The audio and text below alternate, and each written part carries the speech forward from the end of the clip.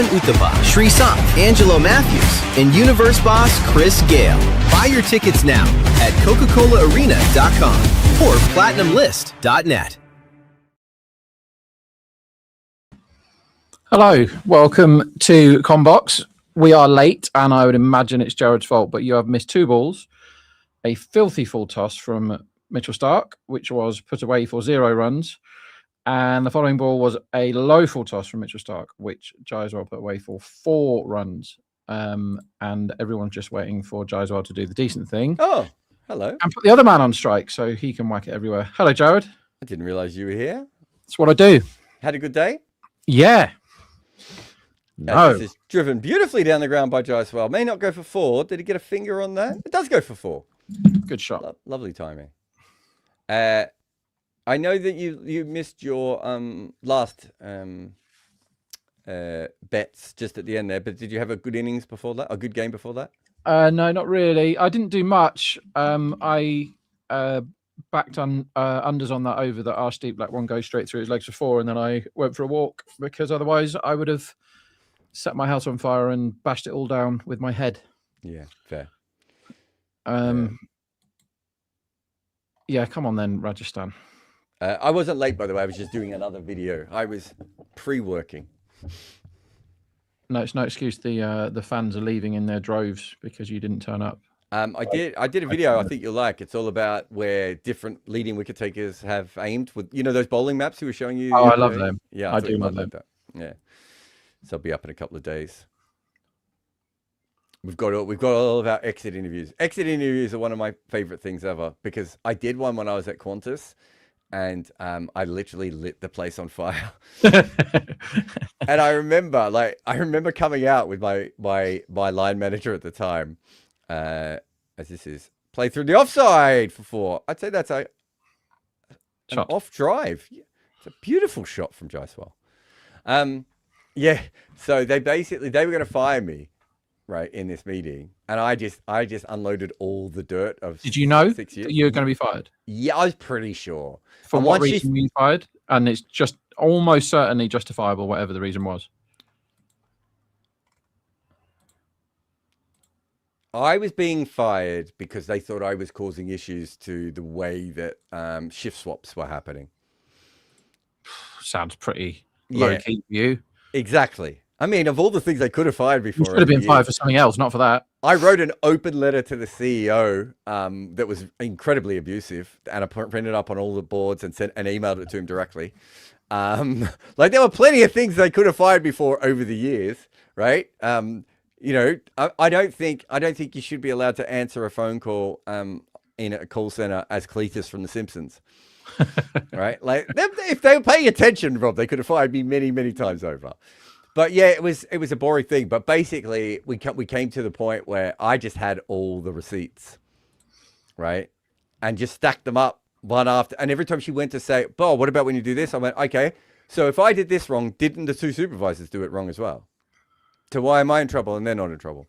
And what about when this happened? And what about when this happened? And what about when this happened?" And like by the end, she just had her mouth open for like 15 minutes, and then.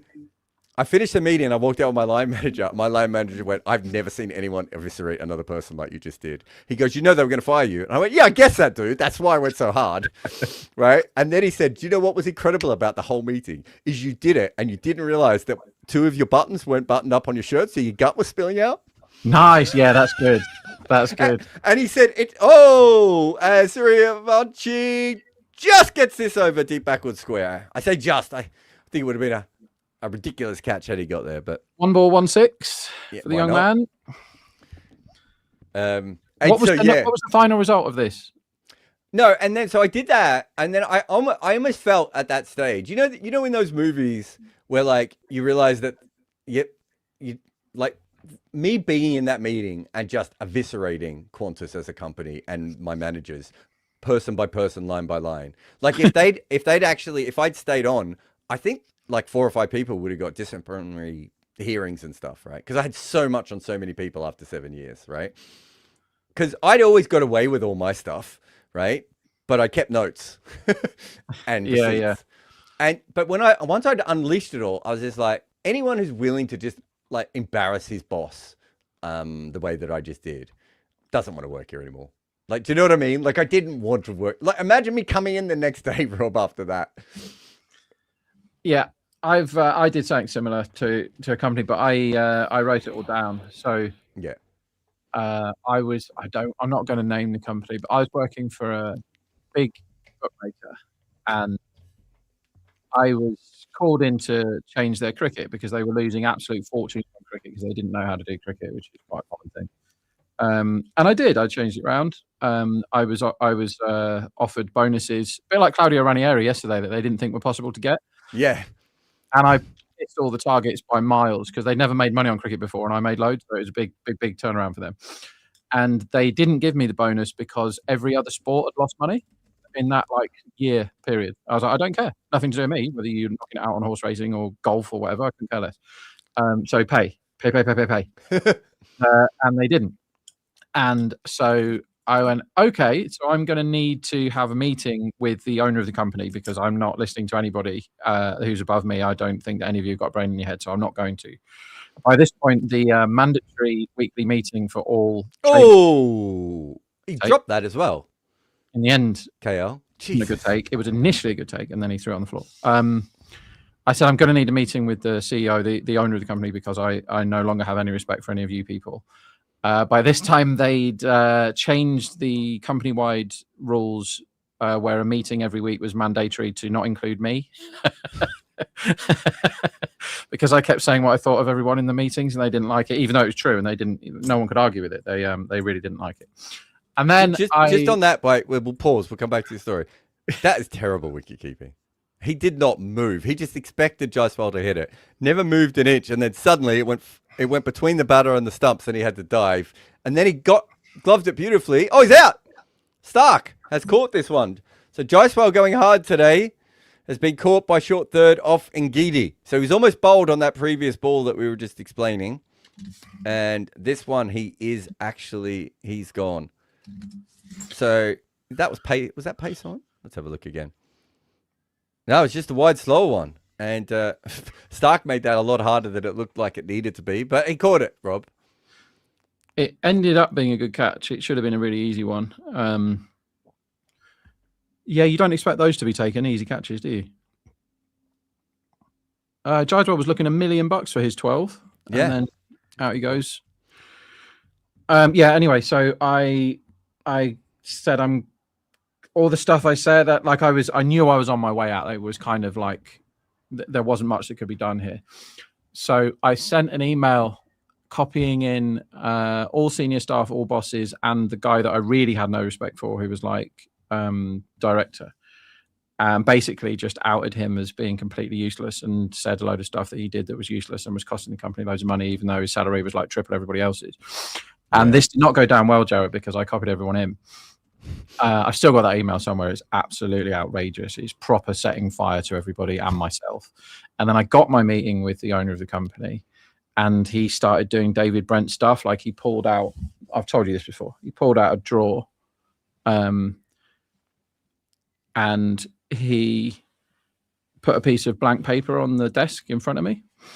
And he said, "This is me and you now, Rob. Blank sheet of paper." I was like, brilliant. My God. I was like, brilliant. But the bit I don't agree with the blank sheet of paper is I didn't get a bonus for winning you loads of money. So money. So can you write down here my bonus? Yeah, only. And he said, I'm afraid we can't have different rules for you and different rules for everyone else. And I said, well, if I was running a business, I would have different rules for the people that made me money compared to the ones that lost me money. That's what I would do. Did you have in your contract that you were getting a bonus, though? Yeah. And other things that they broke in the contract. And then he said, it was just rivers of nonsense. And he said, the name of the company. I tell myself that name of the company is my favorite place to go every day. Maybe you should do that. And I said, well, it's a bit easy for you because you go to the company in a chauffeur-driven Bentley every day. When you feel like turning up, and I have to turn up at all hours to do cricket because no one else can do it because they're all shit. And anyway, we had this discussion. And he said, so just to summarize, I'm not going to be changing the, company-wide bonuses just for you. And I said, I'm not interested in the company. I'm interested in myself. So If he said, "Let me think about it," I said, "No, you have until I get to the door to think about it. Otherwise, I'm leaving the door, and that's me out." Yeah. And he started like, "Oh my god, Stark's almost missed the pitch here." Stuttering, and the upshot of that is he called my bluff, and I left the door, and I never went back. I never got my bonus though, so I guess he won. Yeah, although they probably lost money on cricket again after that. Yeah, I'm sure they did. They were fucking useless.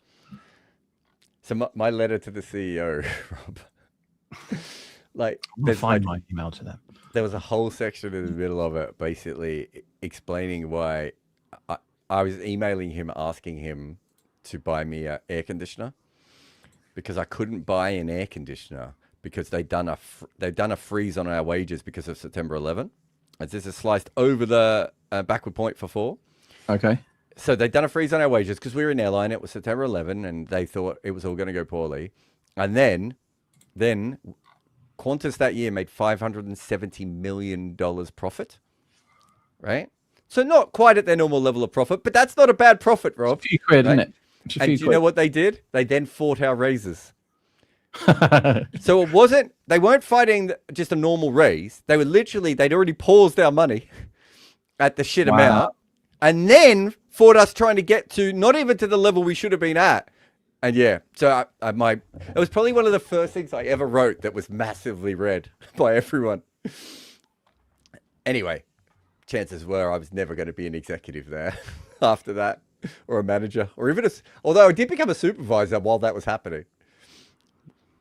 You were made a supervisor. This would have been a fun desk. Yeah, like a relieving supervisor. It's called a senior where we were, but yeah. That was the problem that I had. That was probably the only job other than being a cricket writer I was ever any good at. And so they had this thing where they didn't know what to do with me because I could do 2 people's work in one day, right? And solve a bunch of different problems. Like, I caught people doing fraud and all sorts of things, and most people couldn't even work out how the system worked. I've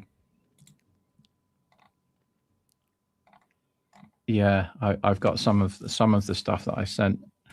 I'm not going to read it out. It's funny though. Stark in again, short up. Is this going to be caught? I think he's got enough away. Again. Oh, it's massively over the top.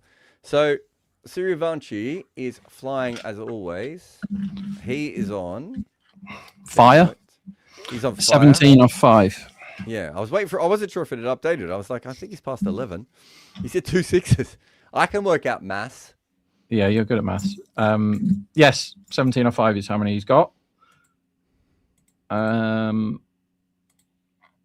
mean, he just changes everything when he's playing cricket. Oh, Abe's come in with his bet here. They're going to change the ball, so we've got some time. Abe says, my 2.6 Punjab bet is beat now. Baddest of the beats. I think Rob's probably got some bad beats, but yeah. Because I think Abe did that maybe around the time they'd lost 1 or 2 games. And at that stage, you are thinking, okay, they're not as good as we thought they were, but they'll stumble their way into the playoffs. Yeah, I think I think he might have backed it before the season and just assumed it had won. They're the ones that kill you. What was I on yesterday that I assumed had won? And then their first 6. The Gujarat highest first 6 when they'd got 49 off 4 overs, needing 57 to win. I thought that might win. They're none down as well, chasing 2.5 a ball, and they blocked 2 overs. Anyway, I'm over it now. But no, that wouldn't get in my top 100. And when I write my book, I've done a couple of chapters, and it's funny. The bad beat section will be like 80% of it, I think. Nobody like winners. I've probably got 2 or 3 stories about winners that are funny, but I've got loads of stories about losing bets that are funny. And a lot of gamblers, like not professional gamblers, like part-timey gamblers, they always tell you when they win. And then you can usually spot a bad person or a bad gambler from that, is they only ever tell you when they win. They act like they win every time. But the grizzled veterans amongst us only really share stories about losing because they're funny. But one day I will tell my Colin de Granholm story, and everyone in the audience will cry. This one is launched on the offside, up in the air, could be caught even. No, it's head-butted for 4. It was head-butted for 4. Why did I think that could be caught? Obviously, it was going to be head-butted for 4. I mean, it's gone much higher than long, and then it really needs some fielding assistance to go for 4, because if no fielders are there, it's 2, maybe 3, because someone has to go and get it. So sack of potatoes is definitely +2, and sack of potatoes might have even caught it because it might have been there. So it would have been a great catch, to be fair. And he's actually full shoulder barge. He shouldered it for 4 on the way down. That's a very strong effort. He's got great hair though, so I was kind of hoping it was his hair. Oh, and Stark does this thing. I haven't seen this before. I don't know. We'd have to name it. It's called line and length. Bowled a good ball is what he did. Is that what it is? First one of those. I'm surprised he's bothering to play in these now they're dead, Delhi. That was Madhav Tiwari's shoulder that hit the ball across the line. Because Delhi are basically dead, aren't they? I mean, they can get to 14 theoretically with KKR to come, but they'd have to win by absolutely outrageous margins, and then every other result go their way. So they're like their problem is the net run rate, right? Yeah, because they actually have. Oh my god, do they have the worst net run rate in the league? Good on them. That's very strong when you've got LSG in the league. That's a crazily bad net run rate. Yeah, nearly one whole run down. That's absolute garbage. Oh, beautiful shot by Surivanshi. It was overpitched by Ngidi and just punched over the covers for 4. Oh my, how good is he at cricket? This child. I can't concentrate very well when he's batting. Well, the only thing surprising look at your recent betting history. I'm not sure it's anything to do with him. Well, I've backed the latest big pile of £50 notes on the fire is Rajasthan to have the highest power play at 10 to 11. I thought was absolutely ridiculous. But I base my bets on stats, and bookmakers base their prices on utter nonsense, and the utter nonsense is definitely winning in the last few weeks. So good luck to them. Well done, everyone. Oh, Ngidi overpitched here with the slower ball, and Surivanshi almost chipped that up. I think it ended up coming off the toe, going nowhere, but that's clever bowling. Andy says, why is Stark just trying to bowl nose and toes? I mean, I don't know. It is interesting. He's become such a better length bowler in Test cricket. He could actually bowl the good length, right? What's to stop him doing the left-handed version of Prasidh Krishna? Well, I have a theory that he didn't really want to play in this IPL. And somebody said, but what about the money that you get from it? And what a shot this is. Good fielding by Miller. Oh, no, Stubbs, is it? He got the slow ball there. He waited for it and almost rolled his hands over it and still timed it beautifully. And it was well fielded out in the covers there by someone in a hat. That was Miller that fielded that. It was Miller? But sure? It's easy to confuse Miller and Stubbs because they are the exact same person. I am sure it's Miller, yeah. He's not the best runner I've ever seen, by the way, Surivanshi. Look at how he's run his bat in there. He's plonked it. Absolutely. Running, yes.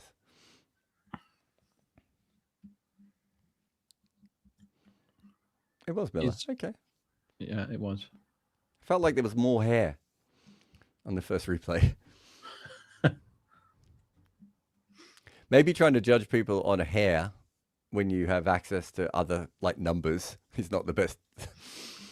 But that's how I learnt it. They have names. They have names on the backs of their shirts as well, which is the clue that I took. Okay, so amazing fielding went on overs in the power play, just so you know. Amazing fielding. That was Miller again. Dhruv Jarrell punches this into the covers, no run. No, so when I first started commentating, though, there were no names or numbers on the back of Test players. And so basically I do it by body type and then how much hair is coming out. And that's basically how you taught. And then the next one is gait, how they move. I'd be really identifiable on any of those metrics.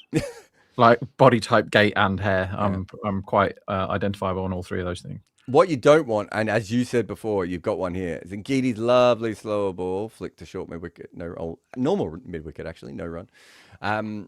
What you don't want is 2 or 3 guys who look kind of identical in posture and body type, who field in similar positions. That's where you get done. And I think I do get done with Miller and Stubbs a bit. Surely Miller's a little broader. Might be easier to see in real life. Do you think? I don't know. Stubbs is pretty stacked. I think Stubbs is more shouldery and Miller is more corey. Does anything I just said mean anything to anybody? Yeah, you. I think I kind of get where you're coming from. Oh, it's edged. It's dropped twice. I Of think course. KL Rahul might have dropped this twice. It was the on-pace ball angled in. He tried to guide this away, Jarrell, and unfortunately, he's got the big, thick edge on it, and KL has had to jump. That time he did have to dive because that ball was angled in, so he's in the right spot, but might just be hard hands on that one, is it? Yeah, that hit the middle of his glove. He really should have taken that. And then as he dropped it, it sort of landed next to him, and he almost had a second chance of scooping it back up, but couldn't quite get there. He's really bad at wicket keeping, isn't he? See, that's not as bad as the one that he fumbled before. Because there's an understanding of what's happened. But it has hit the middle of his glove, Rob. Once it hits the middle of your glove. I don't understand how it's just the consistency of these drops. There are some wicket keepers that aren't very good at wicket keeping. We saw Raghavanshi yesterday not being able to move his feet. And I think KL, you spotted it earlier, Jared, when he didn't take that ball cleanly that he should have done. He doesn't do the foot moving thing. Like, he's all right at diving around. Yeah. But there's wicket keeping requires a lot of technical skill. If you just try and wicket keep, even if you're good, like, I can speak from experience here. I've tried wicket keeping on numerous occasions, and I have had no practice at wicket keeping. No one's ever told me how to do it or anything. It's really hard, like, because I can dive around and stop the ball fine. But if you don't know the cues and you don't know where to move your hands and your feet and everything, you just end up being a goalkeeper behind the stumps rather than somebody who can keep wicket. That's a nice shot. That's a beautiful shot. I thought there was a sweeper out there. It looks so easy. We've got the off spinner on. Is this his first game? I think it is, isn't it? Certainly. Let's have a look. Yeah, I think this is VJ's first game. He comes in, he bowls a lovely little off spin outside off stump, and Suryavanshi just guides it through the offside for four like he's hitting it for a single.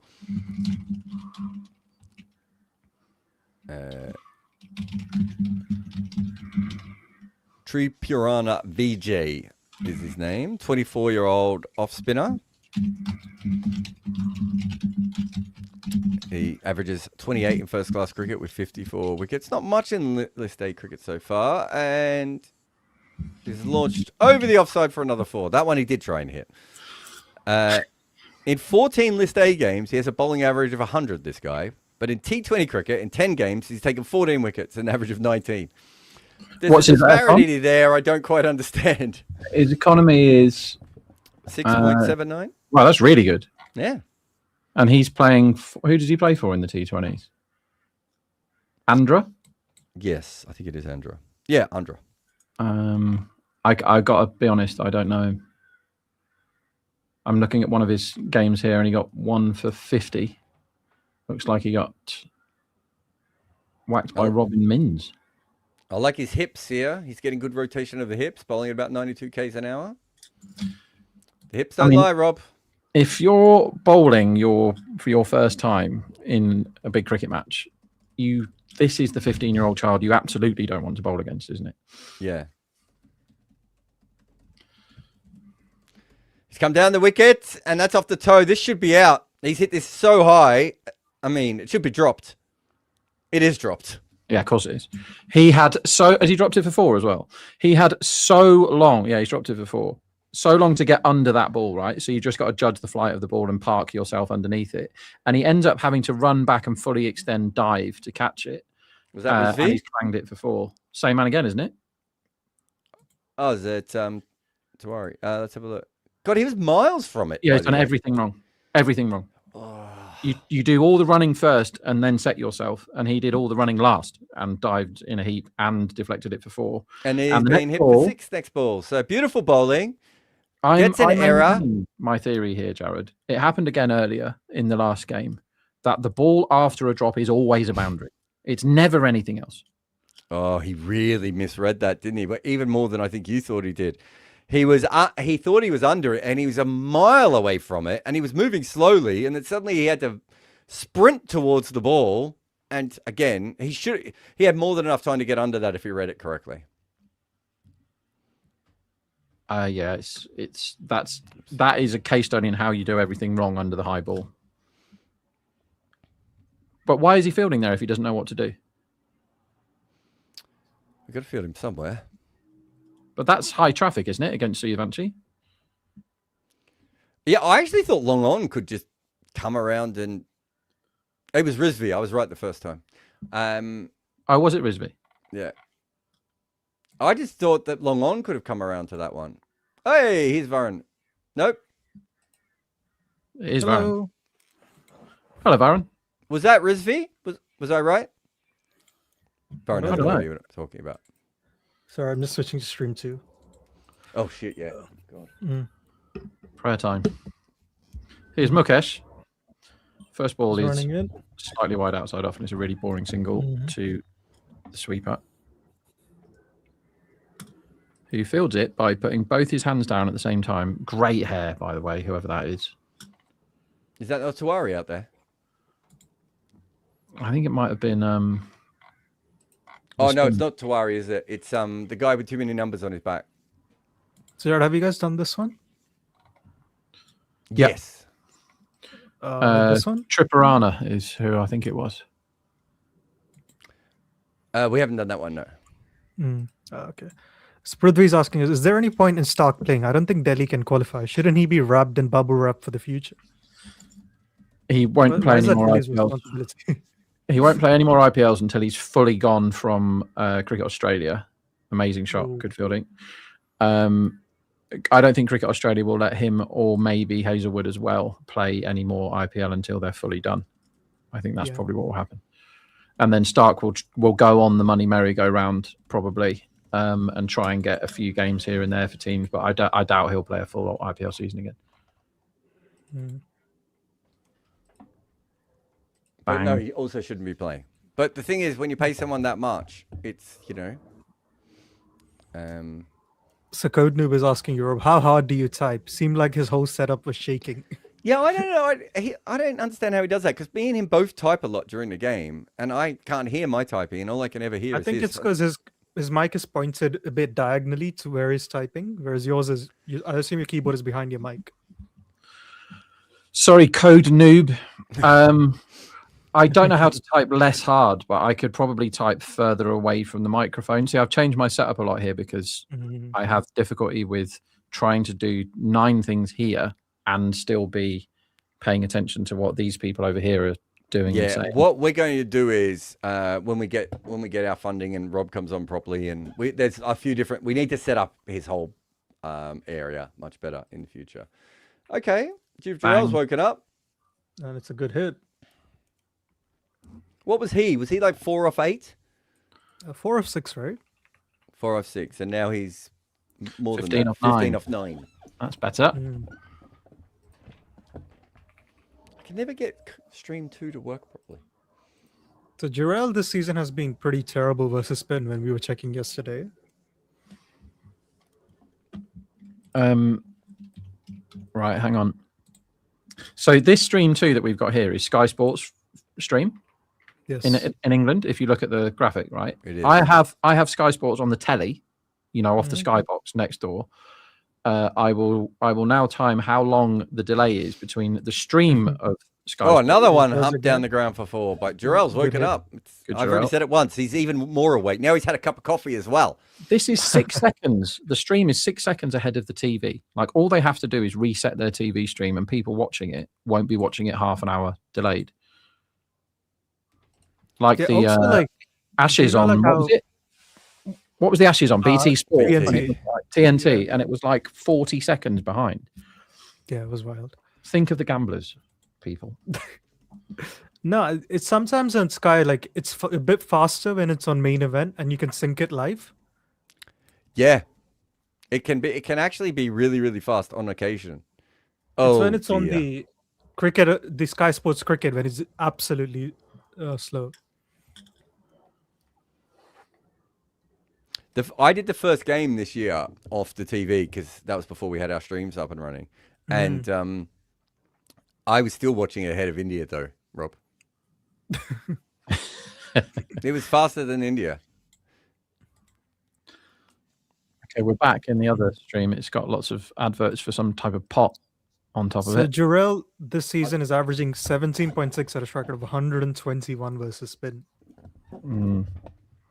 They put a thing on the screen earlier for Virat and how much he's tonking it year on year improvement. It's so good for somebody who's quite old to be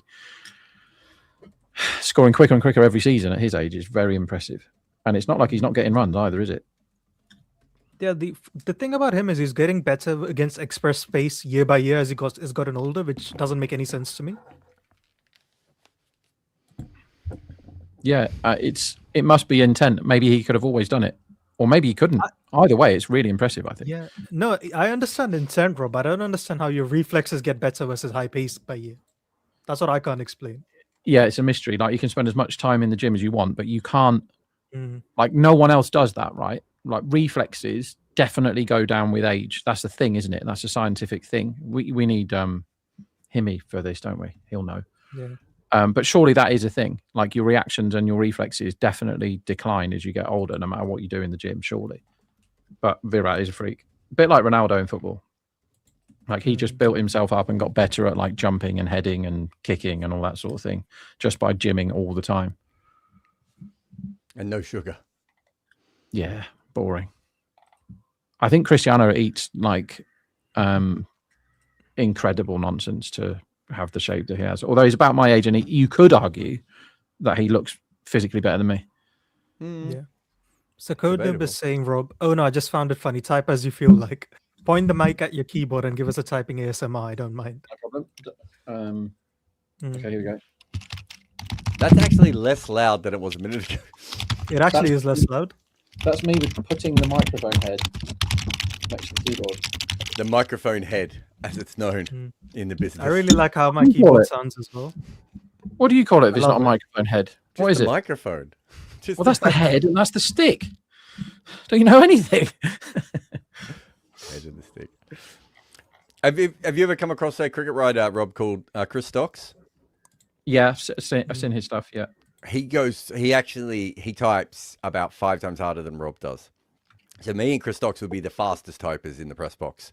Like we can really churn it out. And but he does it in a heavy-handed way.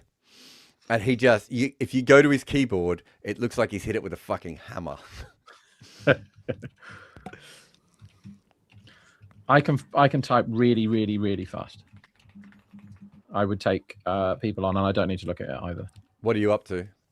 I don't know. Like I don't know what my word speed is. But 90-ish. remember when everything was on MSN Messenger? You won't, Baron, because you weren't born. But everything was on MSN Messenger, and all of betting was for a while as well. Okay. So, and obviously being quick when you're gambling is definitely a thing. Plus all the neurodiversity and everything else. So yeah, I'm very, very fast at that. This keyboard is like a year old. I think it's in pretty good shape considering. Okay. No major hammer bits missing. No. I think mine sounds like this. I don't know if you can hear it. Oh yeah, that's like gamey keyboard, isn't it? Is that No, for this one I gaming? think is actually for typing. Yeah. No, you can control the different aspects of it. Though you're right. I think you can control you can change how deep it travels and etc. You can change the keys and everything. It's fun. All right. The offie's back, and he's been. Oh, should that have been fielded? Did that not just go straight through cover? Who is that at cover? Anyway, it was a single. It's Keychron.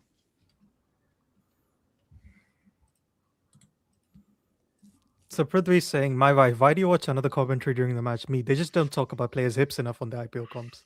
He's got good hips. That is true. I mean, it does whose go a hips are we fair talking bit about? further than that, doesn't it? Although he's one bowled run. an absolute shocking ball here, those hips. How many pies did Suyash get away with earlier in that game? He was bowling like repeated half trackers that were being absolutely mowed to that man that's just picked that one up. But it's think hard you to play them because you know they're coming. Yeah. It was what, 2 overs, 23 runs, and I was like, I'm shocked he's not 36 and 2. His inability to control length is epic. Yeah. Oh, This this is goes a good again. ball. This should be caught Could by be out. long off. Oh, one bounce. And Stark almost ran past that, guys. Yeah, Stark's not with it here. He's not in the land of the living, I don't think, Stark. Yeah, so Suryavanshi is in a bit of an anchoring mood today. Only 44 of 18 so far. We should have been fucking out. So Ribu Ganguly is asking, since forever people have been bowling the hard lengths to Shreyas, now that he's out of form in the second half of the IPL, it's an issue again. Is form and weakness a chicken and egg sort of problem? Big 6 this one. Good hit.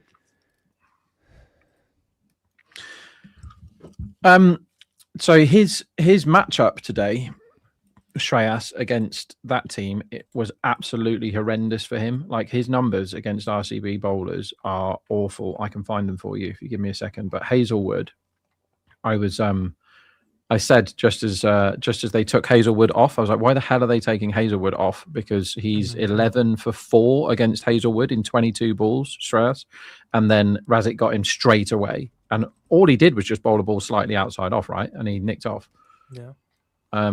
But he is in bad form, and that can happen to anyone. I don't think he's become bad at cricket.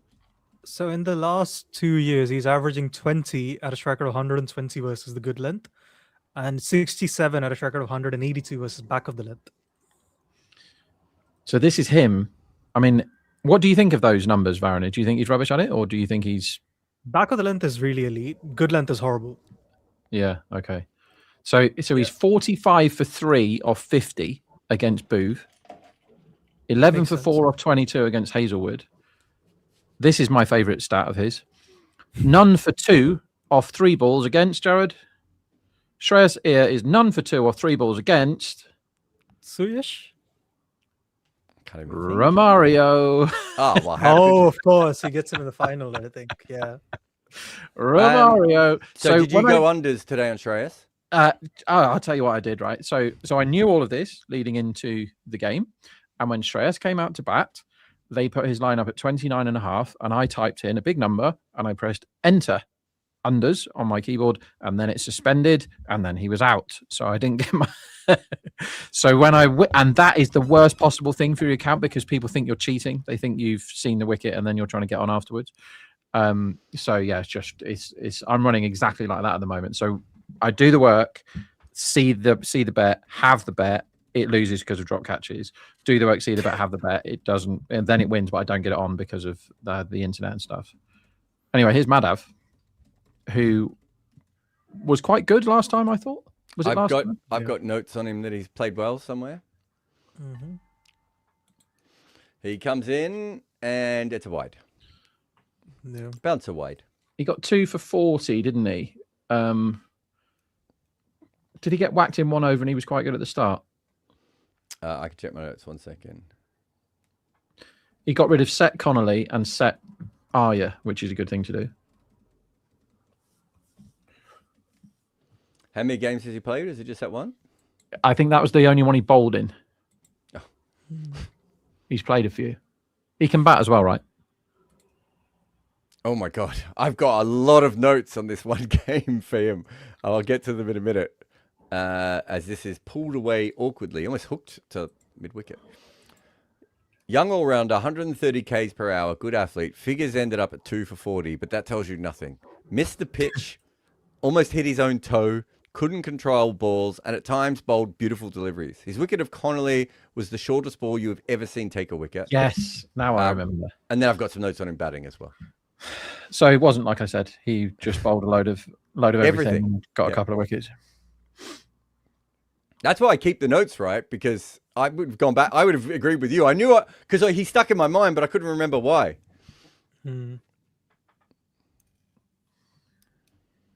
He batted well, didn't he? What did he get? 18 red or something? He hit a big shot off. I'm now reading my notes again. He hit a big shot off Stoinis. And he played that. Do you know what? He played that shot, which is one of the reasons I have him as a positive in the game, despite the weirdness of his bowling. Do you remember he played a slice to backward point off a Yorker? And I don't think I've seen anyone time the ball that well in a long time. He was man of the match in that game, Jared. Yeah. I don't know if I would have had him as man of the match looking at my notes. Oh, this should be up in the air. Is it carried? It has carried. And David Miller's there. Rob's favourite cricketer takes a catch and he's gone. Hey, one day when, we actually do something with you, Rob, one of the things that we should do is we should try and get, did that come out wrong? No, what? No, it's just made me laugh.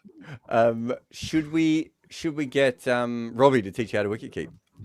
That'd be fun. Yeah. And then I'll teach Robbie how to wicket keep. The diving will be fun. I can still dive when I made my very, very ill-advised football comeback last season. I can still dive, but I can't get up. So the diving is still sort of there. I'm probably 50% of how far I could dive, but actually getting back up again without breaking ribs and stuff is very difficult.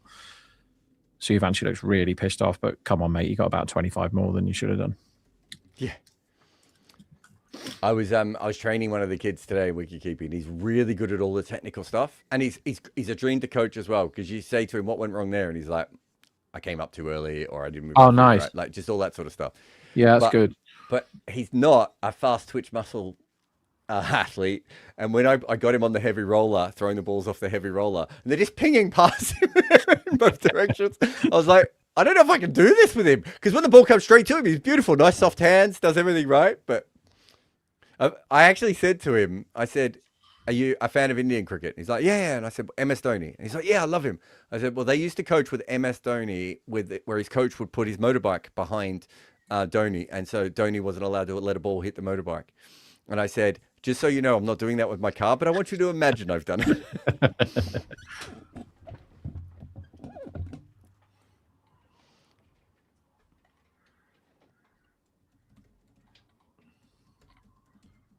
No, I think with Dhoni, wasn't there a lot of criticism about his keeping during his early career? I'm sure there was. Because he doesn't have a normal technique, would be part of it. His spin wicket keeping is the best I've seen standing up, I think, to the spinner. The stumping, he's the best at stumpings I've ever seen. If you watch Dhoni, he does sort of wicket keep like he's still protecting an imaginary motorbike behind him, because he's absolutely brilliant when the ball comes straight to him. But if it's a foot too far, he's like, oh, what? That's not going to hit the motorbike. I remember him. He had a go in tests in England, I think, at keeping, and he didn't like that at all. But that does a lot of keepers in, doesn't it? The late swing. Yeah, He does not like diving. he does not like diving. If he dived, he would almost be at the top of the list. If he I think did that little bit of extra action. He sort of thinks diving's beneath him, I think. Like, no, but I wonder if it is the whole thing of the way he was trained has actually trained him to be like, I wicket keep in this block, and he's a pragmatist, right? And in his mind, he's like, well, that's too far away. Why would I want to go over there? Like, I would take all the edges that come close to me. Even But with it is running, weird he that never he didn't dove, right? dive. What was that, Byron? Even with running, he never dived a lot. Maybe he just doesn't like the ground. Yeah.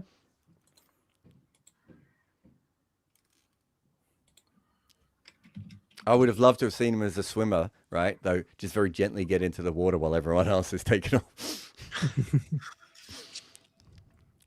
He'd probably still catch him. Oof. Not enough people talk about this, and I know we've already been told off for talking about people's hips, but incredible thighs, MS Dhoni. Like, next level He thighs. does have good thighs. Johnny Bairstow, great thighs. Yeah. And those are two men who don't look athletically gifted in the way that, AB de Villiers or Faf du Plessis does. I think But- Johnny's nice and thick, though. Yeah, I'd say they're both thick guys, right? But you look at them running between the wickets, and those thighs must play a part in it, as this is lofted over cover. Wow, I think that's incredible. Bairstow was one of the quickest in the world running between the wickets, and he wasn't like a whippet, was he? Like, there's a lot of man there. It's the power from those Yeah. thighs and glutes, and that's what Hetmeyer does, right? Hetmeyer's amazing at running twos, and that's all from Hetmeyer's the got glutes. insane glutes. Yeah, Hetmeyer, Yeah. lovely thighs. Yeah, and I think thighs help with running between the wickets, is what I'm saying. they absolutely do. It's gone up for an appeal here off Akshar. Did he hit that? Because that looked pretty close otherwise. I loves it. What do you call it? Thick thighs save wickets is what Jared Kimber is saying. Yeah. I think he's outside the line here, but is he outside the line when he's playing that shot? That looks close. Might be close. It won't matter if he's outside the line, though. Oh, no, okay, it will. Do you know what I mean? Yeah, I do know what you mean. I think he's outside the line. I was thinking leg stump line because he's reversed Yeah. it. but no, it's off stump line, isn't it? Let's have a look. Akshar coming around the wicket. Yeah. Oh, that's well outside the line. That's not what it looked like. I'll give Akshar. I wouldn't have picked that at all. That's a mile outside the line. Yeah, it has to be. Yep. Yeah, they've all gone back to their spots, haven't they? Is Parag back? Oh, is this his first game back? Yeah, Oh, yeah, he missed a couple, didn't he? Yeah. he missed one or two. What was it? What was his calf? I thought it was hammy. Might I be thought Hammy. it was Hammy too. He played on the first, so he hasn't played cricket but that only means he's missed two, I think. Yeah. Is Semba a good runner in your eyes, Jared?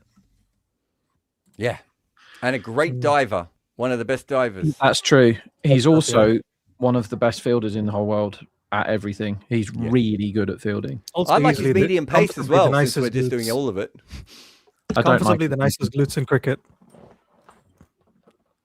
What was that, mate? Sorry. That was his comfortably the nicest glutes in cricket, Semba.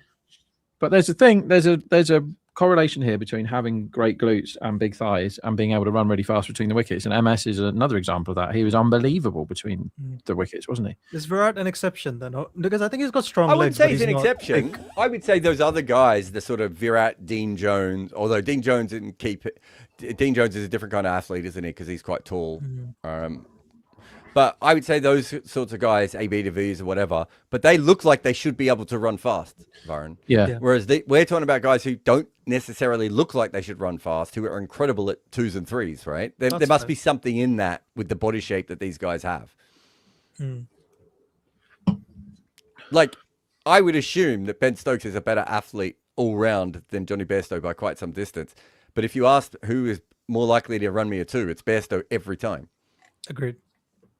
Mark Wood was the quickest runner in the England team, by the way. Is it maybe Wasn't in the World something Cup to do, finally, wasn't, but he was playing he was playing a one-man game at Buckaroo, wasn't he? Trying to fit as many clothes and protective equipment on as he possibly could. Is there something to do with perhaps the type 1 or type 2 muscle fibers, perhaps? Yeah, I mean there might be something like that. Also, if you look at sprinters, quite often the sprinters who are thicker in the thighs start very well, right? And then it's sometimes the people with the longer legs, it takes a little bit longer to get the energy in and get the rhythm. So there might be something to do with that, right? Yeah. It's an interesting one, that. Is this technically still Usain Bolt? No. He's not a cricketer. The cricketer is Johan Blake, is the cricketer. He was more of a cricketer, wasn't he, the beast? It used to be Andre Russell, back in the day. When Andre had knees, he was a 10-9 guy. That's really fast. Sub 11 seconds for the 100 metres. Rakshit saying Bolt was the cricketer. Well, if you're calling him a cricketer, Rakshit, you're also calling him a footballer, which he played in the Aussie League, didn't he, Jared? You could say he tried football. I'm not sure he played professional cricket, did he? Maybe one game as a I don't think he did. I don't think he played, but he played pro football in Australia. Trying to think of who the 100-meter runners would be. But no one who's under 16 has ever been any good at cricket, as we've seen in this game with that fraud getting out for 40 something. I've never seen a time for him, but if you want me to have a guess, I would say that Fabian Allen would be the quickest over 100 meters I've seen. You think he's quicker than Andre? I think he was a bit quicker than Andre. Yeah, Andre with knees. Yeah. I'm talking young Andre. When Andre, before Andre got the really big ass, right? Before he got the really powerful one. 10-9 though. 10-9's really fast. I think, but wasn't Fabian also a sprinter? Probably. Was he a 200-meter sprinter? I don't know. He looks like the sort of guy that would be incredibly fast, though. Oh, have you ever seen him in the outfield? Yeah, I've never seen anyone move like Fabian Allen. So he's got plenty of gigs. Did Stark actually stop the ball then? He did. I don't know how. Wow, eases. He's got plenty of gigs, Fabian Allen, around the world for being one of those all-rounders like Chemo that can't bat or bowl at all and gets multiple all-rounder gigs. But his fielding is that good, Allen. So Rob Abba is asking you, also an Ngiri top DC bowler for this season, can he? I think I'm on that somewhere. I've only got one exciting that should be out. What the fuck is that shot? And he's Oh my he's out. god! Stubbs Stubbs. almost put his foot on the. Has caught it. Wow. It's an Mother interesting best. shot from Parag. It's a shot that you cannot play with that man there because you can never know you're going to play the tennis serve for 6, can you? Mm. Off his 7th ball when he's 6 off 7. That's crazy. That's a crazy shot. He's a crazy man, isn't he, Parag? He's absolutely mental. Right, let's answer this question about can he win top Delhi bowler. The funny thing about this is, right, Aksar is somebody that doesn't really get any wickets, and every game he's like 5.5, 6 to 1 top Delhi bowler, and you look at it and you're like, well, he doesn't get any wickets. He only gets 1 a game if he even gets 1, he's lucky. But the rules are, he's caught this, right? No, he hasn't. He's clanged it. He's used the ground to catch it, so this won't be out. Let's watch this again. Catches the ball 3 inches off the floor, and then the natural momentum carries the ball into the ground, and his fingers around the side of it. So that's definitely not out. Get on with the game. Yeah, that looks not out. So Aksar, for somebody that has he even got 2 in a game this season, Baron? I don't think he has. He has been his team's top wicket taker in the Yeah, that's wild because I don't know when he takes these wickets, Rob. 13 games, right? If it's a draw on wickets taken, you win on countback. You win on whoever's conceded the fewest. Aksar has been top Delhi bowler 5 times out of 13, and he hasn't got a twofer. That's impossible. That's literally impossible. He's like 6 to 1 every game, and he wins half of them. So who's got the wickets for Delhi this season? Nobody is what I think. Yeah, of course Lungi can win. Aksar's got 10. He's got the most. 10 in 12 games. Lungi's next with 9. No one's got any wickets. Stark's got 5 wickets. Unfortunately, Aksar was designed in a lab to play for RCB, and he's playing for Delhi. He's designed in a lab to get 1 for 28, wasn't he? That's what He's got 2 for 1s, Rob, versus RCB. Oh, did he? Well, he didn't win that time. Who won that time? Fabian Allen was a sprinter when he was young. I was right. I was a tie then. So Lungi took 2 for 39 and Kuldeep had 2 for 32 as well. Oh no, Aksar won with 2 for 18 in one of the games. Sorry, he's got a 2 for once. How is that possible though? That he's won top bowler 5 times this season for this team. 5 in 8 games. So you said he was an actual sprinter, Jared. Have you got a time for him? I mean, he was a Jamaican schoolboy sprinter, but I think Andre Russell was as well. If you're Jamaican schoolboy sprinter, you're quick. That's the best sprinting school in the world, right? So, I think he's in there. The other one I just found was that apparently Joss Butler and Glenn Phillips have been they think they're around 10.9 and 11 seconds as well. Jeez, that's really fast. But I mean, the thing is, we don't really have anything on this, right? Because the cricketers aren't really tested on this as much. They should be. They should have some sort of meter on them for our entertainment. Footballers do, don't they? They wear those sports bra things that have loads of various meters in. Oh no, we can get that. So that's how they've worked out the Butler one. Right. Okay. Because Butler has they've extrapolated from the speed that he runs between the wickets to say that it's an appropriate an approximate 10.9, but we don't actually have anything specific. There is. I've just found this. Oh my god.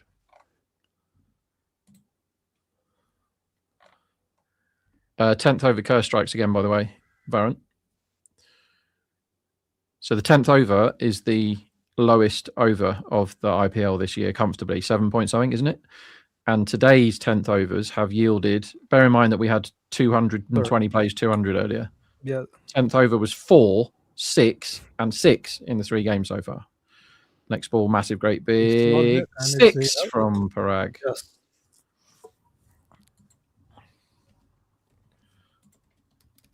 So Bert is asking you, Rob, what's your best fielding 11 of all time? Do I have to pick like bowlers and batsmen and all that stuff, or can I just pick 11 fielders? Ponting and Simons. Ponting, Simons, Jonty, and Trevor Penny are the 4 that spring to mind immediately. You want Mark Waugh knocking around, don't you? You just want him to slip everything. He was unbelievable. Was that practice loads or just natural gifts, Jared? Has he spoken much about his fielding? He loved fielding. I think that was something that he did enjoy doing. But he certainly worked on it. Oh, this is just clubbed for 6. Bloody hell. He certainly worked on it, but I think most of it was natural, right? He could have been a professional in 2 different sports, right?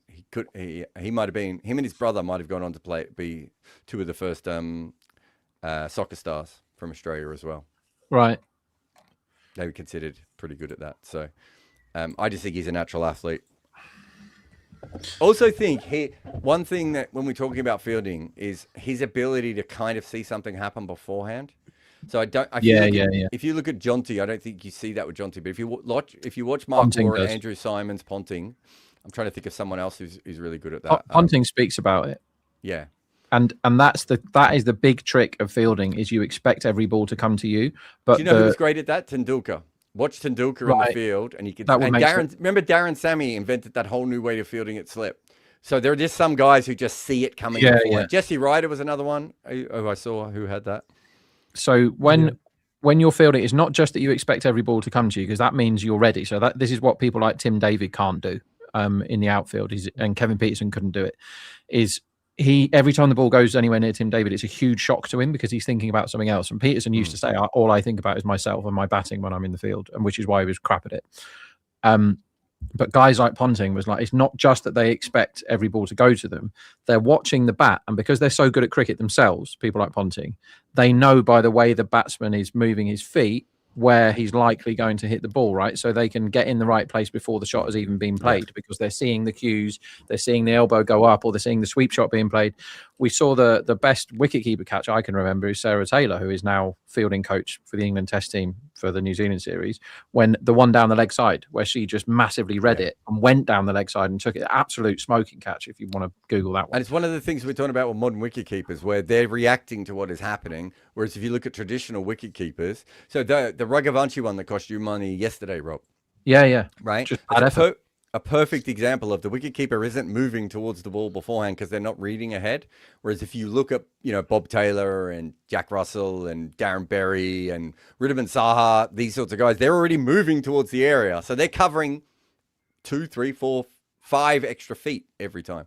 I can't believe I found this, but I have found Glenn Phillips's 100-meter time, right? Oh, good. What is From high school. Oh, wow. Okay. 11.2 seconds in high school. He was running the 100 meters. In hell. In high school, that's fast, isn't it? That is very quick. Yeah. So I would say, I think the three that we've named there are the 3 that come off the top of my head. I can't think of any others. I'm trying to think if there's any like traditionally, Rob.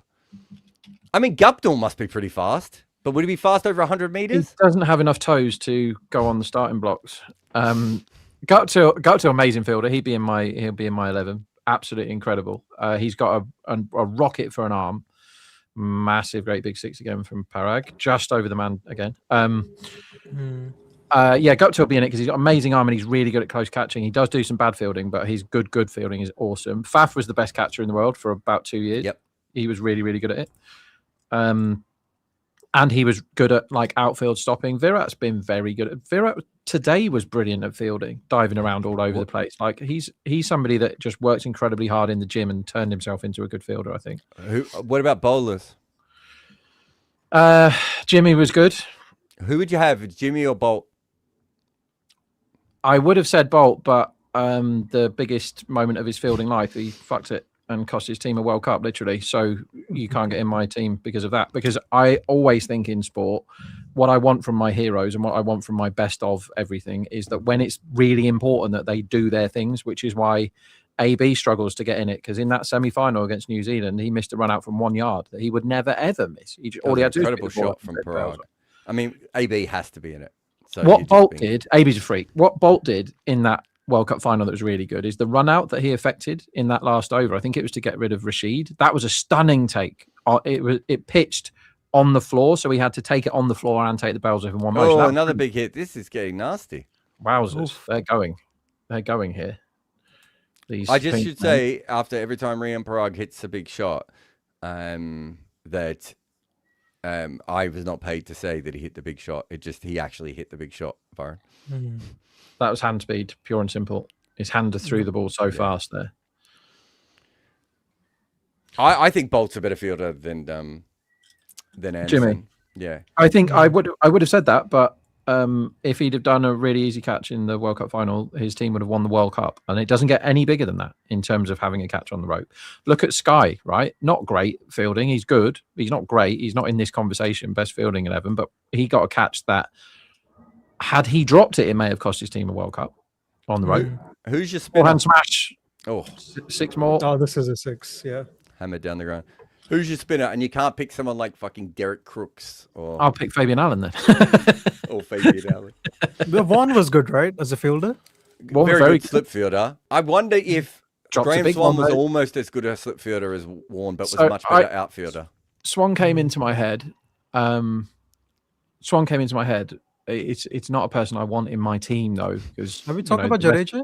beat him up. Oh, Who? Jadeja probably gets in again ahead of them all, doesn't it? Very good fielder. Very, very good fielder, Jadeja. He was I don't one think of if the there's best anyone else. going around the IPL. But yeah, there is a lot of Fabian, Robin Peterson, type guys. Is it Robin Peterson? He could bat too. He was Yeah. I wouldn't have had him in. He didn't come to mind. He's Nathan one of the better. McCullum. Those sorts He of was guys. good fielding. My point is, there's a lot of those kind of cricketers, right, who are good fielders. But Ashton Agar is a very good fielder, right? But you wouldn't have them necessarily in the side. So do we have 11 so far? What I've no what are we idea. missing? Have we said Brian Close? Because he's what I want in my fielders. No, you want. That's- Actually, we can get a spinner in. Who's the Indian short leg fielder? Oh my god. Yeah, I know. era? But who? Which era? Ekna Solka. Oh, I wouldn't have got that. He How has. good? He has Rob 53 catches in 27 matches without being a slip fielder. That's good. Apparently, he's just a genius, and I think he bowls. I think he was. Did he bowl? Or maybe didn't. Maybe he just didn't make many runs. No, he didn't. He could bowl, but 276 first-class wickets. He kind of bowled. But in Test cricket, he played 27 matches and averaged 25. But when you take 2 catches a game and some screamers, sadly we don't have a lot of the footage of the best catches. But he was thought to be the best attacking short leg fielder. Like, I think there was a lot of the sort of more David Boone, Brian Close, Gus Logie guys who were incredible when the ball came to them. But I think in Solka, in his case, he was literally making catches happen that wouldn't have been there. So he's almost like a little bit more like a Ben Stokes slip fielder, right? Where you can argue Ben Stokes is not the best slip fielder, but he's also getting to about 40% more balls than anyone else is getting to. Yeah. So the cricket teams I did get into in my youth, I got into because of my fielding and nothing else. And I used to field at like silly mid off or very short cover and attack. So I would never ever leave the ball or jump out the way of it. I would always jump at the ball. And you do pull off some stunners when you're attacking every ball. I took a catch at silly mid off once that like we almost had to stop the game because no one could believe I'd taken this catch. And to this day, if you ask me to do it again, I don't even know how I did it. This guy was playing a cover drive off a fast bowler. He played the cover drive and I just put my hand out and it just hit my hand and stayed there. Yeah, the one I did when I was 15, I'll never forget that, and I don't think anyone will that saw it because it was ridiculous. My feet were above my head over there, and I was hyper extended, and I was only about 6 yards from the batsman. Sounds like you kicked up your back feet, mate. He played a massive booming drive off. He was a really big guy as well. Played a massive booming drive off our fast bowler, who was actually quick, and everyone thought it was 6. And then they heard me hit the floor, and I still had it in my outstretched right hand. And the umpire came over and was like, the umpire actually said, "What the fucking hell was that?" And I was like, "Yeah, I don't know how I did that." Oh 4. God, there's so many boundaries. Yeah, Jarrell Maddox. started off a bit quicker and then he slowed down before this one, right? I mean, that's We a very started unique slow, sport. then got quick, then went slow again, didn't he? He's like a grunge song. So grunge was a form of music, Varun. No, I feel like I've heard of Who are it. the grunge bands, Jared? It's not my thing. Grunge. Green Day, are they grunge? Soundgarden, Nirvana, Pearl Jam. What are Green Day? No, they were punk, pop punk. Oh, okay. It's all from a band called the Pixies, who were the best band of all those, but didn't get quite the fame that the other bands did. It's funny. I was playing it for my daughter recently because she asked for a different kind of genre all the time because she's basically neurodiverse like we are. And so she's making her way through them all. And I played it to her. She goes, I like it because sometimes it's not fast and sometimes it is fast. And that feels faster. And I went, yeah, that's pretty much how it works. It feels like they're rocking harder because they sometimes don't rock hard. My kid wrote a song the other day and it's awesome. It's really good. It's really, really good. Rob is a dick. Oh, sorry. That was my song. So I ruined your really good fatherhood story there. That's enough. That's enough of that. No one wants to hear about anyone else's kids today. Bloody hell. So Ribu Ganguly is asking, can Jared go into Steve Smith's origin story? Because there's a lot of myths around it. Mainly being he was not a leg spinner. Yeah, he was never a leg spinner. I think I want to go back as far as I can. It was either under 13s for New South Wales or under 15s for New South Wales. He was batting at first drop. And if we say that Jamaican sprinters is a good place for being a school sprinter, I think if you're under 13 or under 15 and you're batting first drop for New South Wales, you're probably on the path to being a pretty good bat, considering the history of New South Wales batters throughout the entire game.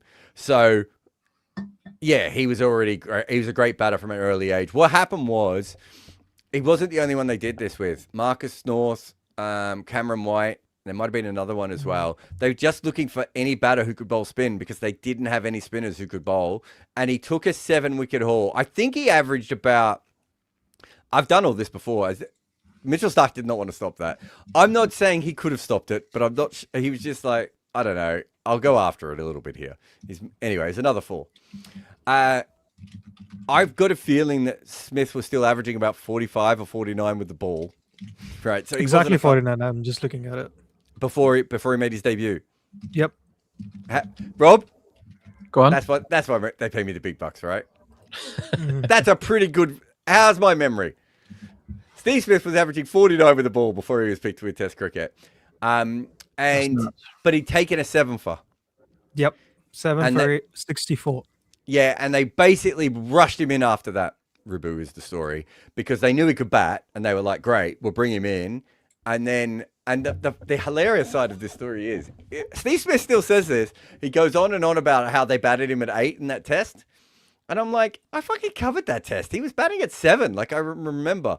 And what happened was I think there was a night watch ahead of him. And it's like, oh my God, is that an under edge? It must have been. It's gone for 4. I hope KL just let somebody else keep.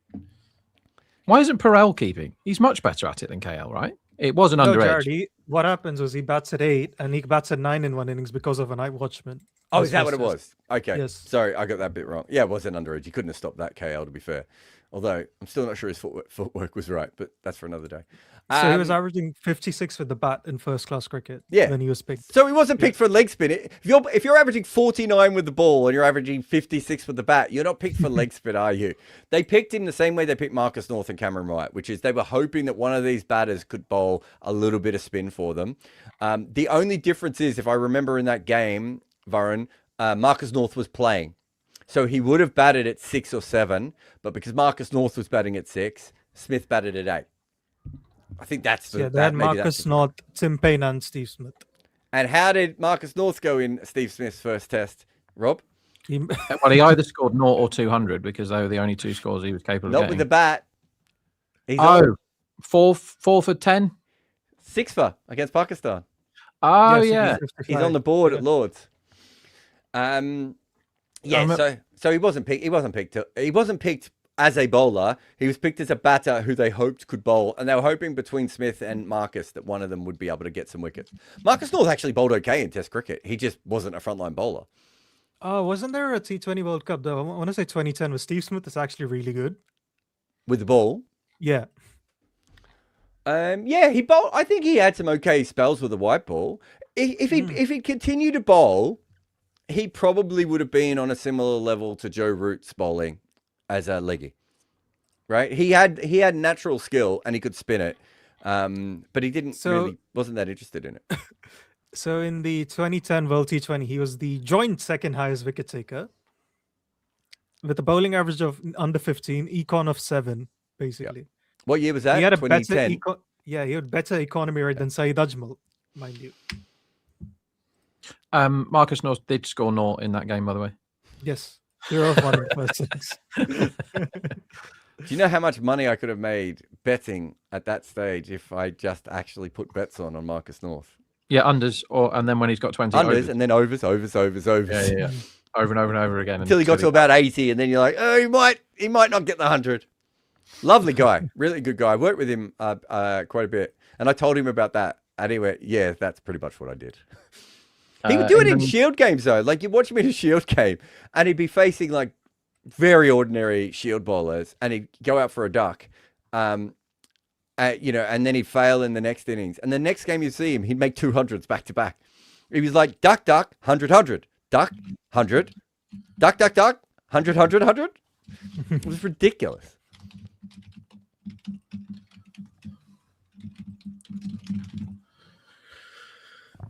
But he was not a bowler. And neither was Steve Smith. So, yeah, it's just one of those things. They turned to North to try and win the Cardiff test, didn't they? Yep. With time running out. Instead of fair, he bowled fine, right? He did have Horwitz, though. Yeah. Chandrapal was picked partly for his leg spin when he made his debut. No one ever mentions that. I don't know if you can go back and have a look at his record, but I remember when he was picked because when did Chandrapal bowl in his first test or was his second test? I honestly don't know that. Or maybe it was just first test against Australia. Where is it here? Where are we? Bowling.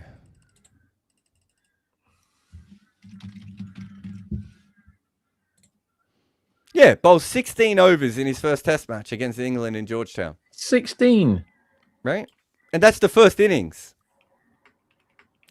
So if you look at Chandrapal, Rob. Yeah. He bowls in about, outside of when he came to New Zealand and England, he pretty much bowled in every test match for the first 20 or so of his career. And he was picked. Wow. Now, and I wonder where he batted in his first test. Did he bat 7, Chandrapal? Let's have a look. Let's see how good I am at this shit.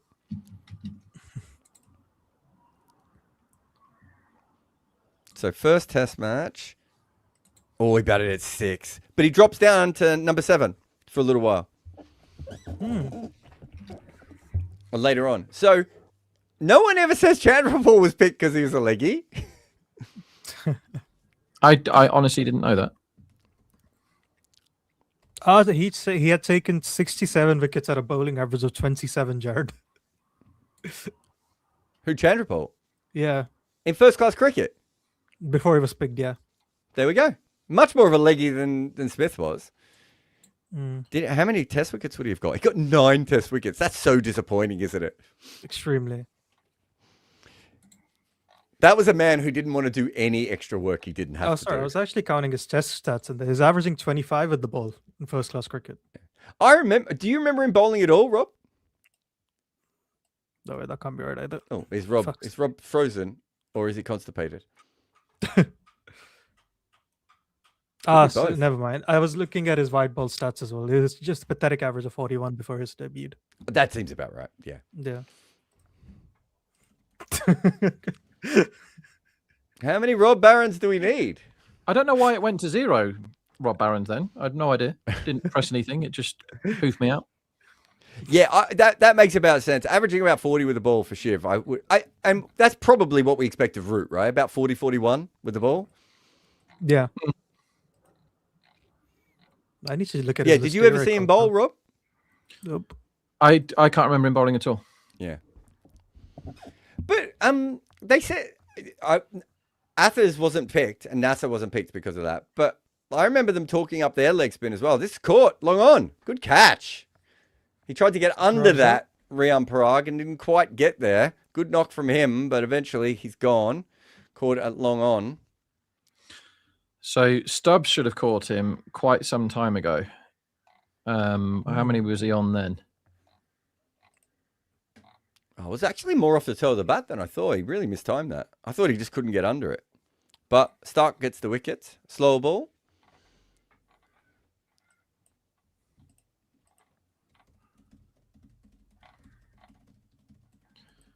Yeah, Parag was on 6 when he was dropped by Stubbs.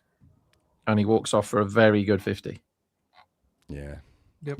So that means they've dropped Jarrell, Suryavanshi, and Parag.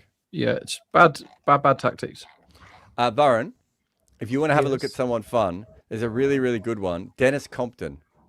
Tell me how many first-class wickets he got compared to how many test wickets he got. Dennis Compton. All right. Again, I don't think he was picked because of his bowling, but his records do not match. Okay, how many test wickets did he get? 25 wickets and 78 tests. Stop. Rob, he got 25 wickets and 78 tests. How many first-class wickets do you think Dennis Compton got? How many in tests? 25 and 78. 42. It's either like 40 or 400. 42 is my guess. How many? 42. Oof. Varun, how I many believe first-class wickets? In total, it's 625. Rob, he took 625 first-class wickets. So if we exclude test It was either really low or really high. I went the wrong way. It was 597 wickets in 437 first-class games. And what I like about this is, Varun, right, is that he's a left-arm wrist spinner in an era where there's no other left-arm wrist spinners, right? There's almost no one doing it. Why do you not just bowl him more in tests? I mean, he is averaging 56 in tests. That's probably why. Yeah, but I just think even as just bowl him more, just as something different. In those days, they tried everything. Like random dickheads were bowling all the time, right? And yet, for some reason, they were just like, no, we're not going to use this guy who averages 32 in first-class cricket with 600 wickets. He's not a good bowler. Kind of wild. 36,000 first-class deliveries he bowled, Rob. Bloody hell. That's a lot. Anyway. Was it him and his brother played for Arsenal? Is that what happened? Yeah, I think so. I've got a like a sheet of autographs, like an official Arsenal sheet. If anybody wants that, they can have it. Wonder how much that's worth. £10. But both of those brothers are on it. Nice. What year would that have been? 50, around late 1940s, early 1950s, I would have thought. Yeah, that sounds about right. He's an incredible athlete. Yeah. But never made any runs away from home. I think he's got a worse away from home record than David Warner. Wow. Yeah, I think it's 35 or 36. So I think it's sub. I don't know if it's Mahela bad. Might be Michael Clark bad. But playing for Arsenal and England. Actually, Michael Clark might be higher than that. And England at cricket is a very, very good effort. Yeah. Mm-hmm. Well, you know, so he was best friends with Keith Miller. And Keith Miller played professional Aussie rules football and was picked in the best 25 players in Victoria. He was a professional jockey and he was a professional cricketer. Wow, that's good. That's ridiculous. That's planes at some point. He did fly planes, but anyone can fly a plane. Have you seen pilots? They're not athletic. This one is hit straight down long on's throat. Collapse. Mitchell Stark. Redemption. We said he should be playing. We said he was really into it. Yeah. September first ball. Is asking you, Jared, do you believe something like peaking too early? Punjab reference. Australia literally won 2 World Cups back-to-back, 4 years apart, without a single defeat. Yeah, but they didn't lose a game for 2.5 World Cups, did they? Yeah. They did have a tie. It was a Pakistan sandwich, wasn't it? Yeah. Do I think it peaking too early? No. I just think that Punjab was a team that was overperforming in one part of the game, underperforming in another part of the game, And so when the form flipped, they probably just needed their bowlers to be better at that point, and their bowlers didn't step up at all, or their fielders, however you want to look at it in this particular case. I always thought they were a bit more of a flawed team than other people did. The whole peaking too early thing, I'm sure that makes sense for non-team sports. I don't understand how you make sure that 12, 15, 20 people are all peaking at exactly the same time in a sport where your form goes up and down and you play at different times of the year in different conditions. I believe in regression to the mean. I don't know about peaking too early. Yeah, regression to the mean is probably what Punjab did, right? Yeah. I mean, they're probably they're probably worse than the way they played in the last. Is it 5 games in a row they've lost, guys, or 6? 6. Yeah. The way they've played in the last 6 games is worse than what they should have been. And the way they played in the first 6 games was way better than what they should have been. Right? And that happens a lot. That's just form. And these leagues, there's not much you can do. Rob will tell you that the odds on these IPL games are really, really even for almost every game because the teams, LSG are shit. And LSG have 4 dead set match winners in their team. That's moved a lot in the air, that ball, by the way. Did that swing, Rob? Yeah, a lot. Is that misfielded for 4 yet again? For fuck's sake. So how many misfields? That swung miles. So that was misfielded. So it should have been 0 runs. And then it should have been 2, and all the fielders are just diving over the ball. And Ravi Singh gets off the mark with a 4. Is this his first IPL innings ever? I think it is, isn't it? I was looking so he's up before. Officially had 100% luck so far in his IPL career. Because Miller jumped over the ball first, and then who jumped over it at the end? But he currently has the best strike rate in IPL history. Now he's out. Well, it's fun while it lasted. He is now lucky and unlucky, and we've learned nothing about him. Does anyone else have a strike rate of over 200, even if they've just faced a ball? He's reviewing that, is he? Rob? He's reviewing that, is he? Rob? Is he? He's reviewing that. Varun, he's reviewing that. I mean, good on him. Maybe it's missing. It's not. It might be going under the stumps. Yeah, it's not missing. Always worth checking. That's hitting on the shin in front of middle and off. All the best. So Jared Mafaka has scored 8 runs of 2 balls before. Legend. Yeah, bring him back. Yeah. Oh, actually, don't let him bat ever again.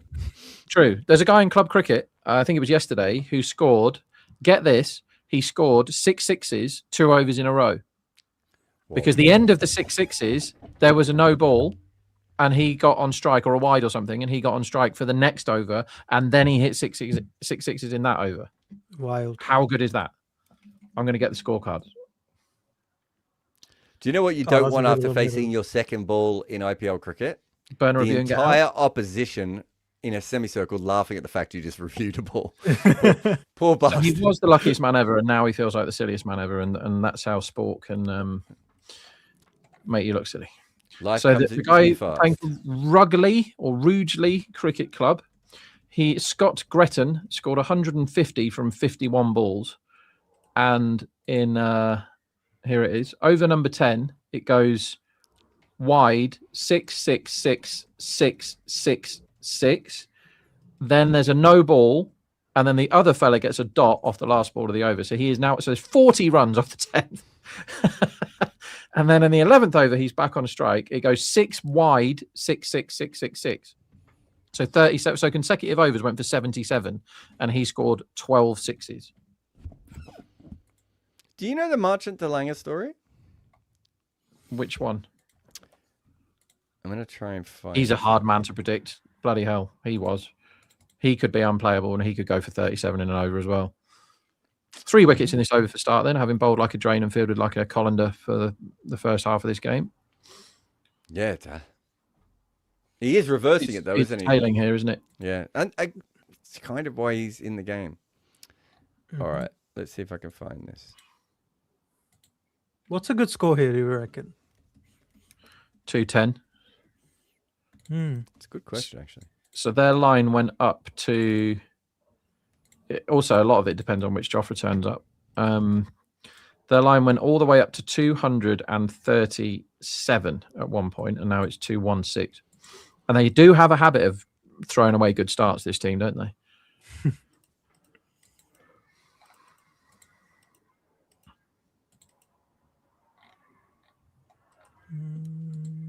Aksar bowling is 4th. Not sure about this.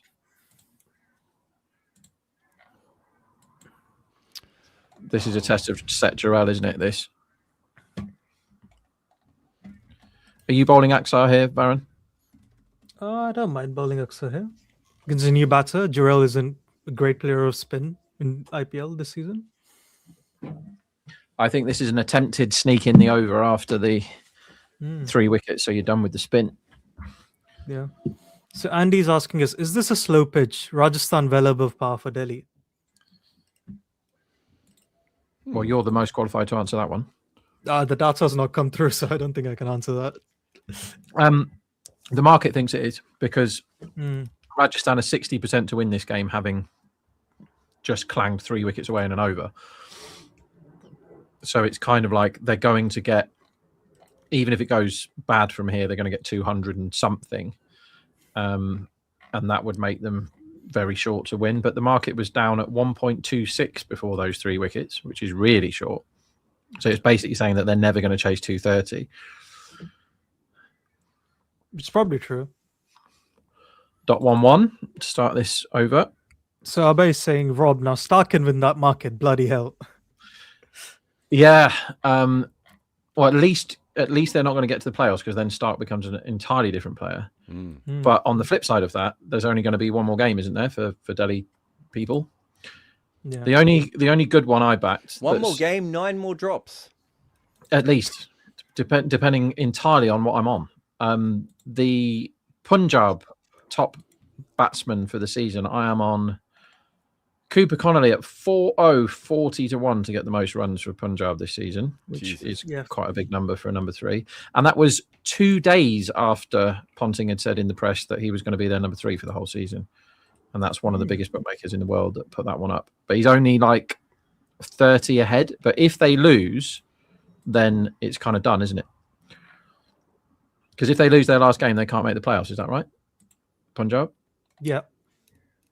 Yeah, because somebody will be ahead of them by then. And they're playing LSG. If they don't make the playoffs by losing to LSG, it would be one of their worst moments ever. Even by Punjab standards, that's saying something.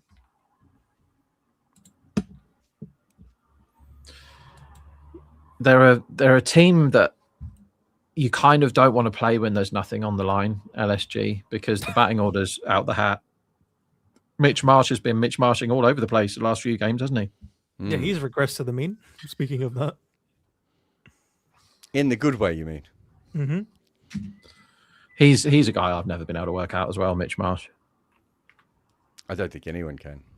I don't think my Mitch main Marsh thing with works him is he plays an insane amount of shots to only strike at 160. Well, when he got the 100, it wasn't at strike rate 200, Yeah, was it? And he's I don't fixed it know in how the that last happened. 2 innings. Yeah. Yeah, I don't know how that happened. Because you watch him and he's hitting every ball for 6. So somebody that doesn't con you is Pooran. Like when he hits every ball for 6, he hits every ball for 6. But not as many as that guy that got 12 sixes in 2 overs yesterday. Mm-hmm. Ooh. It feels like has Stark got another over?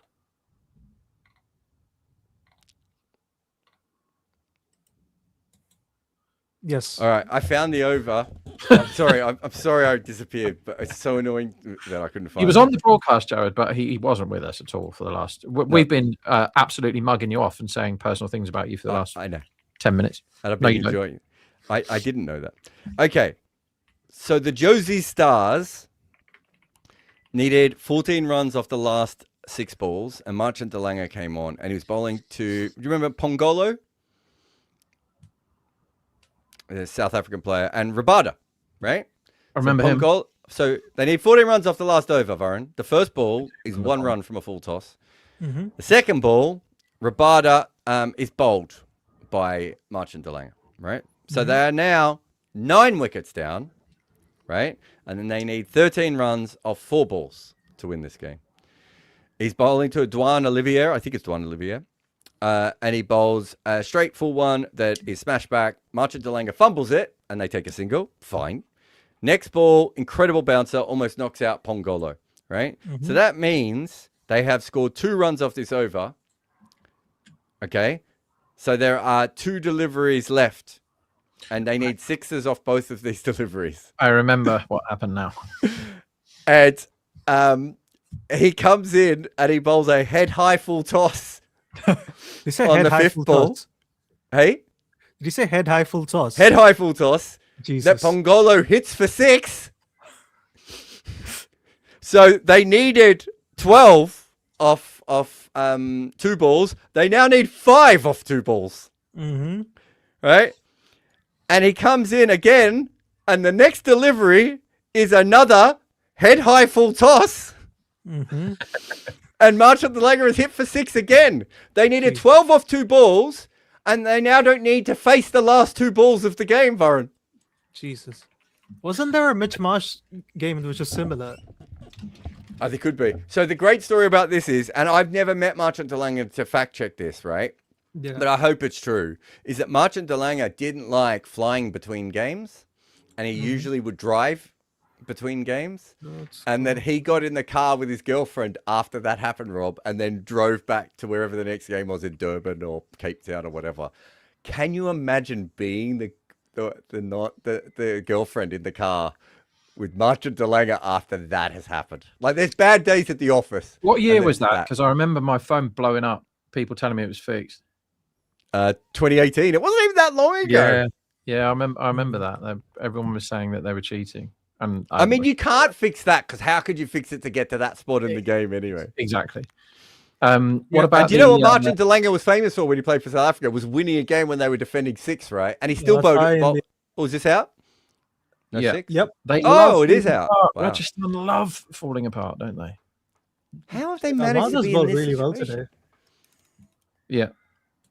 Oh, so by the Mitch Marsh thing was just 12 of 2, and he hit 12 of 2. Quite Which boring. is still great. Yeah. But yeah, poor Marchant Delanga. By the way, I mean, to be fair, that's just a length ball outside off stump, isn't it? Yeah. That should have gone, really. Random tangent, but I always wanted to know this.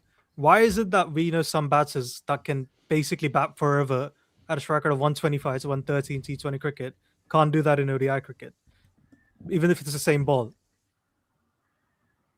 Is that the field? Perhaps. Shouldn't be. Is it that big a difference where like your strike rates go from like 130 to 85 or something? I just think those players are probably looking for the occasional boundary in T20 cricket, right? And in one-day cricket, they're probably waiting for the ball to be bad to hit their boundary. So it's probably as simple as that. But you're not wrong. I mean, eventually, that's kind of what England showed, right? So England weren't just the first team to score at a run a ball. They were the first team to score at a run a ball between overs 10 and 40. Yes. And they basically said, well, we did this in 40 over cricket back in the day. Why are we batting slower in 50 over cricket? Right? It didn't make any sense to them. They had the conversation. With Virat, even now we know that he can basically bat at 125 versus spin and never get out in T20 cricket, right? Why is it that goes to 90 in ODI? Yeah, I'm with you. I think it's in T20 cricket, you're looking occasionally to hit the boundary. And I think in one-day cricket, you're waiting for the bad ball to hit the boundary. That's fair. Because and also, if you're not putting any pressure on those guys, they're not going to bowl as many bad balls, right? That's always been my argument.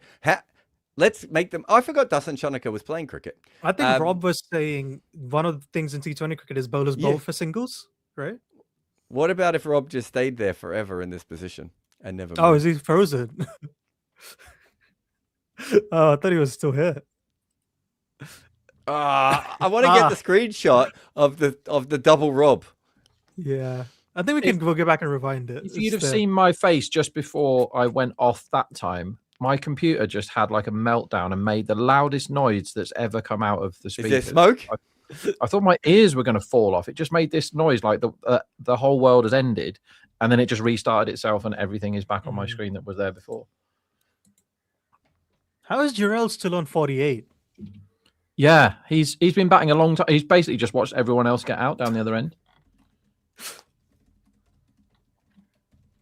So Dasun Shanaka is currently batting in 101.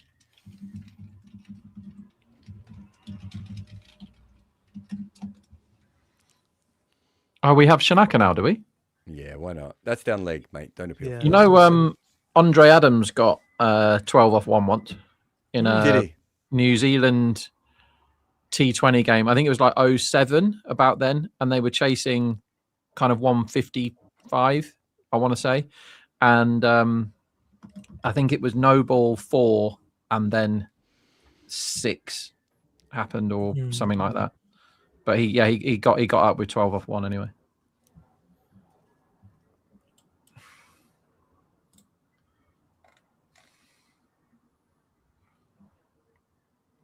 I mean, they really messed this up again, Rajasthan. This is kind of the story of their... When they lose, this is how they lose, isn't it? They score loads at the top and then everyone else scores none. So this means Bishno is not coming in because Shanaka is the impact sub, right? Yeah. So just on this wicket, though, I do think as the ball's got softer, especially as the new batters are coming in, it hasn't come on right. You know, just watching Tawari with their cross seamers and everything there, I think there's something in this surface. We'll know more with Ngidi, but the fact that his first slow ball was missed by 1.5 meters. 160 for 2 off 14 Jesus. becomes 175 for 6 off 18. That's really bad. And when they were 2 down, they had 2 mega set, didn't they? Mm-hmm. Not too bad the timing on that one. We'll keep an eye out anyway. See how it goes.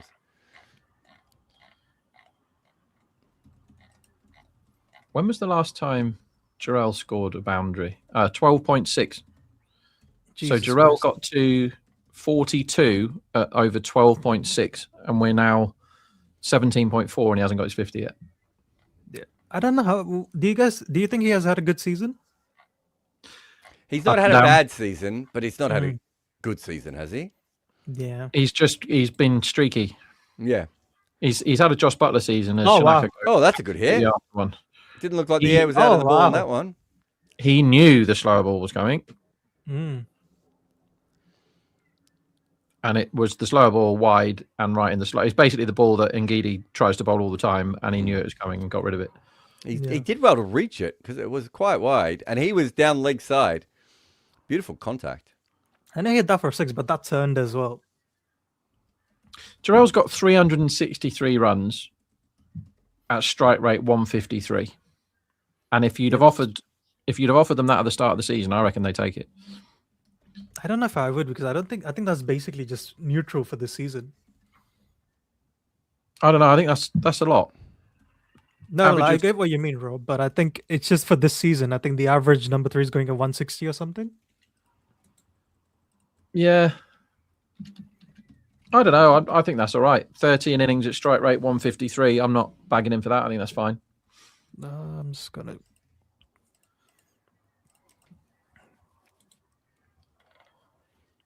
Yeah, I think if you get that out of an Indian player who's not your top 3 Indian batters in terms, maybe not top 2 Indian batters. Mm-hmm. I think you're happy with that, aren't you, as your third openers best player? are going at 37 169 this season on average. For number 3s, it's 34 161. And what's his Sorry, numbers? number 3s is 34 161, and number 4s is where it's 35 152. It drops off a bit. So I think I think he's averaging is above par the trade, but his strike rate is a bit below. I think true values are showing a similar thing. Yeah, I want to say with him. It was a good slow ball there to finish that over. It was a full toss, but it just completely died on him. It was like that looked like a baseball pitch, Rob. It did, didn't it? Yeah. Do you think they're going to get another 24 in the next 2 overs? Yeah, I would have said no, 100% no, except for that 1-6. But he's got one more over.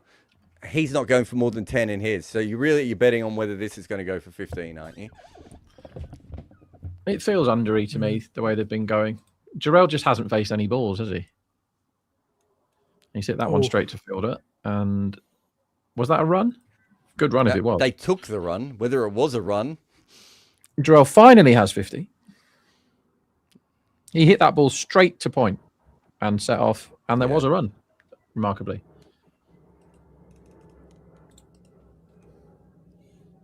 There's a slow ball from Stark.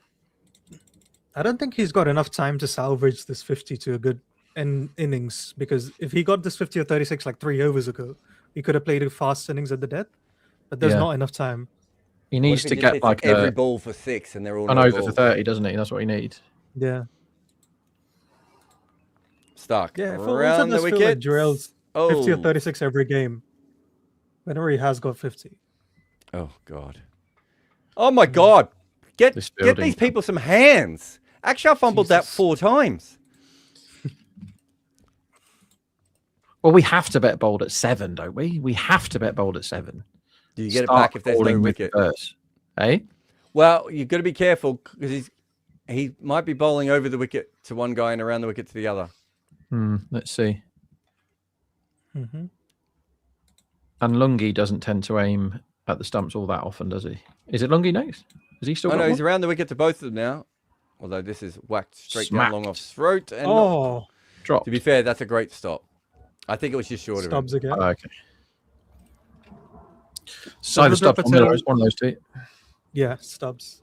So Rudra Patel is asking is, since RCB don't even have Salt back yet, their floor is probably even higher because Bethel is a guaranteed 15 of 12 and up. Who has the second highest floor? It's a good question. I'm not sure Bethel Salt's coming back floor at the moment, does he? I think that's what he means. He's like, even though he's not been good, he's going to get a rubbish 15. Well, he's been out in the second over a lot of times without him making 15, hasn't he? I'll read you Bethel's scores. Good ball in the block hole, punched away for 1. This is Bethel. I think Gujarat have the second highest floor. Gujarat is a high floor team. 14, 20, 5, 4, 27, 15, 11. His best was 27, and that took him. That was when he was 8 off 2 balls, and he got out in the 13th over for that 27. So he has stunk. He's absolutely stunk, Bethel, this IPL. And he's dropped 2 dollies, and I thought he was one of the best fielders in the world. He's dropped 2 absolute dollies in this IPL. Dropped one today, didn't he? He has to. I think it's contractual at this point. And that's out. Out. Did you back bowled? Yeah. Next ball. Fuck's sake, Rob. Actual catch. I don't mind backing. I'll continue to back 7 when Stark is bowling with the tailing ball at the death. This is when they don't put it up fast enough and he bowls somebody the next ball. So Stark could actually get 5 having started this game like he wasn't on the planet. Yeah. Abe, who might actually not get his top bowler bet at this rate. Oh, he's lost now because Delhi are dead and Stark's gone zooming ahead. Stark got the most wickets for them this year. Yeah. Now, because nobody had any, right? It was. I know no one had any, but even so, 10.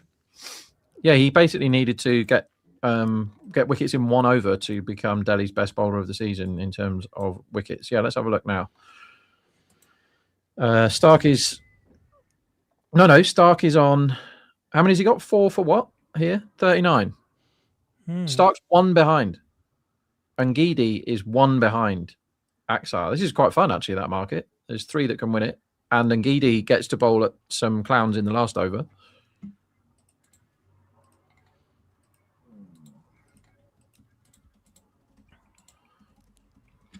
So Stark coming in again to equal the most wickets for Delhi this year. Full toss, smashed straight to long off for 1. Yep. And Jarrell's still not on strike.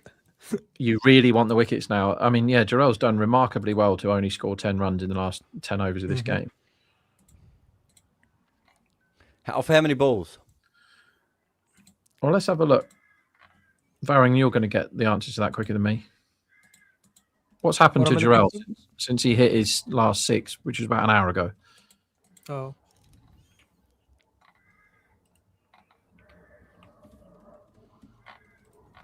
Just gonna check through Jarrell. On the ball by ball.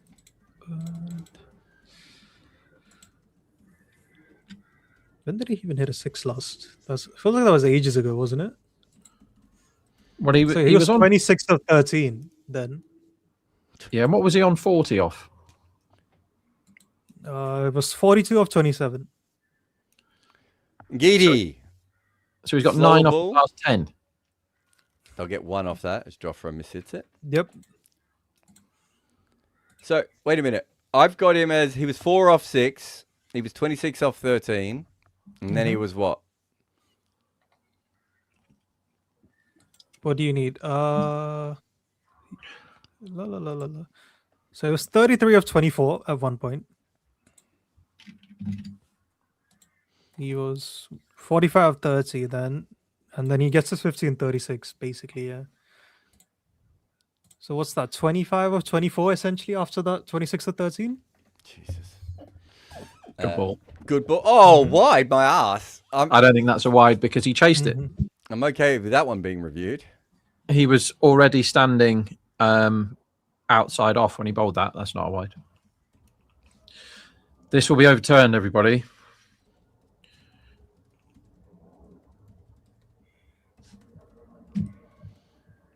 That's a mile inside the line, isn't it? The line moves anyway because he's outside the line of off stump when he's walked across his stumps here. I'm sure. But was it outside the line anyway? Is my question. I didn't even look at that. I just my brain just said that can't be a wide. Because I've seen it twice, but I've sort of half seen it at the corner of my eye both times. But both of those times, it looked like to me, it was inside the line. They might not actually get We're just rambling on here. Like we don't know, but it's not wide. Get on with the game. It's not wide. Take it off. Dot ball. What's This the is run line, by the way, Rob? Sorry. What's the run line? Now 198. Yeah, that feels right. And I was like, even if they mess this up really badly, they'll get 200. And now they might not. The line was 217 with like 5 overs to go when I said that. And they're I mean, for a line to go up to 237 and then you don't get 200 is a really incredible effort. See, look, he's miles outside. But I also thought it was inside the line. Maybe it's not. It might just be because it spun late, so it might have been the angle that it went off. Let's have a look. It's not a wide. Yeah, it's not a wide. Yeah, he's in. Just outside the wide line. Dipping ball again, isn't it? That's To be fair to the umpire, his feet started outside off stump, ended up outside leg stump. It never looked like a wide. There was something about it that didn't look right.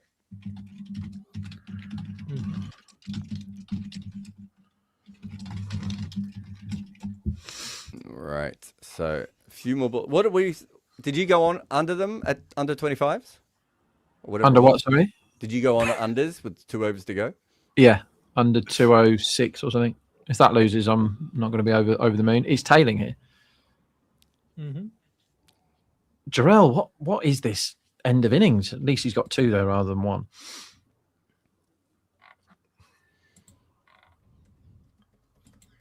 Man, this is a bad innings. Your man really wants an Ngidi wicket here. Still 1 behind Axar. How has that happened? We did almost break his neck mid-season. Oh, yeah, that's true. Drop catch, though. Yeah. Yeah, it was a drop, yeah. Brought it on himself. I mean, it was a drop. He shouldn't have got into that position where he fell over and landed on his head. Like, he should have just caught the ball and high-fived whoever it was that bowled it. Oh, this could be an LBW. Yeah. He's given. He walks right across his stumps here. Jarrell tries to flick this to fine leg, and that will be out. This is what I like about Ngidi. He might have broken his toe there too. He might have broken Jarrell's toe on the way out with that one. That is as be plumb as they 27, come. 27 for Jarrell then. Let's have a look. Yo, that hurt him. Whatever that hit, that hurt him. Oh, he was thinking about reviewing it, was he? Just to see what part of the base of middle stump it was going to hit.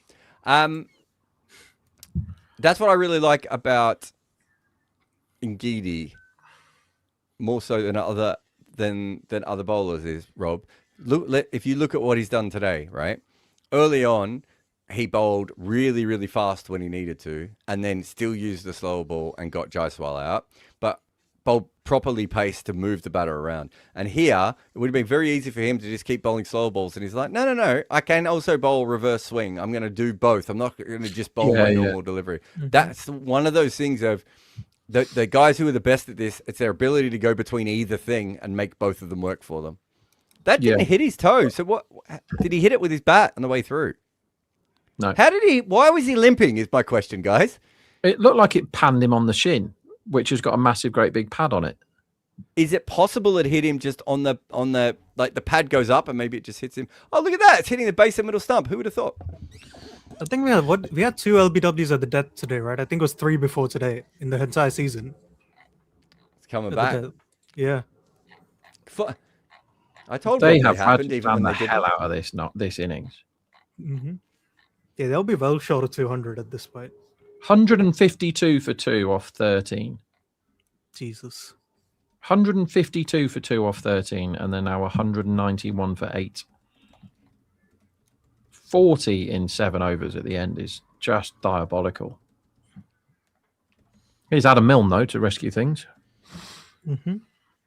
Adam Milne, can he rescue things? Oh, he's missed that slow ball by 6 time. months. Yeah, time. I love how Jofra ran halfway down the pitch and then didn't bother walking back. He was like, Lungi, don't run me out. I can't be asked. Watch this. Jofra's literally halfway down. KL's throwing the ball back to Ngidi. Jofra's just stood there and going, mate, don't run me out. I can't be bothered. Mm-hmm.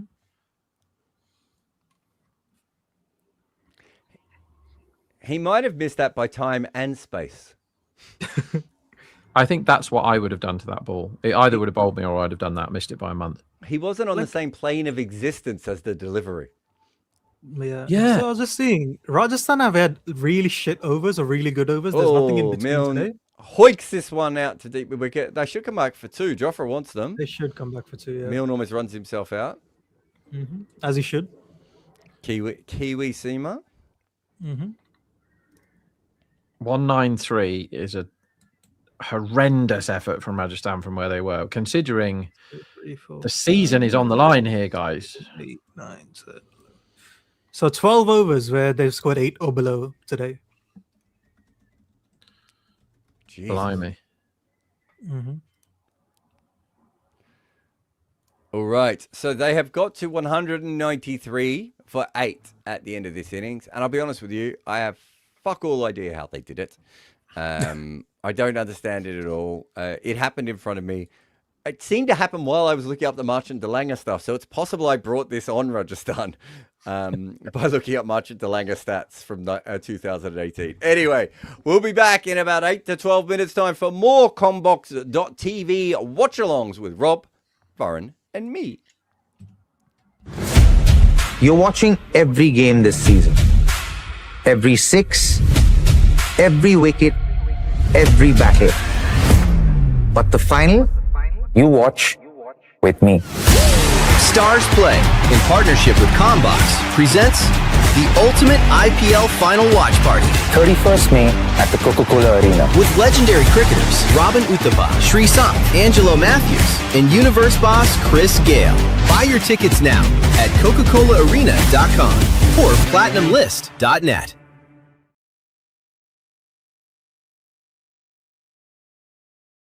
Welcome to Combox, where the game lives on. I'm Varun and I'm joined by Jared. And today's episode of Footmarks is on Prabsimran Singh and Priyansh Arya.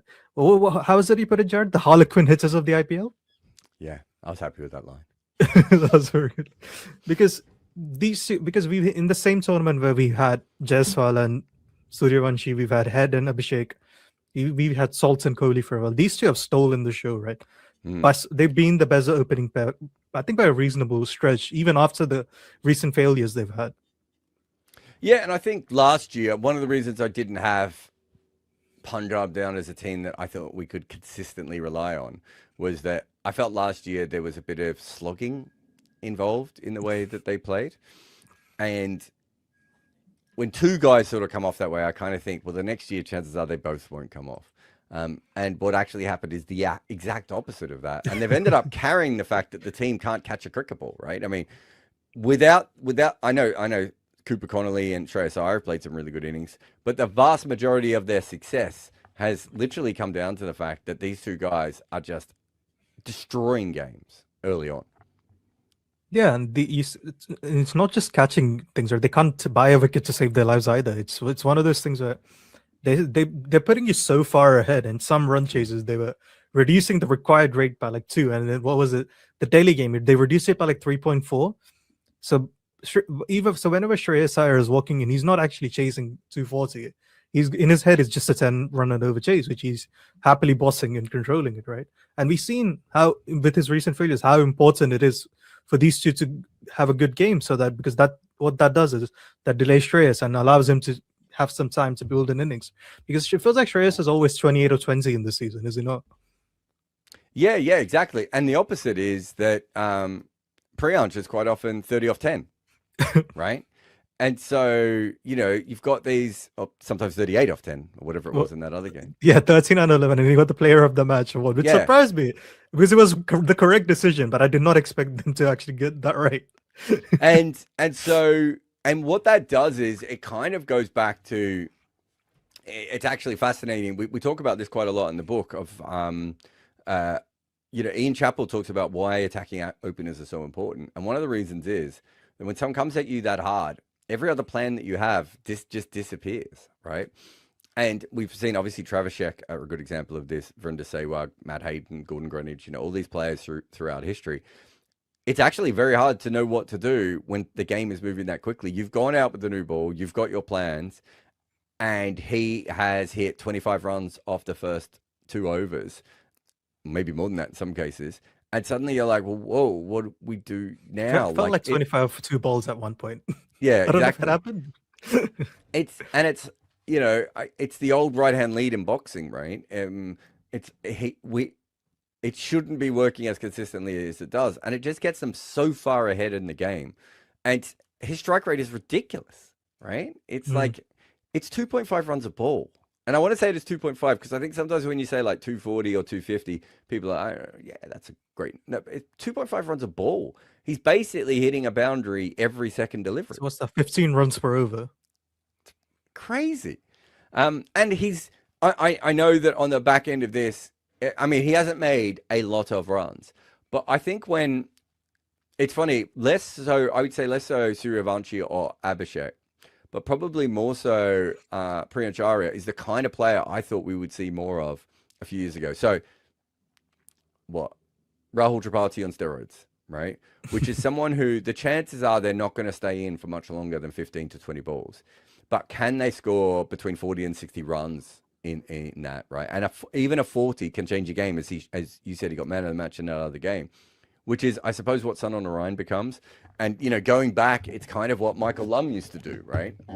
Of, obviously slower strike rates in those days, but it's that kind of similar impact where, like, you could just see the other team being like, God, we have to get him out. Everything is now around him. And I remember Chris Rogers saying that at first when he batted with David Warner, he hated it because no one was there to watch him.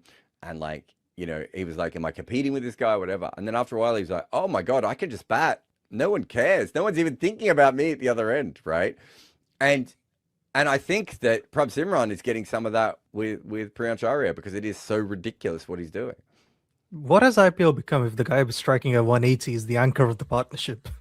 And that's the other part of it, isn't it? Of, it almost feels like at times he is told Priyansh can be Priyansh, and then when Priyansh goes out, you become Priyansh. I think right? Prabh Simran is closer to Gaikwad strike rate than he's to Arias this season. I want to say. But quite often it looks like when Priyansh is going, he just feeds him the strike, right? And then once he goes, that's when Prabh Simran wakes up, right? And then starts to hit the boundaries himself. Yeah, because both of them have had very fascinating journeys to get to that point. Because I think I can understand why Travis Shake works in a way, because Head, when he's on, is the best player of pace in the world. Abhishek is the best hitter of spin in the world. That complements each other very well. These two have a lot more flaws, but they've been more effective than either of them have been. Yeah, and I suppose some of that is just form, isn't it? Right? I think if you're both in great form at the same time, it makes sense. The only major difference, I mean, obviously one's a right-hander and one's a left-hander, but the major difference between the two is probably that Priyansh is going to hit a lot of sixes, right? But I think that because this actually, it probably is a more traditional, I'm just going to sound weird because they're scoring at like 900 runs per ball. But I think it's actually a little bit more traditional than maybe Abhishek and Travis Head as well, in that I do think that there is a role definition between the two of them, right? Where Priyansh can almost play the Ramesh Kaluvitharana role of like being an absolute fucking madman, right? And that allows for Prabh Simran to play the Sanas Jayasuriya role of, yeah, I'm going to keep hitting boundaries anything in my time, but I don't need to hit like 4 boundaries off the first 4 balls because the bloke at the other end is already doing that. That maybe allows them a little bit more structure than I think sometimes with Travashek, they're both going at the same time. And it might be why Jaiswal and Suryavanshi work so well, right? At times as well, because there's a delineation of role clarity within the first couple of overs. And then once they get to the third over or fourth over, it doesn't matter as much because they're both going to go. Yeah, this is one of the questions which, like in most of a test cricket, that I was always wondering is, so with openers, we always look at them in isolation. Is there a merit and argument that we should always look at them as a pair? For example, I think Gavaskar and like Chauhan, for example, like Chauhan was nowhere near the same batter as Gavaskar was, but their opening partnership was like averaging 50 or something. Yeah. Is the net, should you be judging them on their own, or should you be judging them as a pair? Where it's like Duckett and Crawley in Test cricket, where the sum of the parts is greater than each of them together. Each of them is on their own, right? Because we, as I was saying, with what Prabharia are doing is they've been so good that it meant that you're using Shreyas in a way that it perfectly suits him, and that makes you even better as a team. Yeah, it's the only time you can really match players together, right? It's the one guaranteed partnership. Yeah, in the game. And I do think in cricket, traditionally, we haven't always maybe kind of understood that. You know, I mean, you threw out some really good versions there. I would throw Langer and Hayden in that as well, right? You have to bowl so vastly different to those two players, and they are always going to be coming out together. And if you look at that partnership in Test cricket, Langer would come out and would quite often hit a couple of boundaries early on. So Langer's like the little guy, and you're worried about Hayden, and now Langer's like slashed a couple of balls through cover and deep backward point for 4. You're worried about him, and now Hayden's set. Right. So I do think there's an element of that with opening partnerships. And I think in T20 cricket, like I would say the best early one is probably Chris Lynn and Sunil Narine, right? Yeah. Where you have a left-hander and a right-hander. You have one guy who whacks all the pace and one guy who whacks all the spin. And you basically have to make a decision on how you want to, how you want the opposition to score against you on that day. And I think that is a genuinely interesting way of going about things like this. And so I think now you probably got more out of Narine with that kind of a partnership than you would have anywhere else. And when was Narine's next big year? Was it with Salt? Yes. Again, a similar kind of partnership, right? Narine probably needs the right guy at the other end for it to work. If you're terrified of bowling seam to Salt, you probably have to bowl more spin to Narine, and that allows him to, to get more comfortable into his innings. So I do think there's an element of that. What I find more fascinating about these two guys, it is right hand and left hand. But they're actually, other than that, they're kind of similar to each other in the way that they attack and the way that they go about it. And that it's kind of, I do think it's kind of, and I don't mean this in a derogatory way, I kind of mean it in a positive way. There's like a sort of happy slogger element to them, right? Mm-hmm. Whereas Travis Head is still a batter. Yeah. Deep down, he's still Jaiswal. How many times Jaiswal does he just slow down? He can't help it. Yeah. He's still a batter. And I think one of the interesting things about this combination, and this is probably one of the reasons I underrated the combination, is I saw that as a weakness before. Whereas now that it's gone for 2 years, I'm like, maybe it's not. Maybe it just means that maybe it's not even that you have, that it's just, it's always coming at you. And now you have to make the decision of what you want to do next. I actually think that's one of the reasons Prab slows down, is because he's more of a batter than Priyansh is. Yeah. Because Prab's played like 29 first class games. And he's actually got a very solid list A record as well. He's averaging 45 at 105 or something. Right. So yeah. He's naturally more tuned to the highs and lows of a T20, where Priyansh Arya, because he's directly come from the Delhi Premier League where we're smashing everything. And then he went to the Syed Mustaq Ali Trophy, he was hitting everything. And he's come to the impacts of IPL where he's hitting everything. So there is nothing that's slowing him down. I'd be fascinating to talk to the coaching staff, because I don't think it's because Prabh is a proper batter that he's like that. I think it is that they are saying your job is to just get in. right, and give him the strike. And the minute he's out, you just have to become him. So that I think, knowing Ponting, and some of the other people involved, I think they'd feel uncomfortable if both of them went from ball one every single time, right? There's always going to be times when Prab's going to go quicker and everything else, because of the bowling, because of the matchups, all these sorts of things. So I actually think that's role definition. But the difference is really once it ticks over once Prab is in as well, I think then they are I don't think Prab only slows down when he gets stuck because there's a kind of bowling he can't hit. Right? Whereas that's not the case for Travis Head. Travis Head will take moments, right? Jaiswal will take moments. They're reading the game a little bit. I'm not sure I've seen that from Prab as much. I just think with him, sometimes when he slows down, it's because he's like, I don't know how to hit this for 6 or 4. Yeah, I think that adds up because he's not as good a red ball batter as the other two are, right? So no, exactly. Yeah. Yeah. So with Prab, as I was saying, he's been here for so long. I think he made his debut in 2019. But he doesn't play a full season till 2023. Jared, are you familiar with the saying, a face that only a mother can love? Yes. Right? I think Prab till 2024 basically had a career only in Anderson.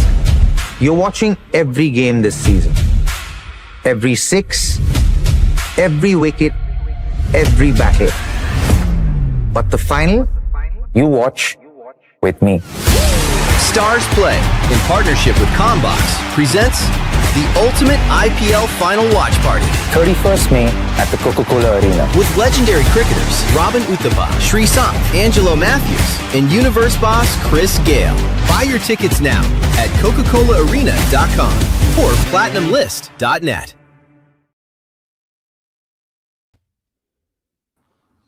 Oh, am I back? I can't see them back.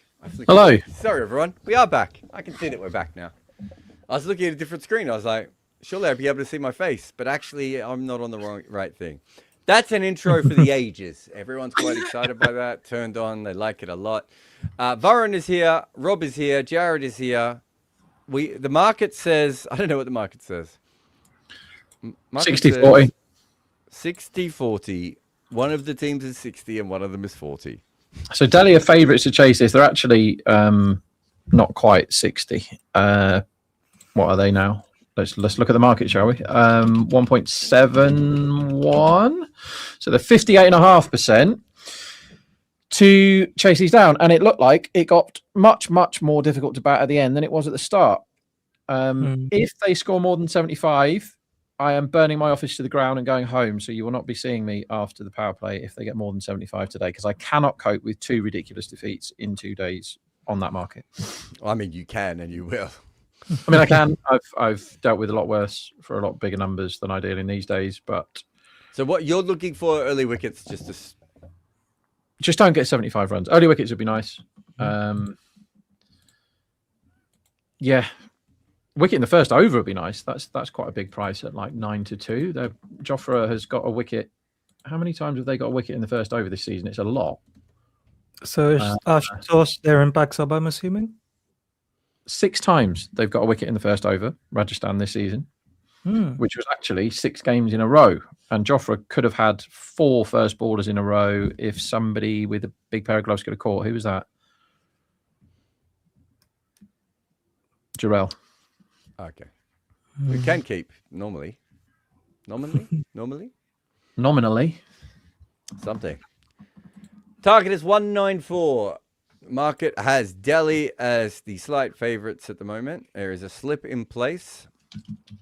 Deep third seems to be out. Deep square leg. As Jofra Archer has the ball in his hands. And it swings miles for 5 down the leg side. Goodness me. That's a 5. That's not what you want when you want them to get less than 75 in the first 6, is add 5 for free. So, just a reminder, they were chasing 193, and they are essentially now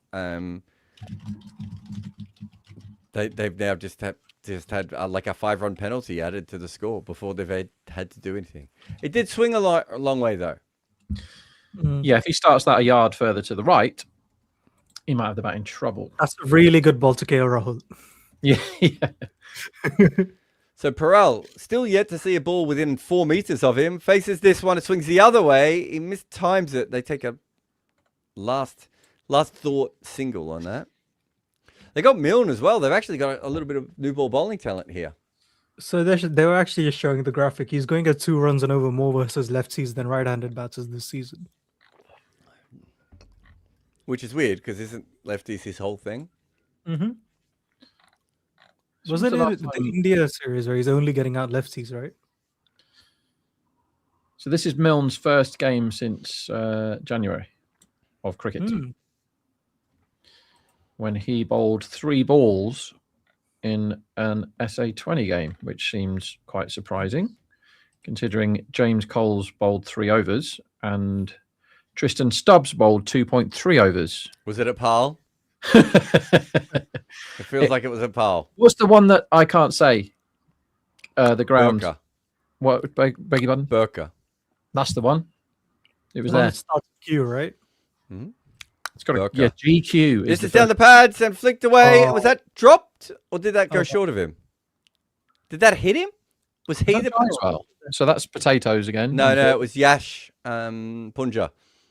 Oh yes, straight to him because I'm on wicket in first over. Don't forget. But was it dropped? It just seemed everyone seemed Yeah, pretty yeah. casual. They're just also used to drops now. He was on the pads. He flicked it off the middle of his bat. It hit him in the bread basket, and then he dropped the bat on the floor and shat on it. So KL Rahul's been really binary this season, hasn't he? Like he's either getting out cheap or just making big scores. He's averaging 27 at a strike rate of 140 in his first 10 balls this season. I just don't think drops even mean anything to us anymore. No. It's just... They certainly don't mean anything to my bank account.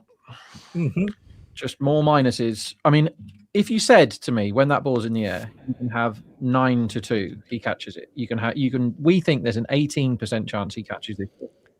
I would have low. And I know he's going to drop it. It doesn't get much easier than that one, having just seen it again. Yeah. And this one's punched good through shot. point for 4. Can really poor Sigh. bowling. There.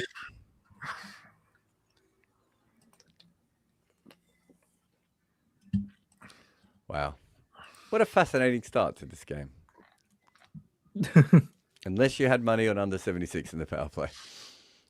It's the wicket in first over thing that's pissed me off there. Because that's gone really easy height, really slowly to him. I didn't know Punja was a terrible fielder, but he must be if he can't catch that. Well, he's a short fine leg, so I just assume that's what that means. Yeah. Archer comes in. This could be a wide again. It's this time well outside of off stump. You didn't have Rajasthan first over, did you?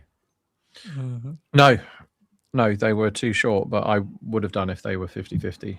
But the bookies must have looked at some stats, which I find very, very hard to believe, judging by their lines for these things. Come on, Joffre. He's very up and down, isn't he, Joff? Yeah. He comes in again. Slip still in place. And a beautiful delivery. Beats the bat outside off stump. Good stuff. Angles in, swings away, missed.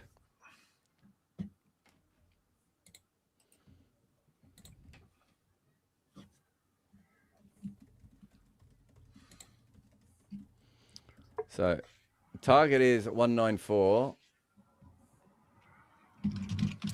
But really, it's 189. No, 190? 190. 189.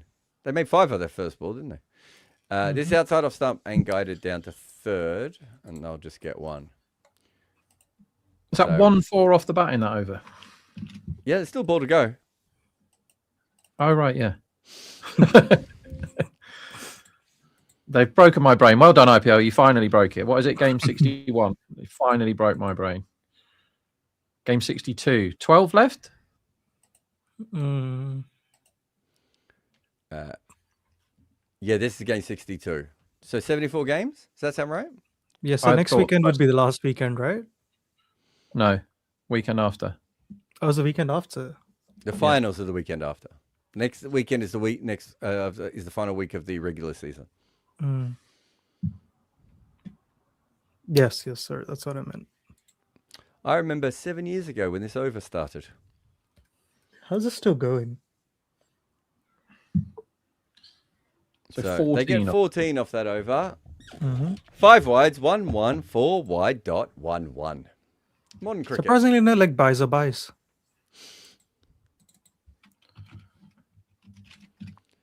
Has that changed the odds massively, I wonder?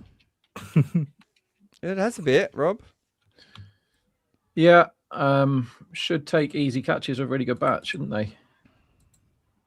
Oh, I completely forgot they have Stubbs and Miller batting today. Varron's Something's absolute favourite. Something for Varun to look forward to later. Yeah. So they were at what? They're at about a 60% chance, and they've gone up to almost 70% chance after that over. Letting KL off the hook for 0 is just really rubbish idea. Adam Milne, very good bowler, but not exactly someone who's bowled a lot. Who did he used to play for back in the old days? Was it Kent? I feel like he played for Kent. Oh, He looks like the sort of guy who's played for Kent.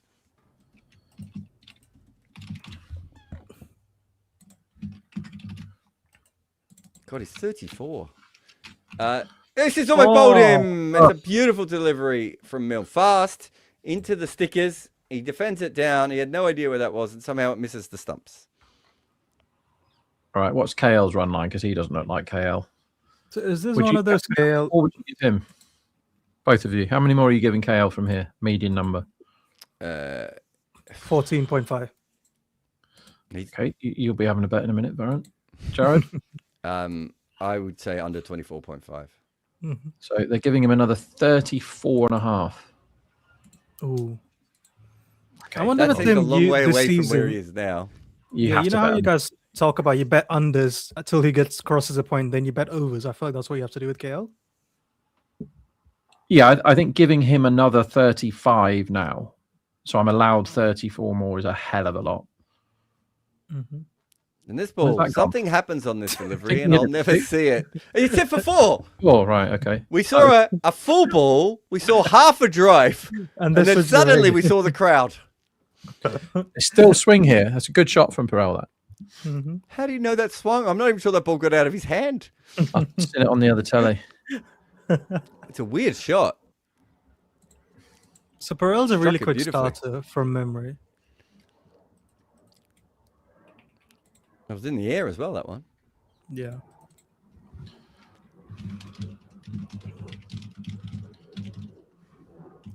This one's outside off stump, punched to mid off. They take a 1. It's a very good start, actually. Mm-hmm. So Bart 8881 is asking us, assuming Punjab pull it off, will this be the greatest bottle job in league history? Any comps from other sports? I mean, there've probably been better teams than Punjab who've not won the championship. So it depends on what you mean specifically. And also, in order for it to be a great bottle job, you'd have to have always thought they were going to play at that level. And some of us on this chat did not. Yeah, but even with you, I think you assume they'd make the playoffs, right? Yeah, they should have made the playoffs. I'll give you that. Mm-hmm. I think coming into the season, I would have said they'd make the playoffs. Before they had that start, they definitely should have made the playoffs.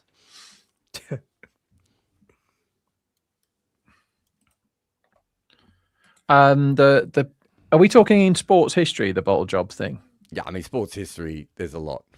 I think it's the Greg Norman's the one that sticks in my head. Well, he did was it miles consistently. ahead. No, he was miles ahead in the final round against Faldo, and I remember that, and I was a young 6 kid shots? when that happened. Let's look it up. 5 shots, 6 shots? I think it's more. I don't know if it was more than that. Um, You know, I wrote about Greg Norman once, and he rang me up to thank me for the piece. That's nice. Have you But seen him now? also- He's like 17. He's absolutely ripped. I know. That might have been why I was so excited, because I did write about that in the piece. He is head. You know, he's like best mates with Donald Trump. Ah. So in the call, he actually said to me, Sorry, was there 5 off that last ball? "Oh, it was What? 5 Was it over for us." Oh, wow. Okay. I So- thought we were looking at the replay. I didn't realize we were looking at the overthrows. On unders, and we've had 5 wides and 4 overthrows. Keep it coming, universe. Keep it coming. You technically had 2 5s. Yeah. Lovely stuff. What about India in the last World Test Championship cycle, where they needed like 3 wins in 8 games and they lost 3-0 to New Zealand? That was pretty bad. Yeah. I think this happens a lot. Would be my Mm-hmm. my way of looking at it.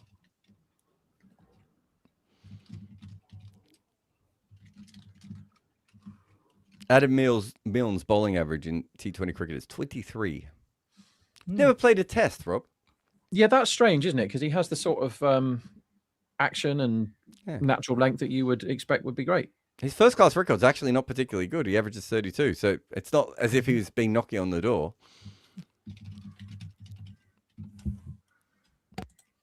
100 games for New Zealand. I think I would have taken unders on that.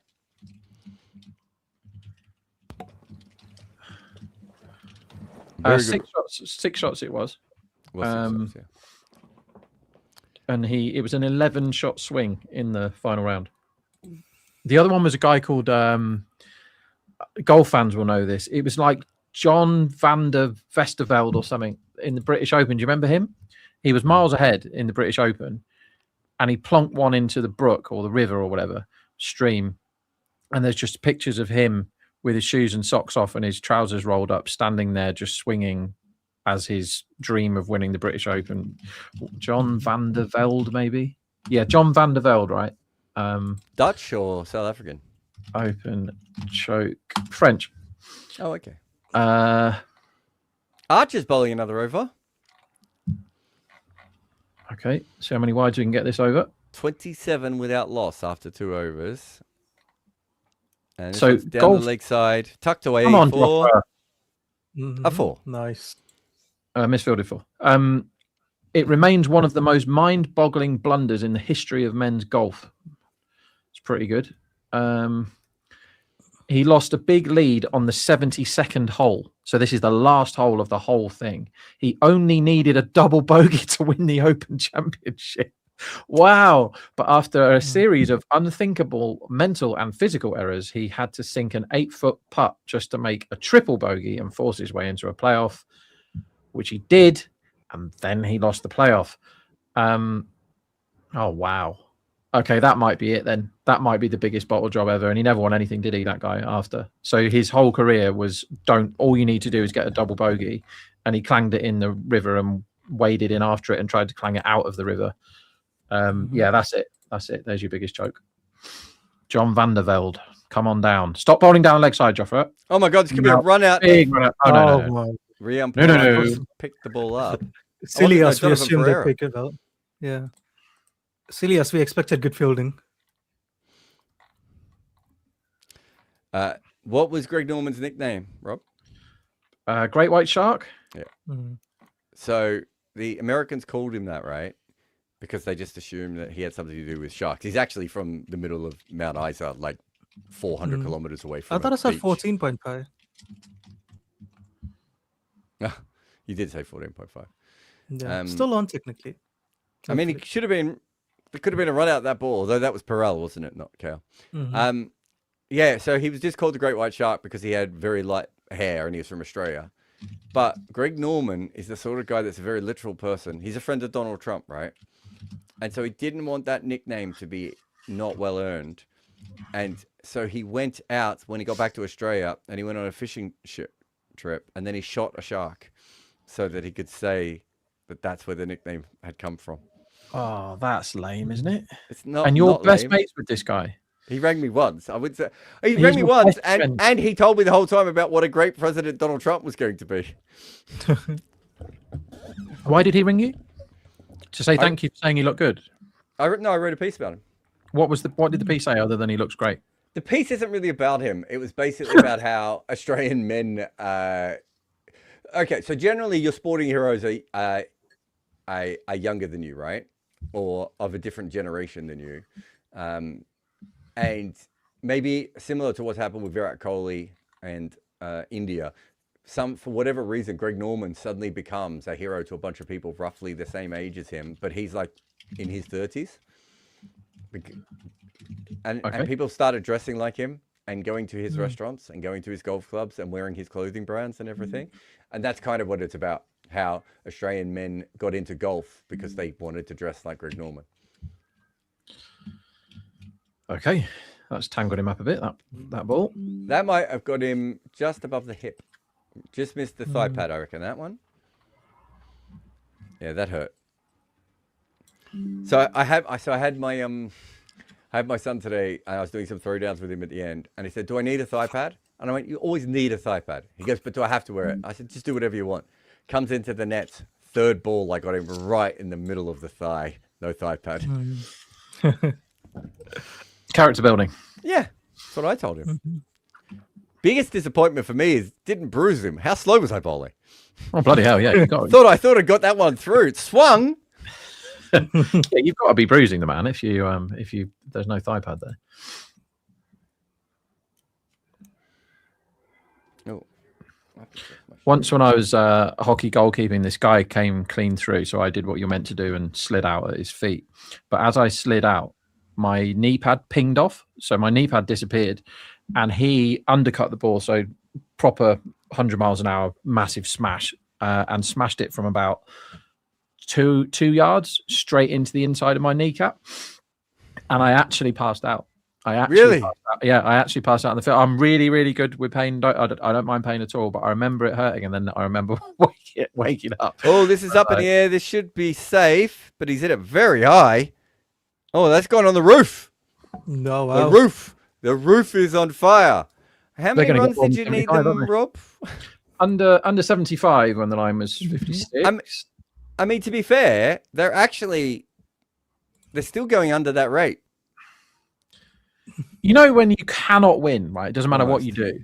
Like, you'd think that when you back like wicket and they hit the ball straight to a fielder, they might catch it. But sometimes you just know, no matter how sure you are or how clear it looks that you're going to win, you're just going to lose.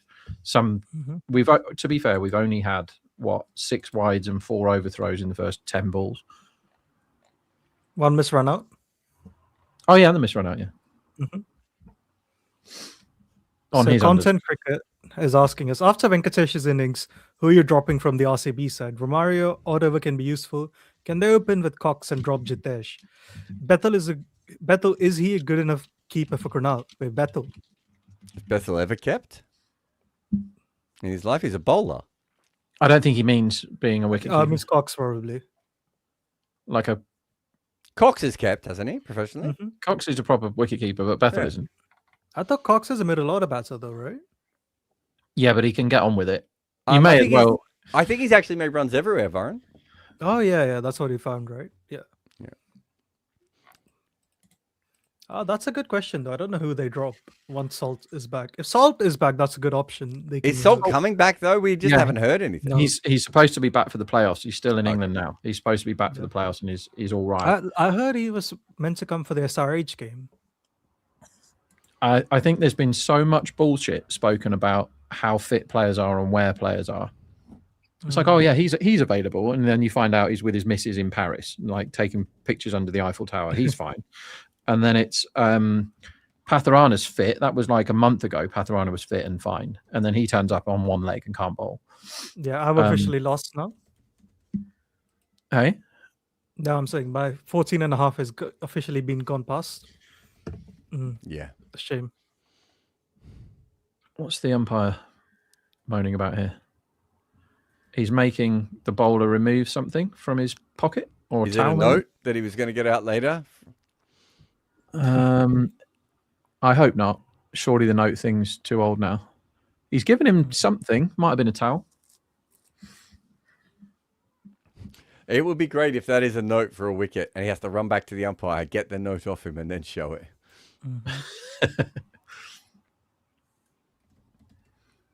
This is a blazing start by Delhi standards. So he's saying drop Jitesh, Bethel, and have Cox to keep it open. Yeah, makes sense.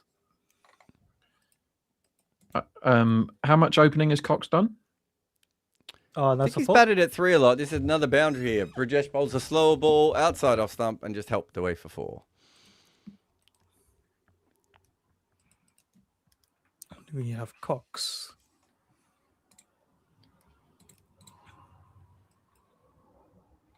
What kind of slower ball was that? Did anyone pick it up? It's a good shot because he knows how big the gap is that he's got to back work of the with hand. there. Oh. He It's did have just 8 short. hours to wait for it. I think So he's played really good. opened in 12 innings. Oh, has he?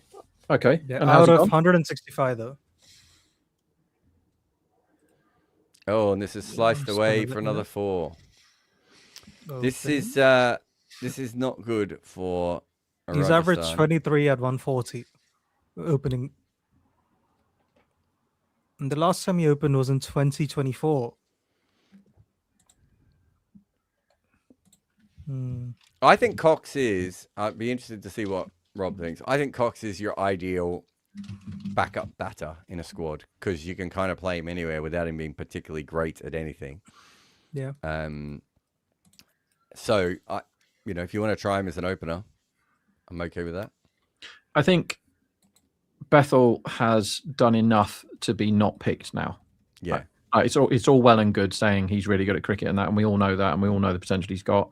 And his last innings in a Test match was extraordinary. It was properly amazing, but he has played most of the season and he's been rubbish in every game, and he's not fielding very well. So and he's not bowling at all. So there's no reason for him to be in the team now. Is there, taking up an overseas opener's slot? That's like the biggest slot, isn't it? So give the other guy a go.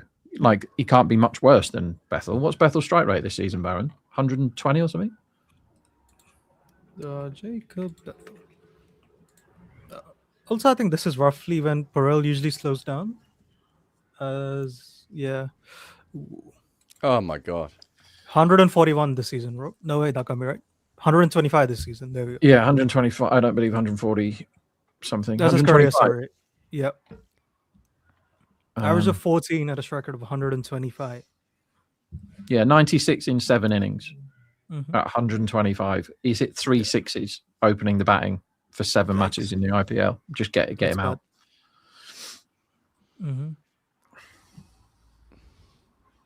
Yeah, he's not 'Cause he bowled for hasn't- them yet. Blimey, 96 in 7 with that talent level. I think Kohli made more in the last innings. He did. Single out to third there. Brajesh had just bowled a wide before that as well. So Singer is saying salt is the only addition that can make my team taste better. Oh, I like it. I like Nice. salt. I think salt's underrated. He's really, really good. And He's he's better than pepper. I'm just going to say it. definitely better than Pepper. But if I was eating calamari, I would want both. I would not eat it because it's fish. It's not actually fish, is it? And you don't know what goes on down Fucking there. squid, you You dickhead. don't know what goes on there. It's all fish, or anything that lives in the under the water is a fish. There's no such thing as a fish. Do you know about that? Isn't that a podcast? It's a podcast, but it's a legitimate phrase as well. Oh, What What do you mean there's no such thing as a fish? What's a cod then? No. I mean, don't make me check it. But I need to Google this. There's no such thing. Fish. There is such a thing as a fish. You have fish and chips when you go to the chippy, right? And they serve you fish with your chips. It's not deer, is it? Okay, fish do not form a evolutionary group the way that birds or reptiles or Yes. mammals do. So they are not one group. We have just, because we are not in the ocean, we kind of just gave them a catch-all name. And it's far more nuanced than what we've ever done. So what's a cod? So biologically, the term fish has no precise evolutionary meaning. What's a cod, Jared? What is a cod? It's a gatus. Spoiler alert, everyone, it's a fish. It's cash on delivery. Or Call of Duty. There's one for the kids. Yeah, it's a gatus. There you go. So what? You fucking asked. We gave you the biological term. Wait, cod is a common name for a demersal fish genus Gators Fish, belonging to the family. I'll stop you at fish. Yeah, No, dude. Yeah, but the point being is everything's called a fish, and they're not all fish. Mm-hmm. It's a fish. Oh, stop showing that bloody drop. It's a good ball from Milne there. They only need 9 and over now, with lots of wickets in hand. Oh my God! Stop the fucking ball! Oh my god. So Sam of the Woods is saying whales are closer related to deer than to sharks. I mean, if you want. Didn't we have a watch along where we suggested that one of us was going to fuck a dolphin? Or is that a dream I had? No, we were competing over which one of us got to, weren't we? No, it was which animal would you if you had to? Oh, is that what it was? And somebody said dolphin. Which was it Shavan? Was it Shavan? I think is the wrong answer because they're the only other animal that gets pleasure out of it, right? Allegedly. Oh, okay. Allegedly though, but if you've watched, Is the answer blue whale because of the hole? Rob. I too. Okay, so Milne's bowled a really good over. And he bowled, the first ball went for a single. The second ball was a bye. It was only a bye because Juve Durrell fumbled it and they got a single. He should have been taken. And the next ball, KL Rahul comes on and it is just absolutely massacred away. Yeah. So what animal did you guys pick, by the way? I can't remember. I don't remember what I've said about 8 seconds after I've said it. Yeah, same. Bear, Blue maybe. whales which have the blowholes. I think most whales have blowholes. This Yeah, is well probably that bowled and that's pushed down the ground for obviously the one. right answer. What's happening here? So basically, she bit her tongue while I was swinging her, Did you get hurt? and now it's bleeding. My internet's Do dying. you want me to kiss your tongue better? Good, because I absolutely would never do that. Your tongue's disgusting. Go into the fridge. Do you want to huggle? Do you Hey, want to Clem. say to Rob? He can't hear you, so you can say whatever you want. You've got the same hoodie on as me. You've got the exact same hoodie on as me, same colour. Do you want to say, Rob, you are a poo-poo head? You are a boo-boo head. Okay, you've done your job here. Thanks for coming, Clem. Thanks for joining in.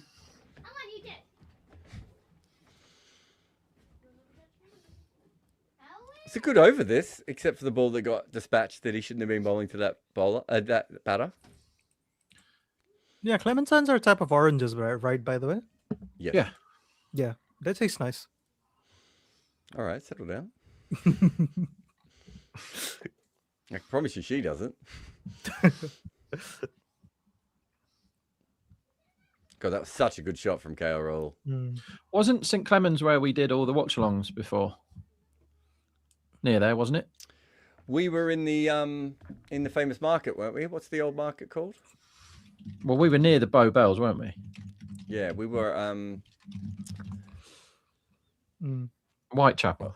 This is hit tobacco point. What's the famous market in So 15 in London? the last over for Rob to win. Rob is a 75, or do you need 74 to win? I need under 75. Okay, so 14 is the max limit. There's never been anything more obvious than this over going for 15 by all manner of comedy efforts from everyone. Random question: if you were a cannibal, which race do you think would taste the best? Oh, well, that's a leading question towards cancellation, isn't it?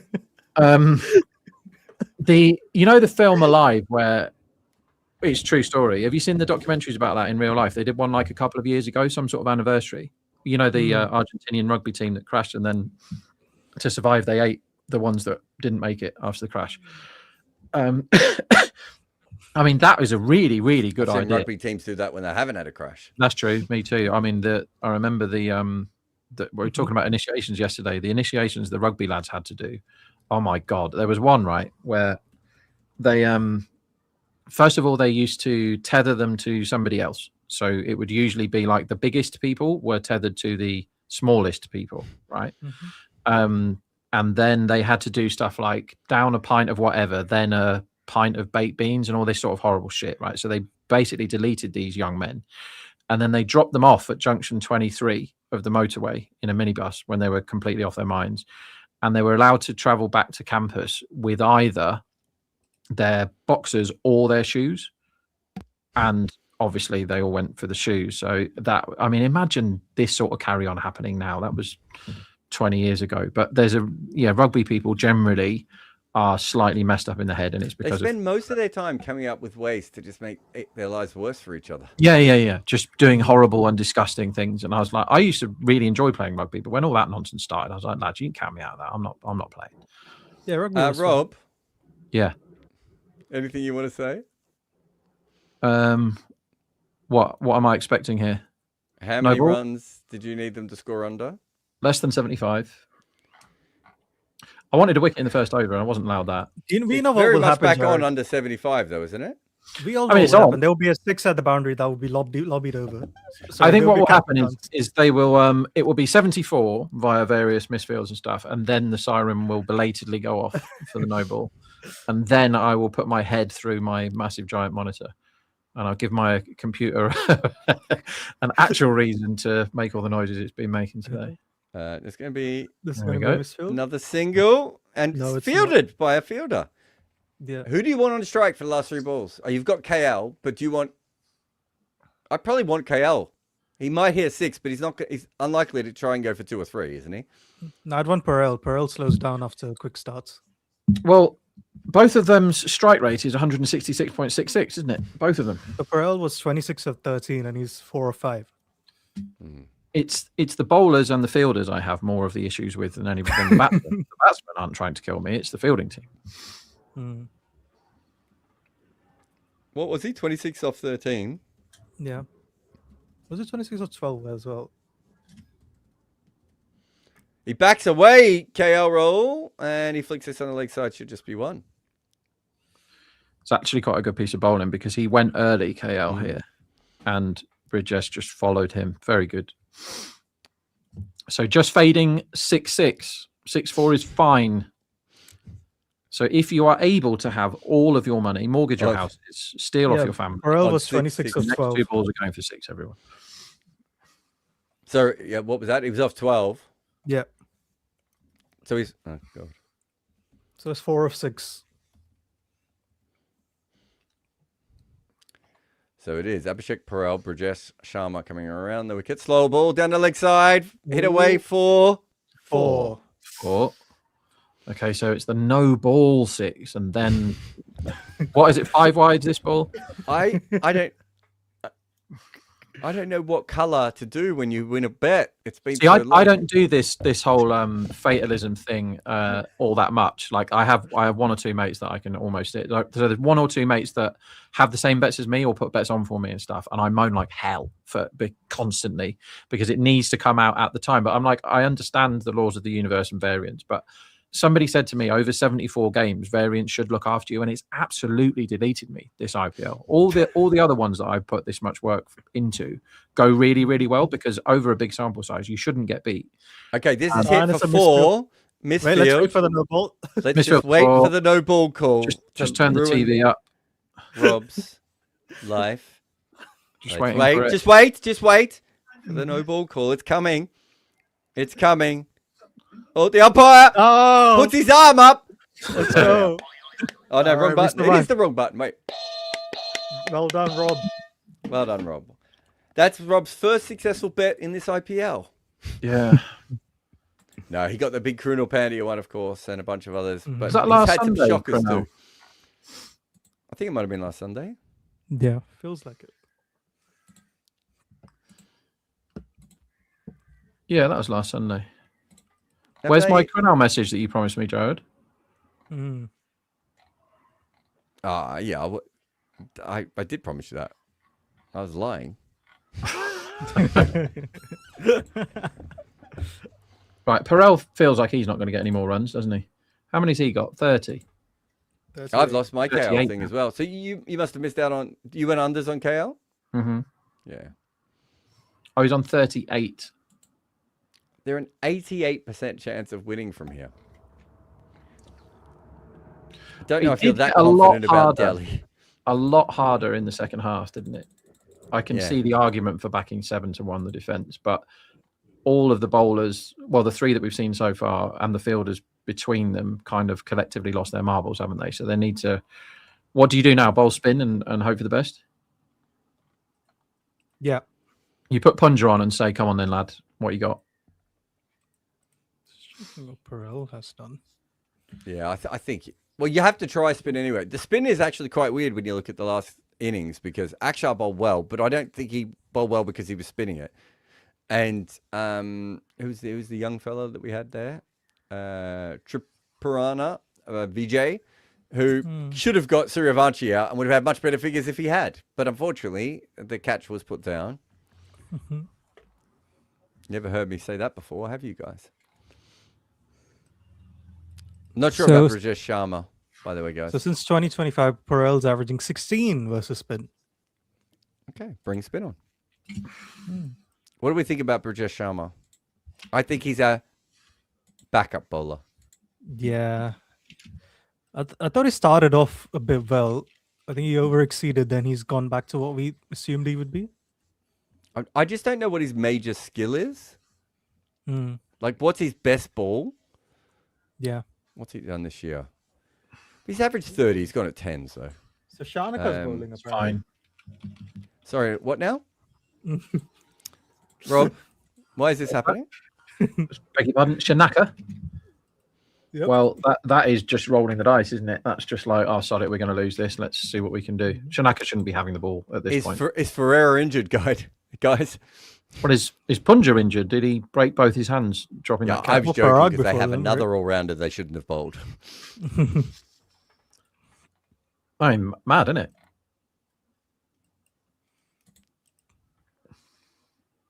So Perel is 38 of 20 and Carroll is 36 of 16. Rob has won a single bet today.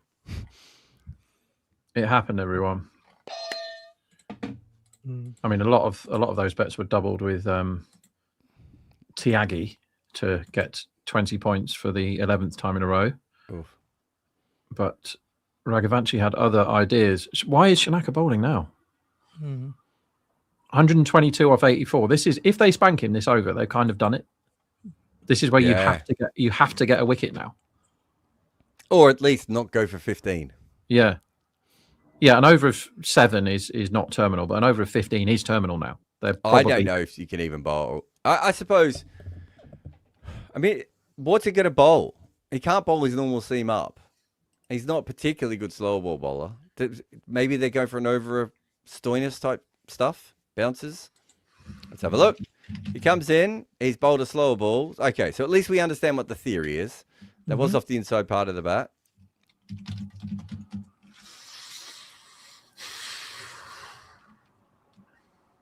He's not a very good bowler.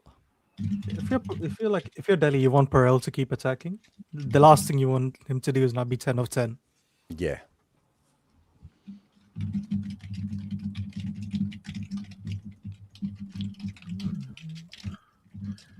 What they shouldn't do here is have a look at Shanaka. They should punish them for this decision. It's not really that kind of a pair, though, is it? No, like Varun says, Perel tends to, once he's done the power play, he tends to depart quite quickly after it, doesn't he? Yeah. So he's facing up to Dasan Shanaka, short, and helped on its way. A couple of bounces for 4. Well, I said, what's he gonna try here? Is it gonna be slow balls or Marcus Stoinis? He's tried both of those things, guys. Definitely the wrong ball with no third man, though. You sure? Short and wide and slow outside off stump?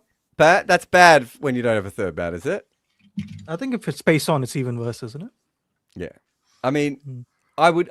You could make an argument that it's not pace on, even though that was his top pace. Parag is just looking around with his arms out. So you told him to bowl. Oh God, that's a shit ball. He's only going to get a single off it, but my God, that was that just stuck in the pitch. I think Perel had decided to try and get a single off that before it was bowled. Why is Parag like, the body language he's got here is just, he's just shaking his head, looking at the sky, looking at the floor. Like, come on, man, this is season on the line stuff, isn't it? Yeah. You really want to win today, and you definitely don't want to get absolutely blasted because it's going to kill the net run. Their next 3 games are the 3 bottom teams. If they don't win, if they don't qualify, at least that's bad. They can't have 3 games left, have they? Yeah, they only play 11. This is in the slot. Punch down the ground for 6. So this is Treated the with 12th game, bro. just the appropriate amount of respect. Yeah, this is a stupid decision, and the stupid decision is being punished because it was stupid. This is where Simon Doole's going to be going on about Boffords and stuff again. And it's like, find me a fucking analyst who thought this was the over. As soon as he got the ball, all three of us were like, what? I mean, there are many people that could have bowled this over, and he is the last one on the list. I honestly That was think I put such- Rian Parag before I bowl Shanaka at this point. I don't know how you don't get 6 off that ball. Slow ball and punched. Let us get a single though. As weird as it sounds, I think they respected him too much this over. So this is their 12th game now, Raj. So they're probably going to lose this by a lot. So that's going to make them the worst net run rate. They might even be worse than Chennai after this one. And then they've got LSG and Mumbai having just lost 3 in a row. Yeah, if they lose, they'll go below Chennai. That's crazy. That is Tomorrow crazy. Chennai v Hyderabad, isn't it? Is that tomorrow? Oh, God. Yeah. I'll tell you what. dreadful over a bowling. He's got away with a 13 run over there. I'm taking that. I'm almost taking that as a victory, guys. It should have gone for at least 20, shouldn't it? Those 2 balls he's bowled to Perel, back of a leg to outside off stump. He could have hit those anywhere. So what? Chennai have to basically beat Hyderabad and Gujarat to qualify, which seems highly unlikely.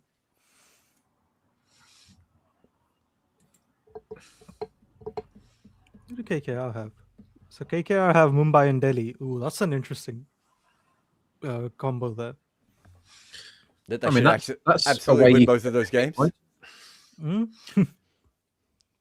Is KKR and Punjab are the ones that don't need to worry about run rate. Punjab just Yeah. forgot that they actually need to win a game of cricket to qualify. And is that 6 on the spin they've lost? Yeah. That is crazy with the amount of talent in that team to have lost 6 in a row. It's nearly impossible. And they get the last chance saloon is against LSG. So LSG are very much in this tournament just for the fun of it. And here is a man that has not given me any fun today. Is a man that dropped a very, very easy catch. Raj Punja, who bowls an all right Decent ball to start with. to start with. I'm just seeing if it turned on the proper screen. Not really. Good ball, though. Cramped him up. So Jared, are Punjab's hips good? Bad? They're not great. He's not a very biomechanically sound bowler, but he might be too tall to be biomechanically sound. But if you watch his right hit, Byron, it doesn't really go. It doesn't drive through the ball. Yeah. See how his right leg? Hey, How many cheeks are we seeing? Is it 2? Is it 1.5? yeah, you can see 2 cheeks. You shouldn't be able to see 2 cheeks. I thought more cheeks is good. Hey, I thought more cheeks is good for leggies. no. You want it so that by the time he's bowled it, the second cheek has disappeared. So that right leg, you want to have gone around almost in front of his body by that point. You want it to have rotated. You can have like a side-on action where you start with 1 cheek and end with 2 cheeks as well, but he's not doing that either. I think the best way to tell it, I'll try and give everyone a quick biomechanics lesson. How many balls has he got left? 2? 3. 3. Okay, 2. so when he bowls the ball, right, his right arm goes to about where his left hip is, and then it springs back through straight away. If he's really rotating his body, his right arm should be flying back past his left leg. So he's not getting through his action correctly. Now, there are bowlers who are more wrong dependent bowlers who sometimes don't do that. And it could be that, and as I said, he's tall, so it might be that he gets so much overspin. He does that. But my guess is he's not going to spin the ball a long way. And it doesn't look as biomechanically That's a 4. strong as it should be. So that's fielded down the ground by Ferreira. Yeah, solid over so far. Yeah. Yeah, he's bowled all right. Only 1 ball that was threatening, though. But one thing I would say is generally biomechanic freaks. So in his case, a 6'6" leg spinner who we've almost never seen before, right? Yeah. They're not like Marco Janssen's not always perfectly correct with biomechanics. Mohamed Irfan had terrible biomechanics at times. Another wrong in there. And if he's set up to bowl wrong-uns, we had a guy who played at my club who was a fast bowler who got injured and started bowling leg spin, and he was about 6'6", and he basically bowled wrong-uns most of the time because it's really hard to face a wrong-un from a guy 6'6" because the extra bounce just comes up at you the whole time. So it could just be he's a different kind of leg spinner. Have you seen that keeps getting advertised on my other screen? The Running Man new version. I've not seen it. No, Running Man's one of my all-time favorite films. Same. I love it know so much. Edgar Wright has made it, but I just don't know if I could quite get. I think I'm going to watch it. I'm definitely going to watch it. Okay, so Death Race is one of my all-time favorite movies. You ever seen Death Race? Shanaka's bowling again. Is Death Race the one with Shanaka's bowling again? Again. Is Death Race the one with David Carradine and Rocky Balboa in it? Yes. So I watched that and I couldn't that has not aged very well at all. Oh, it's aged brilliantly. Like that has not not aged. I mean, come on. What about the bit where they put out the elderly people in wheelchairs to be run over on purpose, and they put out the babies? That bit's fine. I mean, well, yeah, that film has not aged very well. Anyway, the remake with Jason Statham, they took out every great bit. And do you remember RoboCop is another one, right? It's like everything that is good about these movies, they take out. Right, let's see who was in Death. Lots of work nonsense. 2000. David Carradine, Sylvester Stallone. Good luck. Good luck coming up with too many other people from that movie that you know of. Oh, I'm looking at. I don't know any of them. There's a lot of semi-naked women in there for no reason. Oh yeah. Just because it was the 70s, right? I've got a poster of Death Race 2. Is how much I love Death Race. So what year was that? 75. Was it 75? I thought it was 73. This one is hit the back point. Shanaka's bowling great, guys. This is an awesome decision. So this was before Rocky. Rocky was the year after this. I thought it was unknown. This was after Sylvester Stallone maybe did other kinds of movies that he doesn't want to talk about. Yeah. The Italian Stallion. The idea of the film is amazing. Like whoever has come up with all the ideas. Well, it's Grand Theft Auto, right? Here's one. Just one of the lines of the plot. At first, the Resistance's plan seems to bear fruit. Nero, the hero, is killed when a baby he runs over for points turns out to be a bomb. Matilda the Hun drives off a cliff while following a fake detour route set up by the Resistance, and Calamity Jane, who witnessed Matilda the Hun's death, inadvertently drives over a landmine. Now that's a proper film, isn't it? All of that is great. All of it. I love it. It's also a great parody. It's supposed to be over the top, obviously, but it is a great parody of America, that movie. This leaves only Frankenstein and Machine Gun Joe in the race. As Frankenstein nonchalantly survives every attempt made on his life during the race, Annie comes to discover that Frankenstein's mask and disfigured face are merely a disguise. He is, in fact, one of many random wards of the state who are trained exclusively to race under that identity, and each time they die or are brutally mutilated, they are secretly replaced so that Frankenstein appears to be indestructible. Stop misfielding. You're a professional athlete. The last bit wasn't in the film, but should have been. The scene where they take the elderly people, Varun, out of the hospital and put them onto the road to be run over on purpose is still like, and it's so early on in the movie, and you're like, what am I watching? How is this happening?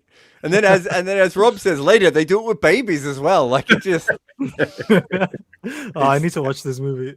Yeah, it's ridiculous. It's such a funny. It's like Wacky Races, but with lots more, like with sex real and people violence in, and loads more sex and violence. Yeah. I mean, there's not much sex in Wacky Races. Not the way I watched it. There was. Don't tell me about Penelope Pitstop, Rob. Penelope Pitstop was pretty hot. I'm not arguing with that. So Naveen Paid is asking, is given last year, would CSK be happy with the core building? They seem more interested in giving chances than wanting to win at times. Yeah, 100%. I think they've played this season almost perfectly because they've still given themselves a chance to make the playoffs, right? I think maybe the only thing I would argue is they didn't try Ervil early enough. I don't really see the reason in Oval not playing before then. But other than that, I'm 100% in. I think CSK have shown teams what you should do when you fuck up at a mega auction. And they have rebuilt on the fly in a way that I don't know if many IPL teams have ever done before. They just blocked the Shanaka over. They just blocked out Dasan Shanaka. What am I seeing? They must just think they've already got this game won. I mean, an over for 6 off Shanaka with 0 intent is nearly impossible, no matter what you need in the cricket match. With no wicket, no chance of a wicket, and just knocking it around for 2 set men. That's impossible. So Ribu Ganguly is asking us, what is the best for analyst/gambers to predict form?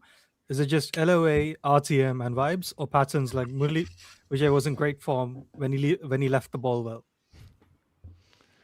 What are you asking me for? What's LOA and what's RTM? No idea. Okay, Law of averages. good. Law of Return averages, to thank mean. you. Oh, It's a nice. regression to the mean. Regression to mean. Fuck it. Yeah. Well, you guys didn't even fucking know anything, so I Oh, no, got you didn't. there. I loosened the bottle, and you took the cork Yes. out. Yeah, no, very good. Completely Like, agree with that, I yeah. would have been sat here all day and not got those. I'm not looking at any of those sort of things, really. I am basically looking for repeatable patterns that make sense to me. There's a big difference. A good way to do this. Oh, this is whacked down the ground from Punjab for 6. A good way to do this is keep notes about people, because I say this to my traders all the time. Like, all the machine knows that is setting the odds for these things. All the models that these usually at most of the firms idiots are pressing buttons into is that a ball has gone for 6 or a ball has gone for 4 or a man has got out. And sometimes you can see somebody who's got out who looks in really good form, and other times you see a guy who's got out 3 times in a row who looks terrible, and you're like, well, that guy's the guy I want to be on unders next time. Yeah. Whereas the other one is like, well, no, he looks in absolutely fine form. Finn Allen, for example, and they're just whacking his line down or because he keeps getting out doing what Finn Allen does. Whereas like Travis Head was in bad form at the start of the season, then he was all right, and then Pooran was in dreadful form.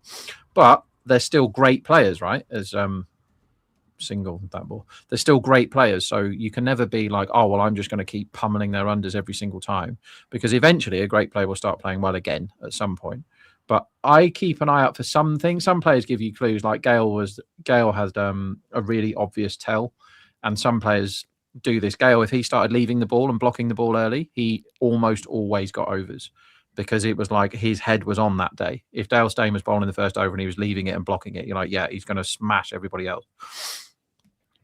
Great ball from Punjab here. Leading edge. And that's his 50.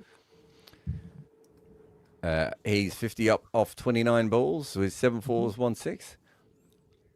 Solid Yeah, I knock. think. Is he changing his grip on the fly? I don't know what that was. Yeah, I think from my point, it goes back to what Rob just said a moment ago. I'm trying to think. There was someone this year who I thought was batting fine and wasn't making any runs, right? So I'm not worried about law of averages or return to mean or vibes. I'm literally looking at he's timing the ball, he's seeing the ball well, he's not making any runs. So I would back him. So Finn Allen might be a good example of that. Finn Allen kept going out the same way, but Finn Allen generally goes out the same way anyway. So I'm not too worried about that pattern, but he was seeing the ball well and hitting 4s. Eventually Finn Allen's going to make runs because he's seeing the ball well and he's hitting 4s, right? It's as simple as that. Yeah. Tam of the Wood says, I think the best way to describe the subjective element of it is that I bet on Bethel unders last week and lost because he hit a hideous 25 off 27. And even though I lost, I went unders today again. Yeah. So those are the kinds of things we're looking for. So we talked about it in that previous game. Sorry, in the Madhav Tiwari, right? So look at how detailed my notes are on Madhav Tiwari in that particular game, right? Like I'm going through it. So I could see there were things that made sense with some of his deliveries, but also he wasn't completely in control. And I could see with his batting why it might work, and that he played some really good shots. So him taking 2 for 40, I don't think that was a particularly good 2 for 40 in that game, but there were still signs within it that he was a better bowler, and that's what I'm looking for, right? So I'm doing a bunch of extra notes on Punjab at the moment, right? And I'm being as detailed as I can. They will come in handy when I need them to come in handy. Yeah, I think it's important when if you're trying to make money out of betting, right? There's if you just bet for fun, like a lot of my friends do, it doesn't matter, right? Just bet what you want and enjoy it. And You have friends who bet for fun? Yeah, like my friends from home, I used to give them everything that I bet on. You know, the guys I grew up with used to get, and they're just like pissing about, backing utter nonsense at terrible prices because they do it for fun, right? They're not doing it to make money. They're just doing it because chucking fivers on things for a laugh. And if it wins, they have a great time. And if it loses, they don't care because they've only lost £5, right? And some bet smaller than that, and that's absolutely fine because they're just doing it for enjoyment. They're not trying to make a profit out of it. Oh my God. Perel is giving this an absolute launch straight up in the air. It's gone nowhere. It didn't even get out the circle. And he is gone. Good knock. 51 off 31, that'll do. But what I do is when I look through my bets, so say I'm having a big long losing run, which I am, you look through the bets and you go, well, if I had the opportunity to have that bet again, would I? And why? And that's the big question, right? So I go, okay, well, I backed a team to get the highest first six, for example, that are positive of 150, and they were playing against a team who have a negative of 150, and the bookies thought that they were second favourites. The team I backed were second favourites, have the highest first six. I'm like, that is wrong. I would definitely have the same amount on tomorrow. It was a really good bet and it lost. That's fine. And then the next, you go, right, well, like wicket in the first over here. Jofra's got a wicket in like nearly half the overs this season. It's a very small sample size, but he's clearly a threat.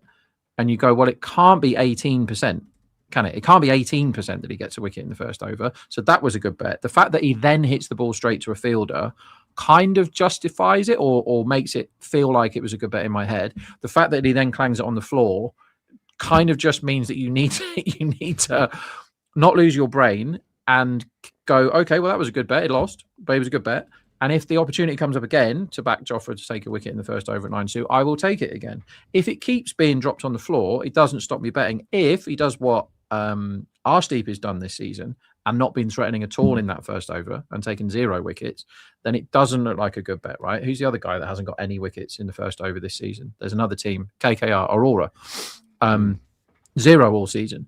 So if the bookies are putting up the same price, which they do, for Aurora to get a wicket in the first over as they are for Jofra, then I think that's wrong. And if the Jofra number's too big, I back it. But the fact that it then loses over and over again, I have to then break down each one and go, well, why was that a bad bet? Or why was that a good bet? And if I'm confident of having good bets, eventually I'll be fine. The trouble is I can only afford to do the work for certain tournaments myself. I'm not a full-time gambler anymore. So you kind of, from a financial point of view, want it to go well when you get the chance to do all the work and all that.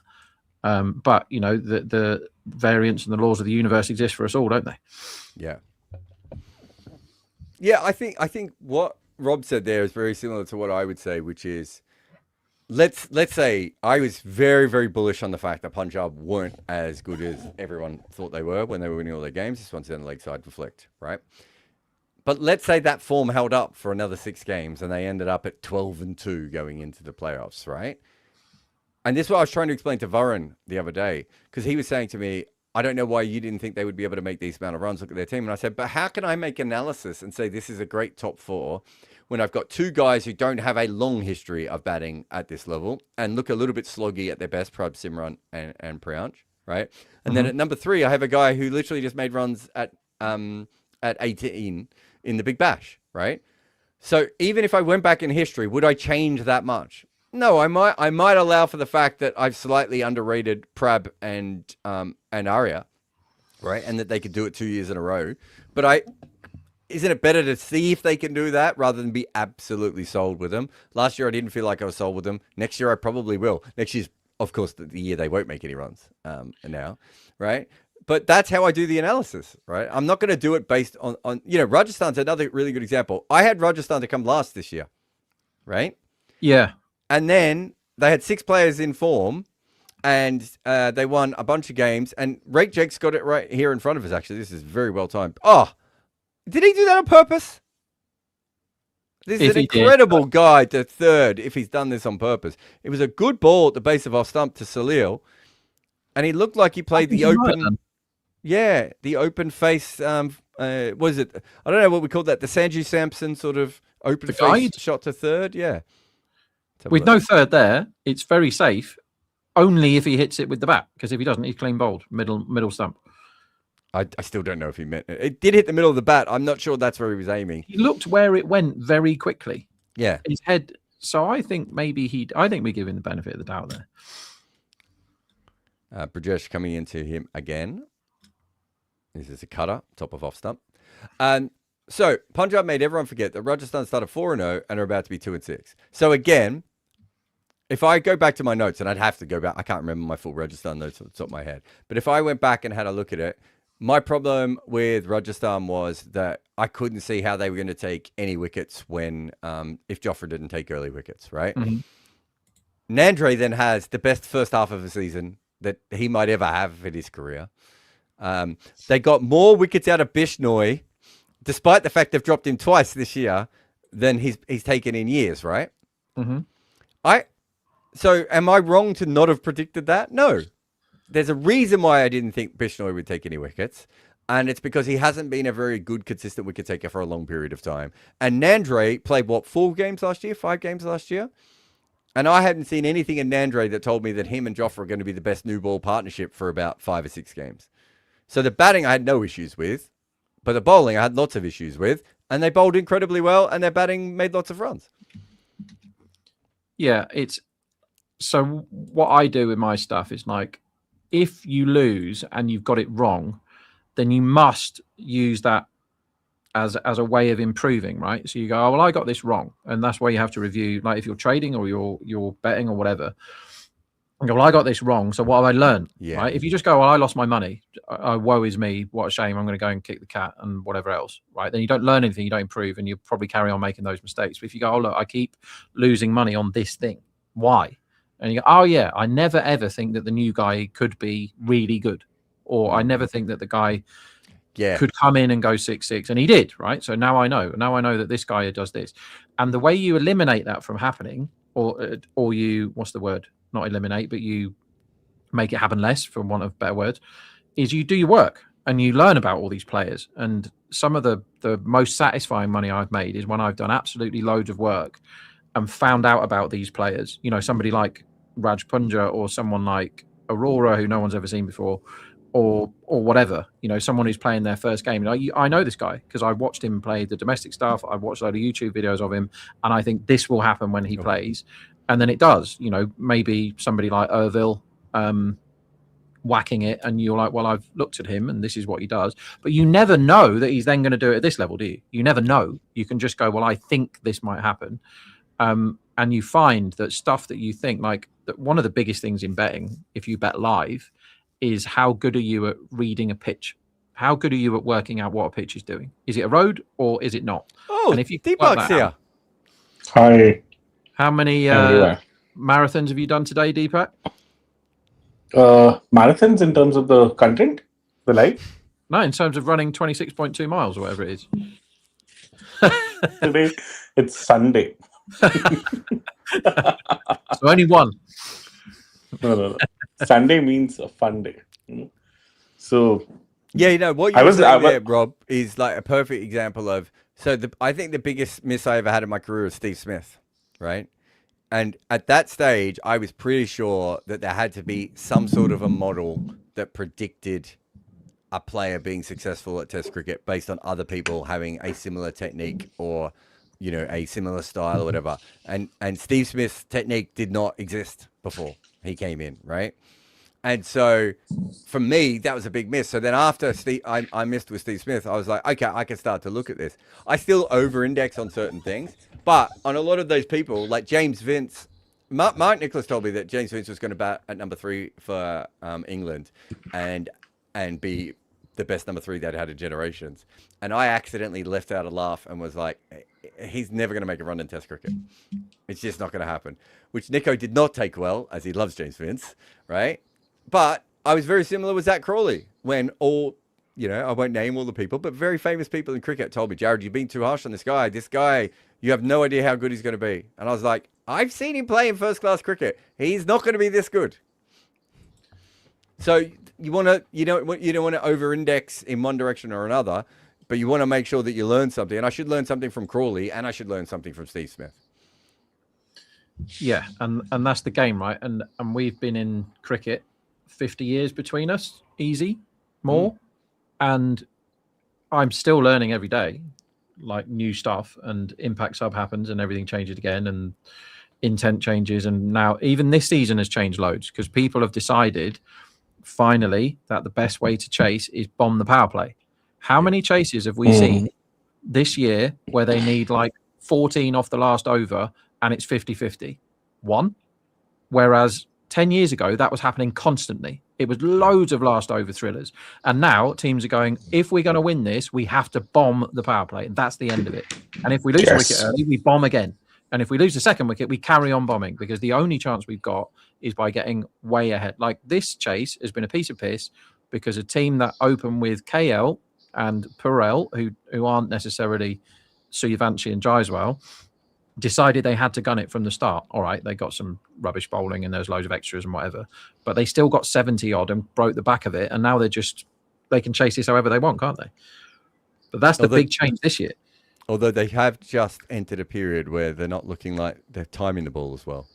And I think it was the same in the first innings also, right? 14 overs, 160. Innings mirroring, this is where it got really tough. 12 over mark. So the innings mirroring thing is a really important thing as well when it comes to analysing cricket, because you can get really lost in that as well. So you have to work out when, like, I think this innings will mirror, but if KL's out there, it won't matter. Like this IPL, I think after ages, the Dew hasn't played much of a role, to be honest. Like, I think the spray works now. Yeah. And I've been highly skeptical of the spray. And I'm going to take a photo of Rob's face because he's paused on what is a delicious face of Rob there. That looks like the face that you do when you're an older man and you have to see the doctor about your prostrate. Look at it. Couldn't have come up with a better analogy. Just like with just as the first digit is going up the butthole. Yeah. So did you see the first match? No, I missed that one. I was on the meeting with you. Oh my God, what happened there? No, but did you catch the highlights? That's what I'm saying. Like, no, I came in. I did another video, and then came straight onto this one. Nice. A pretty strange match. Like, to be honest, I personally felt that 220 was just par for that pitch and for that outfield, but Punjab just kind of burned it in the power play itself for themselves. They just shot themselves into the foot. I feel they just had to basic. I don't know, Deepak. I'm not sure if they have feet left based on how they played this year. Yeah. Rob, I've just put in a photo into the group. This is caught behind. Jofra's got the wicket. He gives himself some room here, Sahil. He tries to slog this away. Somehow he doesn't get bowled, but he gets caught behind. What photo have you put in? Sorry, just in the WhatsApp group, the Combox English group.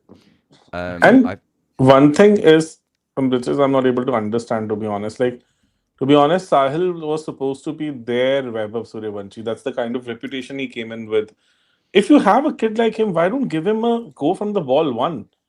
Like, they waited for the season to get really shit to actually get him on the park. And that too, they got him on a park against one of the best bowling attacks, one of the best new ball bowling attacks, and got a second ball duck. And after that, I think it's his third game today. Did decently well against Punjab. He was still smoking it. There's one game he did well, isn't there? Yeah, that was against Punjab. And this is the whole problem with DC. They just don't know how to maximize their resources. It's not that they don't have people in their team who can actually do well, but some of them just not been able to kind of utilize them to the fullest. They've always been all over the place.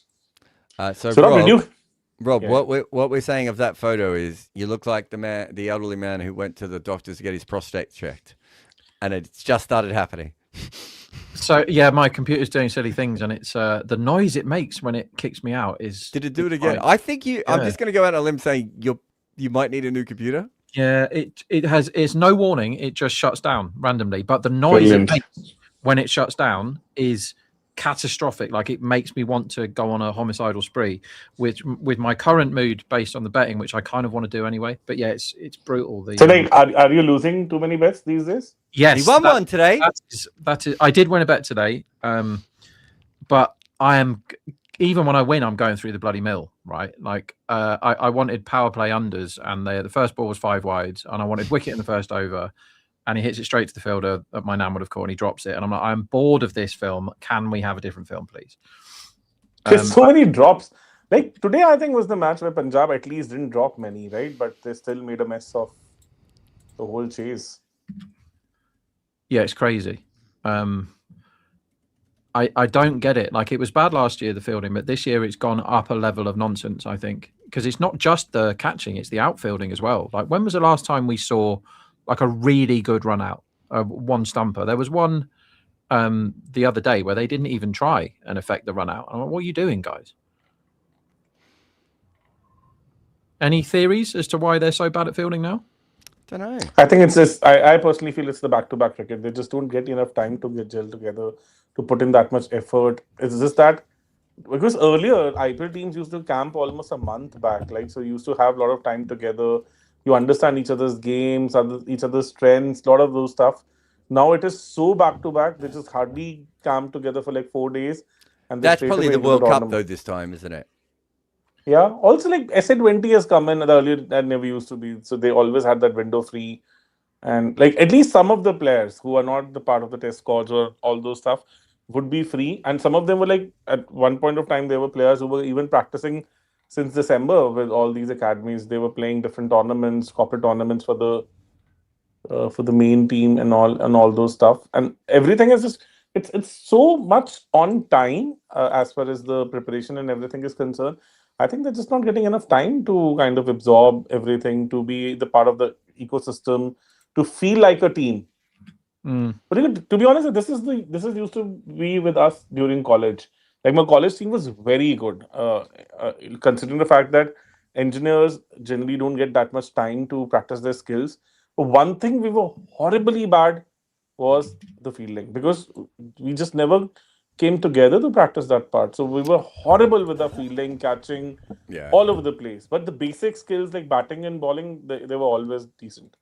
Yeah, it's funny, like coaching some of the junior teams at the moment, we're noticing that a lot too, that actual batting talent and bowling talent isn't why they're losing the game. So they lost a game the other day where the other team made 180 in 20 overs against them, right? And they made like 150 in response. And I said, but guys, you let through about 40 runs in misfields. Like, if you just field the ball at a normal level, right? And you know, but the other team is just a little bit more drilled. I am no one that says, if it hasn't come up already, is there any logic behind Perel not playing every match this season? Deepak, is there any logic?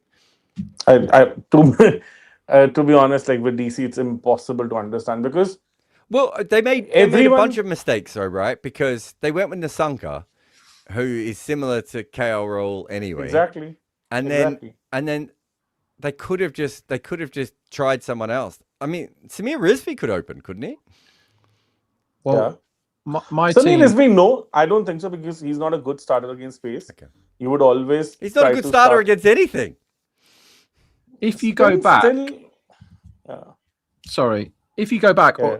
At the start of the season, I was like, where's Perel? Where's Perel? Where's Perel? First 5 or 6 games. And you could have gone KL, Perel, Nisanka if you wanted to. If you're desperate to have both of those players playing, you could have Perel in the top 3 with them. I would have given, I know he's got his off-field issues and stuff. I would always give Pretty Shaw a go at the start of the season. Yes. Because he's got loads of talent and he belts loads of 4s in the power play. And put your arm around him and go, right, we're going to start with you. And you've got 4 games to show us what you can do. It's on you now. Show you got 4 games. Show us what you can do, because we don't really know who our other opener is. If you put your hand up, it's you, and let him have 4 games. And if he's crap, fine. You know, you can not start in next season or whatever. Exactly. This is what you expect. Like, to be honest, like hardcore DC fans whomever I've interacted with, they were very sure that they'll start with Porel this season. I said, like, I can give this in written. This is not going to happen, because that's the most logical thing to do, and which DC would not do that, because they just don't do the logical stuff. I think the problem with them is every 2 years the management changes, like because the ownership changes and the management changes. I don't know if you So- can. I mean, since the mega auction, right? That I don't know if you can say that is the reason they are making the mistakes, right? Like, Because there's but so many Porel- mistakes they made in their batting lineup this year. Well, I don't think they know enough about cricket, and I don't think that's about having two different. What I'm not seeing, Deepak, is one management system trying to do one thing and one management system trying to do the other. What I'm seeing is the opposite of that, where they're just like, no, these are the kinds of players we want, so we're going to have multiple versions of this player, which doesn't make any sense. You only want one KL Rahul in a side. You only want one Tristan Stubbs in a side, and yet they've doubled up both of those positions, right? Exactly.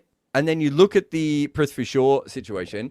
I picked him this year as a player to watch because I was like, it makes sense if they bring him in and use Nissanka at number 3 or use Perel at number 3 and make sure that KL has a fast scoring opener with him.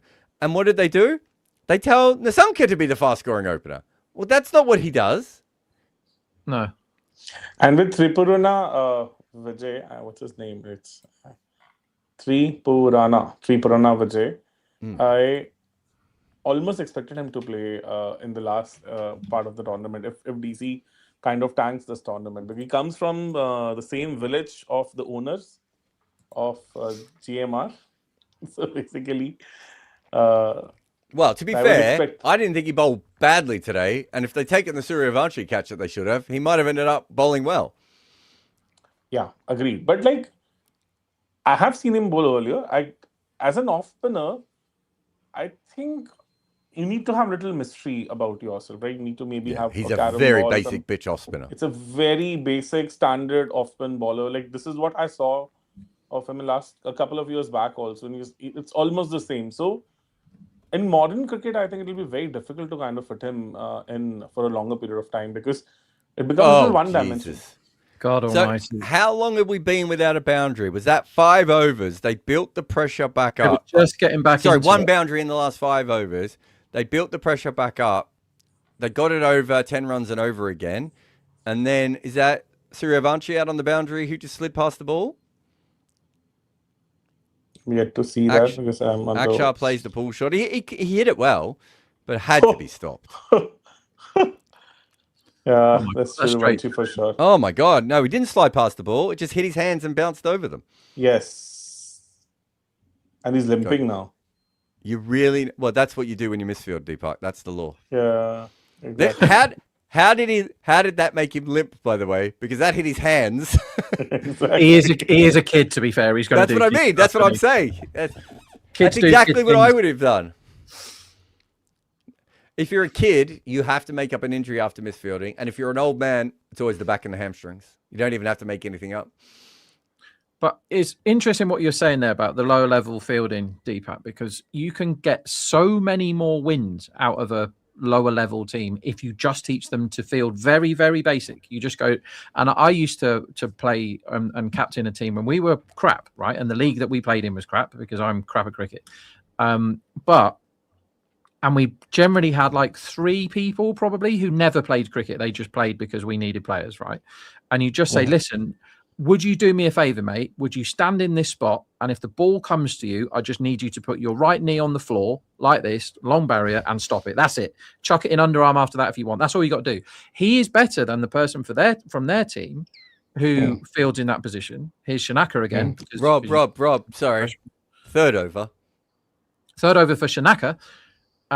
They need 11 and over here on a pitch that it looks much harder to score big runs at the end. This will be a fascinating over, actually, because if the pitch has changed, this is the over I think he should be bowling.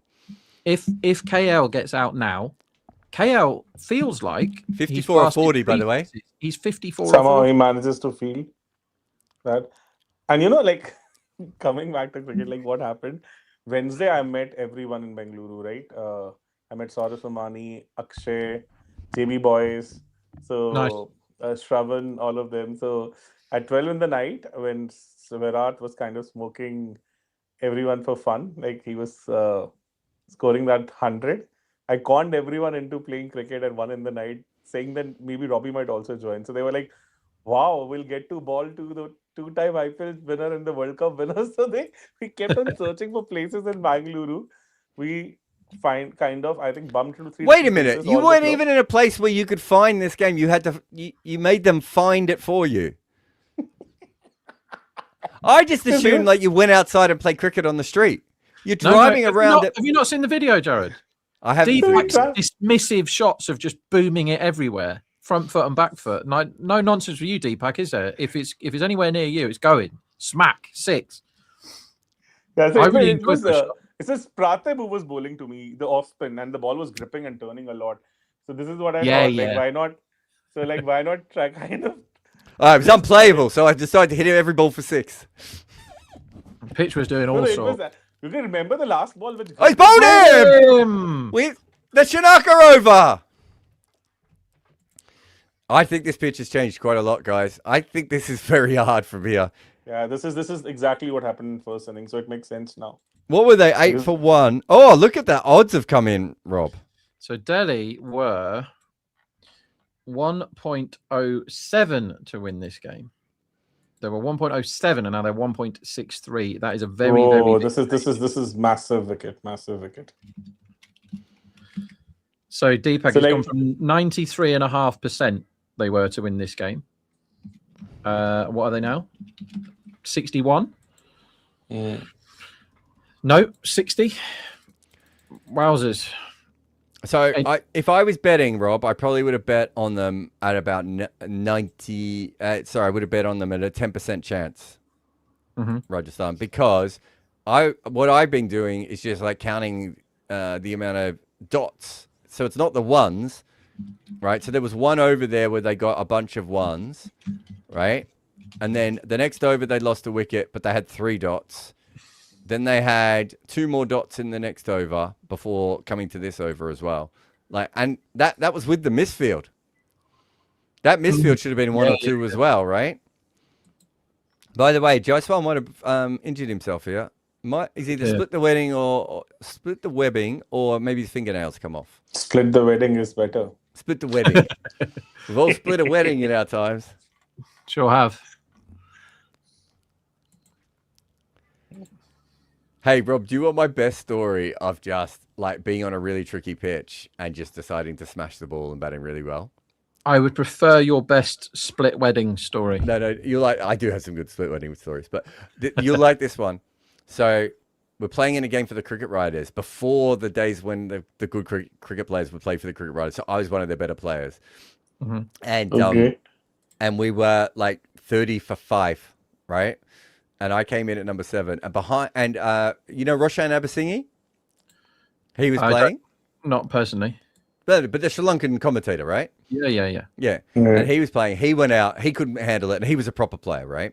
And no one else could make any runs. And I went out. We were 28 for 5.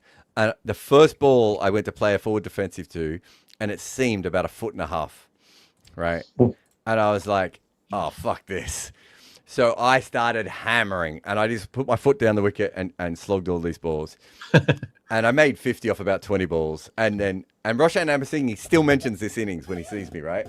But he's mentioned it on air. He's like sometimes he'll be like, Jared Kimmer just walked past the hole. I've played cricket with him. He's a fantastic player. There's one thing he doesn't mention. Do you want to know what the thing he doesn't mention is? Go on. Oh, shot. That's a good hit. Yeah, that's really, really good hit. That could be a game-changing hit, that. Yeah, that is.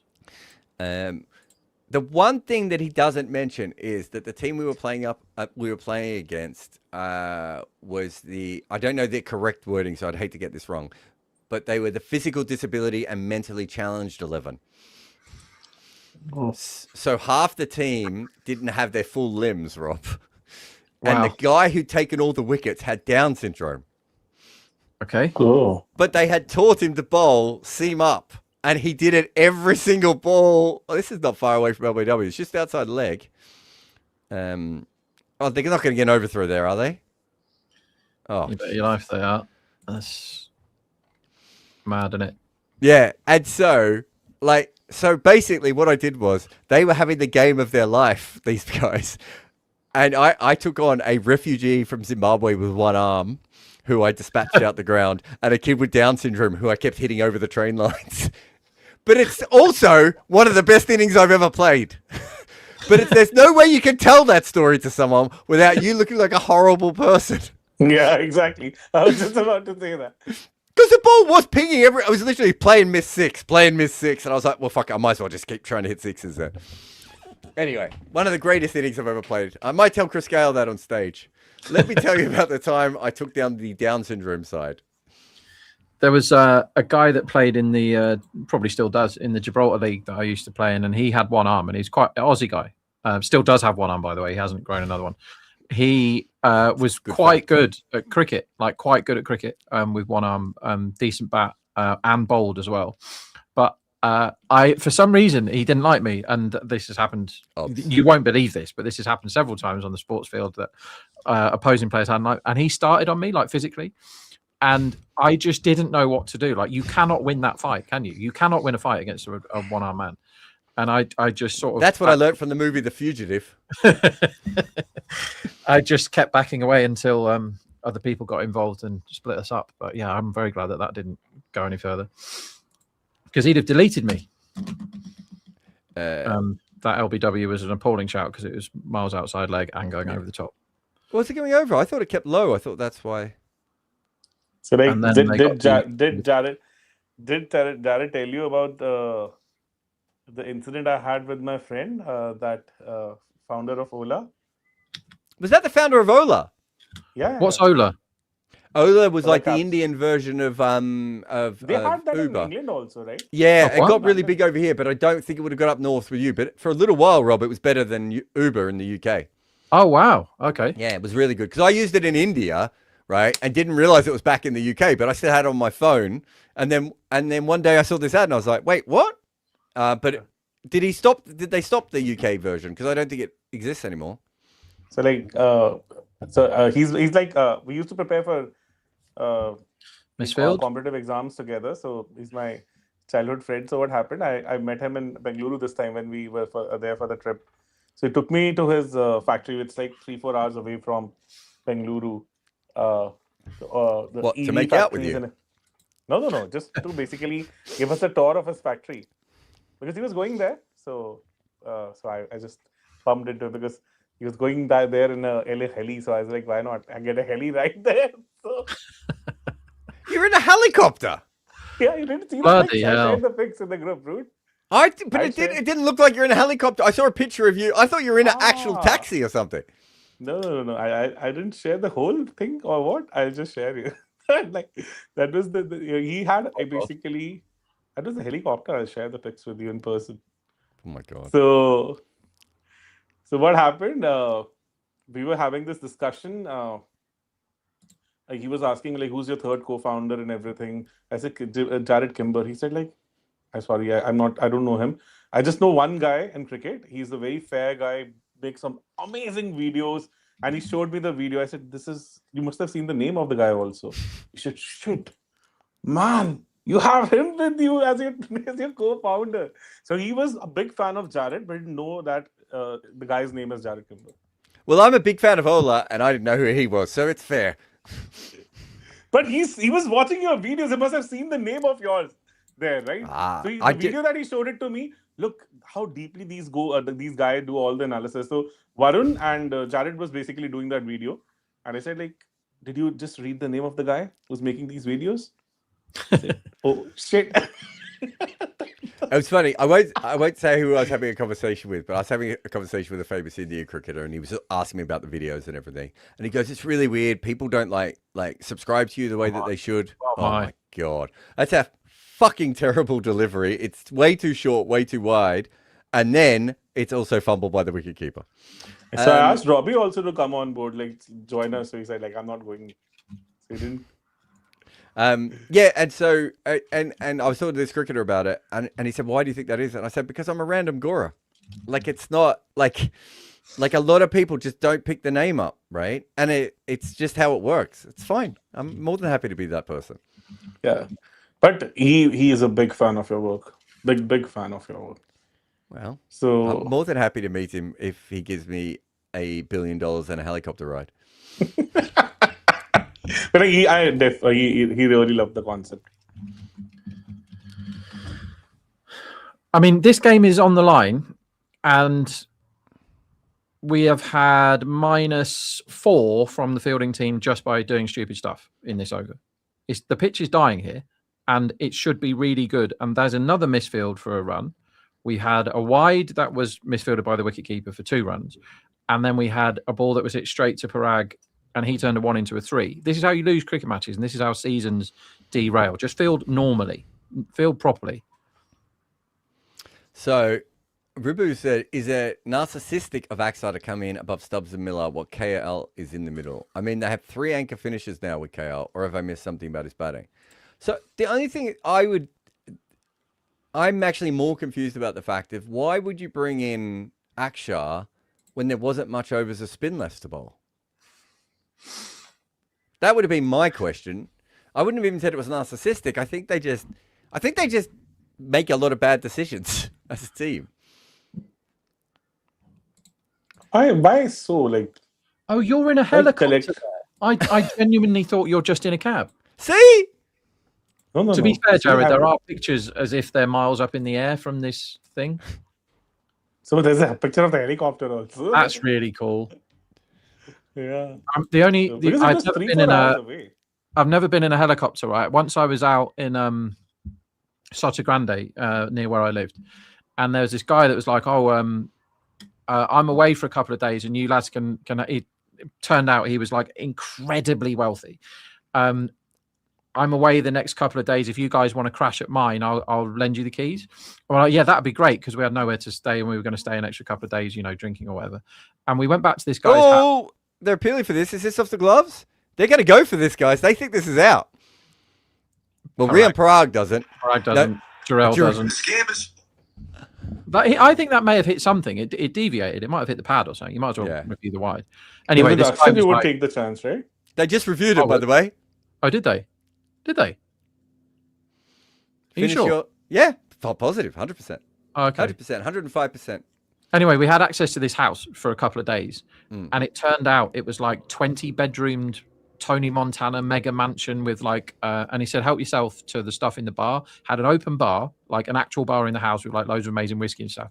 Anyway, so we made use of this by, we only stayed there one night, and we went out. Rather than staying at this amazing place, which we definitely should have done, and like use the pool and the bar and the cigars and the poker set and everything, we went out into town and got absolutely mangled, and then came back. And I could have stayed in like rooms with jacuzzis in, could have stayed in like queen size beds, and I woke up on the bottom of a child's bunk bed with my legs sticking out the bottom. It was like the nearest one to the front door. I got in, saw a bed, crashed, night. But yeah, we didn't make the most of that opportunity. Which England opening bowler flies a helicopter, Deepak? Rob probably knows this. What was the question? Idea. Which England opening bowler flies a helicopter? A current England opening bowler? No.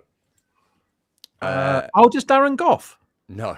He used to he had it in his deal, didn't he? When he played, was it Essex, Deepak? He played county cricket, and part of his deal was to get a helicopter and be dropped off at the game because he refused to deal with the traffic in the UK, and they paid it.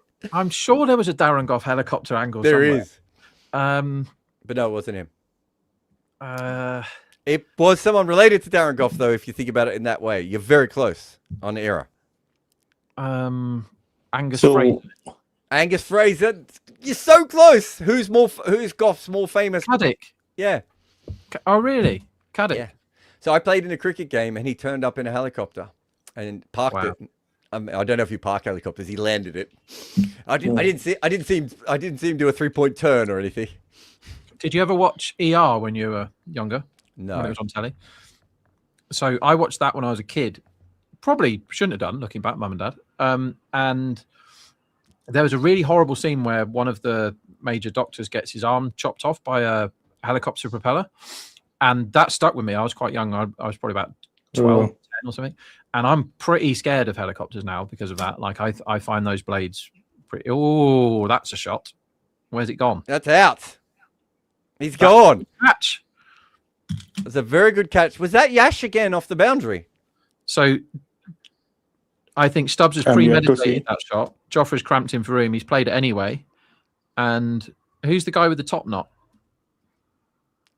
It's Jaiswal. I didn't know Jaiswal had a top knot. Where's that come from? I thought Anyway, Jaiswal was off the field.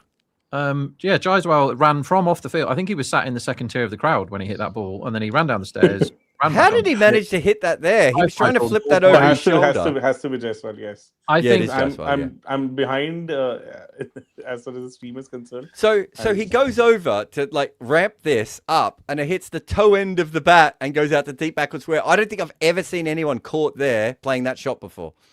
I It think happened in this IPL also. What? Off the toe of the bat to deep backward Yes. square leg? Really? In fact, not in the IPL. In the World Cup, remember, like against South Africa happened to Sky. It was even worse. Sky was caught at like what? Mid wicket, I guess, playing the same shot against South Africa. He was so early into the shot, it went from the toe of the bat to mid wicket. Yeah, mid wicket's fine. Deep backward square's a long way to go though.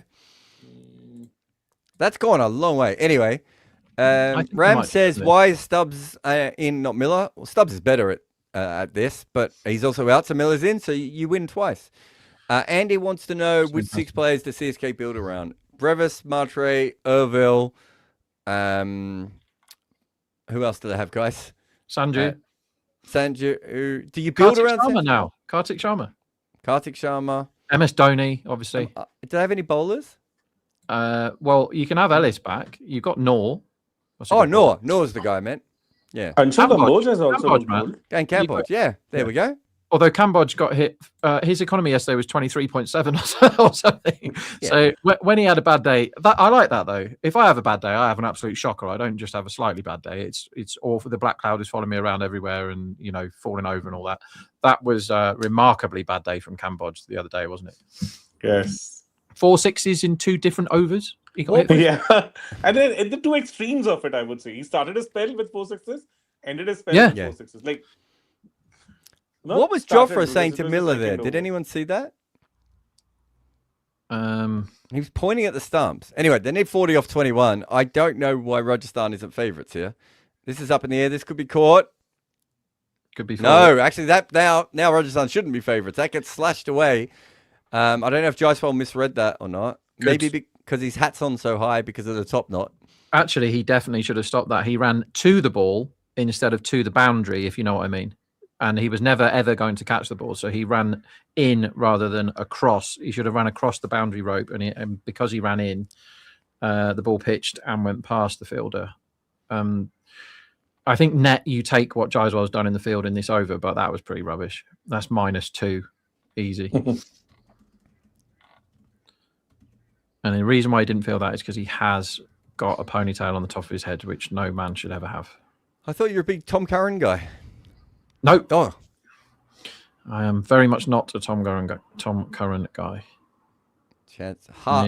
Small chance of a run out there. You're right with the Jaiswal one. He runs in completely the wrong direction. He runs straight at the ball. The ball's going that way. Well, it keeps him. What do they need? 35 off 19. So it doesn't quite end the tension. They still need almost 2 runs a ball. Yeah, this is fun, isn't it? This. But Joffre's bowled out. How So many of Milne- this over so far? Shanaka's going to have to bowl at the end. It's not optimum, is it? Is he the proper 5th bowler? Like, we He's, don't have no, he's any no one's proper 5th bowler. Yeah. And they're not even playing Jadeja today, right? No.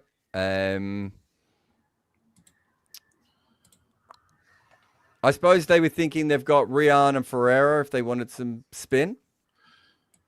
Okay. Well, they had to sub, or they thought they had to sub Shanaka in to save the innings, which he definitely did with his 10 off 8. So what options have they got? Milne bowls 1, Bridges bowls 1, and Shanaka bowls 1, and that's that, right? That's what's You going to just happen. give it. I think giving it Shanaka is like he's not a frontline bowler and he doesn't bowl that much anymore. But giving him the last over is not the worst idea.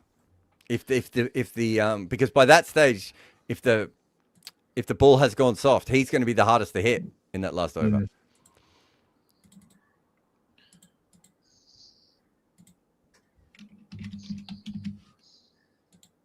Ferreira is now bowling. What? That's a Okay, gambling. so I take everything I just said back. I don't understand what's happening, and I don't know what's going to happen here.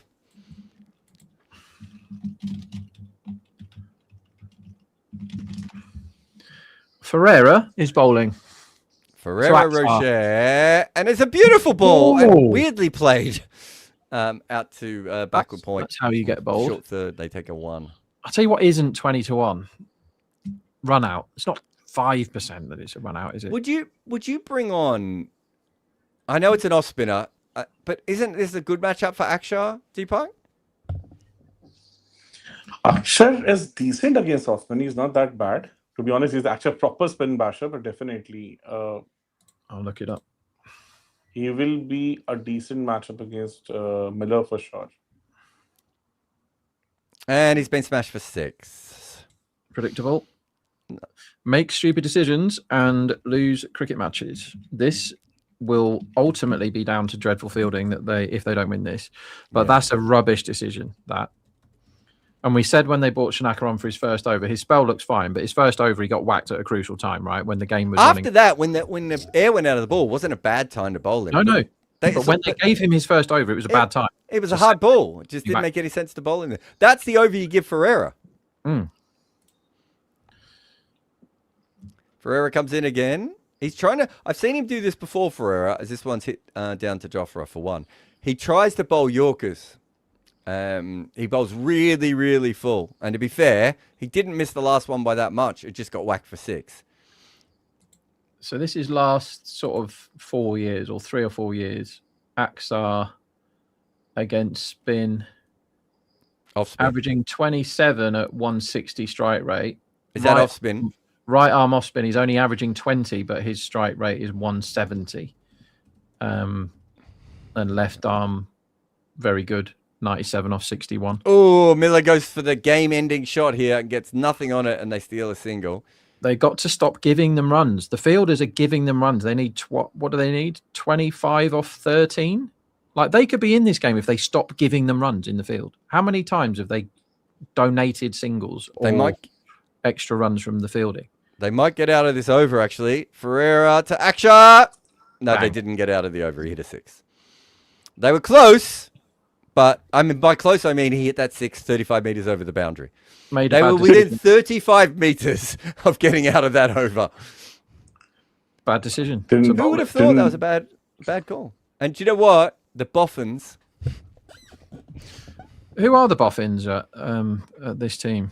Because they've had a bad day today. Like if this is Parag that's given the ball to Ferreira there, It's the former England analyst runs okay. doesn't he? Is it Giles? His name is Giles something. Giles White. See how good I am. Don't know. Giles White, because that was the job I thought I was being recruited for, and then they offered me something far worse that didn't work. One of these teams will get me in eventually, and they'll never lose. No, not Giles White. Giles White is the Hampshire coach. Giles analyst.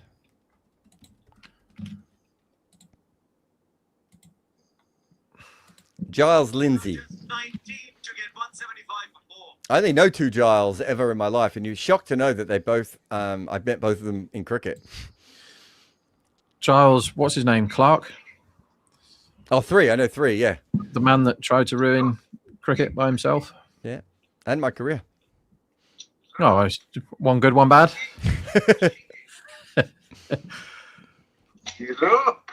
He does not come across well in your film, does he? What is Deepak looking at while we're on a live? Pictures of himself playing cricket, I reckon, or in a helicopter, playing cricket. Andy Caddick playing cricket while flying a helicopter. Strangest place you've played sport? I'm going to win this, but...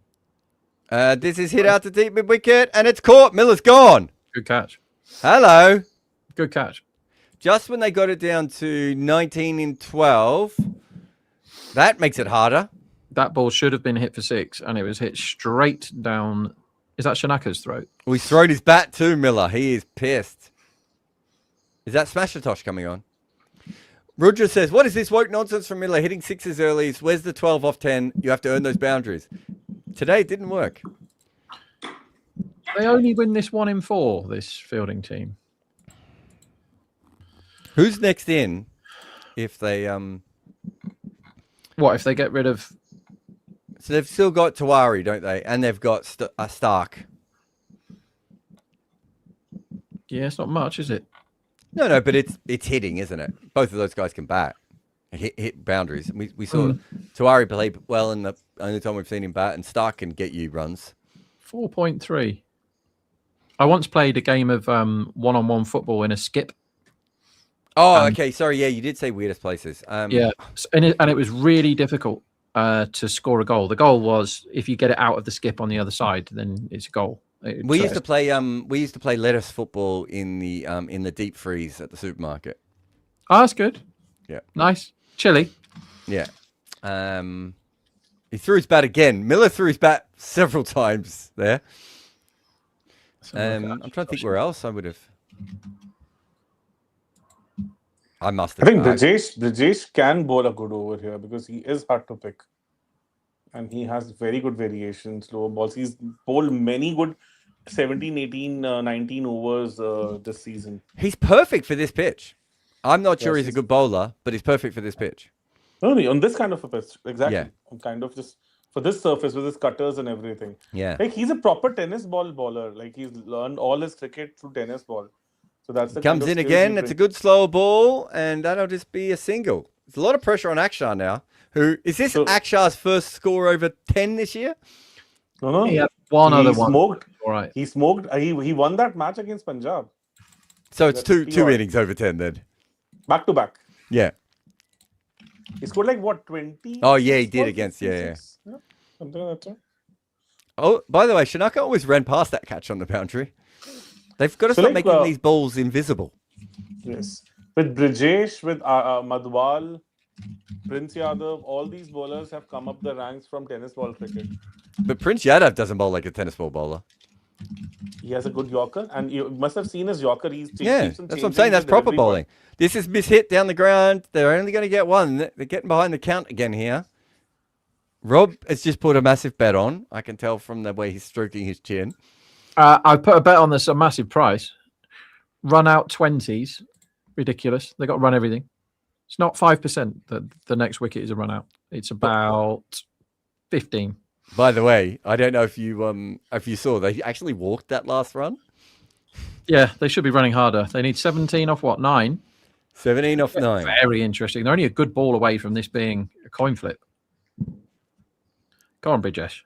Oh, it's a wide. Oh, and wide it's in a midfield. I see. Jarrell has been horrible. Horrible. Seriously, he's been very bad. Even KL in the first innings was not good. KL was bad, and Jarrell's taken it to another level. Kept on. I'm putting this in my notes. Yeah, the wicket keeping has been abominable last couple of days. But fielding in general, this competition is just disgusting. Kept like a busted asshole. So Rakshit wants to show the clip of me batting in the watch along. I said, no way. Not now. Not when the game's exciting. No. We've had 13. Not today. Somewhere else. 13 wides. 13 wides. Oh. Yeah. And Rajesh comes in, and this is hit down the ground. They're thinking of 2, Rob. Run him out. Akshar. We've had 13 wides, 4 overthrows, and about 10 misfields, I reckon. And their season is on the line, Rajasthan. Had they not done any of those, like one of those things, take it off, and they're favourites to win this game. But they don't all it's just garbage. Just teach your men how to field, and that's it. Is there a possibility that we can get that video of you playing cricket, Deepak, and put it up on the giant screen in Dubai? As Rajesh comes in again, there's a slog across the line. There should be 6. It is. That's the ball game. Well played, Ashutosh. Second ball. Was he subbed in? Yeah, he was, wasn't it? Yeah. So that means we are not going to see the last over finish, right? Yeah. Well, we might see the last over finish, but the game is finished. The game is finished. It will be a walk in the park for them by then. It should have been leaving the gamble over Ferreira to bowl defending 8 or whatever, but they bowled Ferreira earlier and he got whacked. And now Brijesh has got whacked. This overpromised a lot, but the wide and the misfield got the extra, gave them the opportunity. Fair play to Ashutosh, though, second ball, getting rid of it. And to be honest, 6 over 33 for the loss of 6 wickets in Run out chance. Rob, Obviously you missed. had it there. It should have been the run out.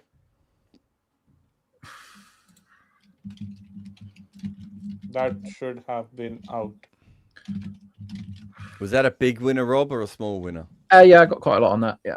So obviously missed, and obviously not backed up by the professional cricket player who just had to walk back to his stumps to effect the run out. It's actually very hard to get a run out from here now. Yeah, that was my chance. Again, see, so you have to put that down as a good bet, right? It's definitely a good bet, the 20-1.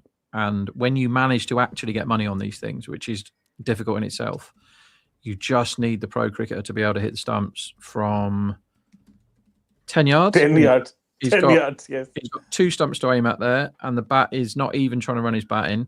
And the bowler is just watching him going, please hit, because I can't be asked to walk 3 yards. With the season on the line, guys. Season on the line. And still, I think on this surface also, how would you expect a team to bottle up it like this, like 33 runs in 6 overs for the loss of 6 wickets? I do think this is a tough pitch to get away with at times. When the ball gets soft, I do think it is actually hard to bat on this surface. But 6 overs, 33 for 6 wickets. I mean, yeah. Yeah, they were bad.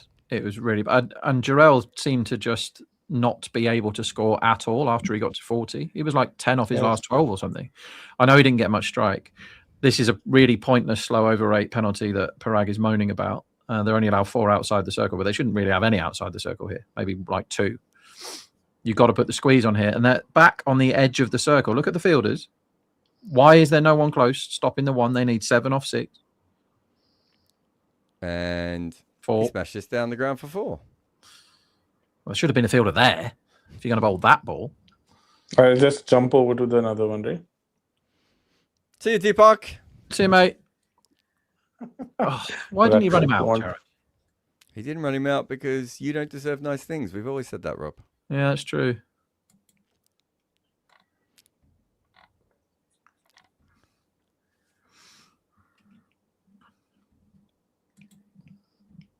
Such a... Like now, RR is done, right? They won't be able to reach 16 points for sure. No. Where are we? Points table. Points table. I had it here. This one is it in the air and 6. Yes. And Smashatosh has Well played. smashed the game and won it very, very easily in the end, which is So Rajasthan remarkable. has... Oh, no, they can still reach 16 points. They've got 12 LSG and 12. Mumbai. They should win 16 points from here, but disappointing loss today. We are going to end this broadcast here. Deepak's got his podcast. Me and Rob have got ours. So if you want a Hindi podcast, go over and see Deepak. If you want an English podcast, come and see me and Rob in just a couple of minutes here on combox.tv. You're watching every game this season. Every 6, every wicket, every bat hit. But the final, you watch with me. Stars Play, in partnership with Combox, presents the ultimate IPL Final Watch Party 31st May at the Coca-Cola Arena. with legendary cricketers Robin Uthappa, Shreyas Iyer, Angelo Matthews, and Universe boss Chris Gale. Buy your tickets now at Coca-ColaArena.com or PlatinumList.net.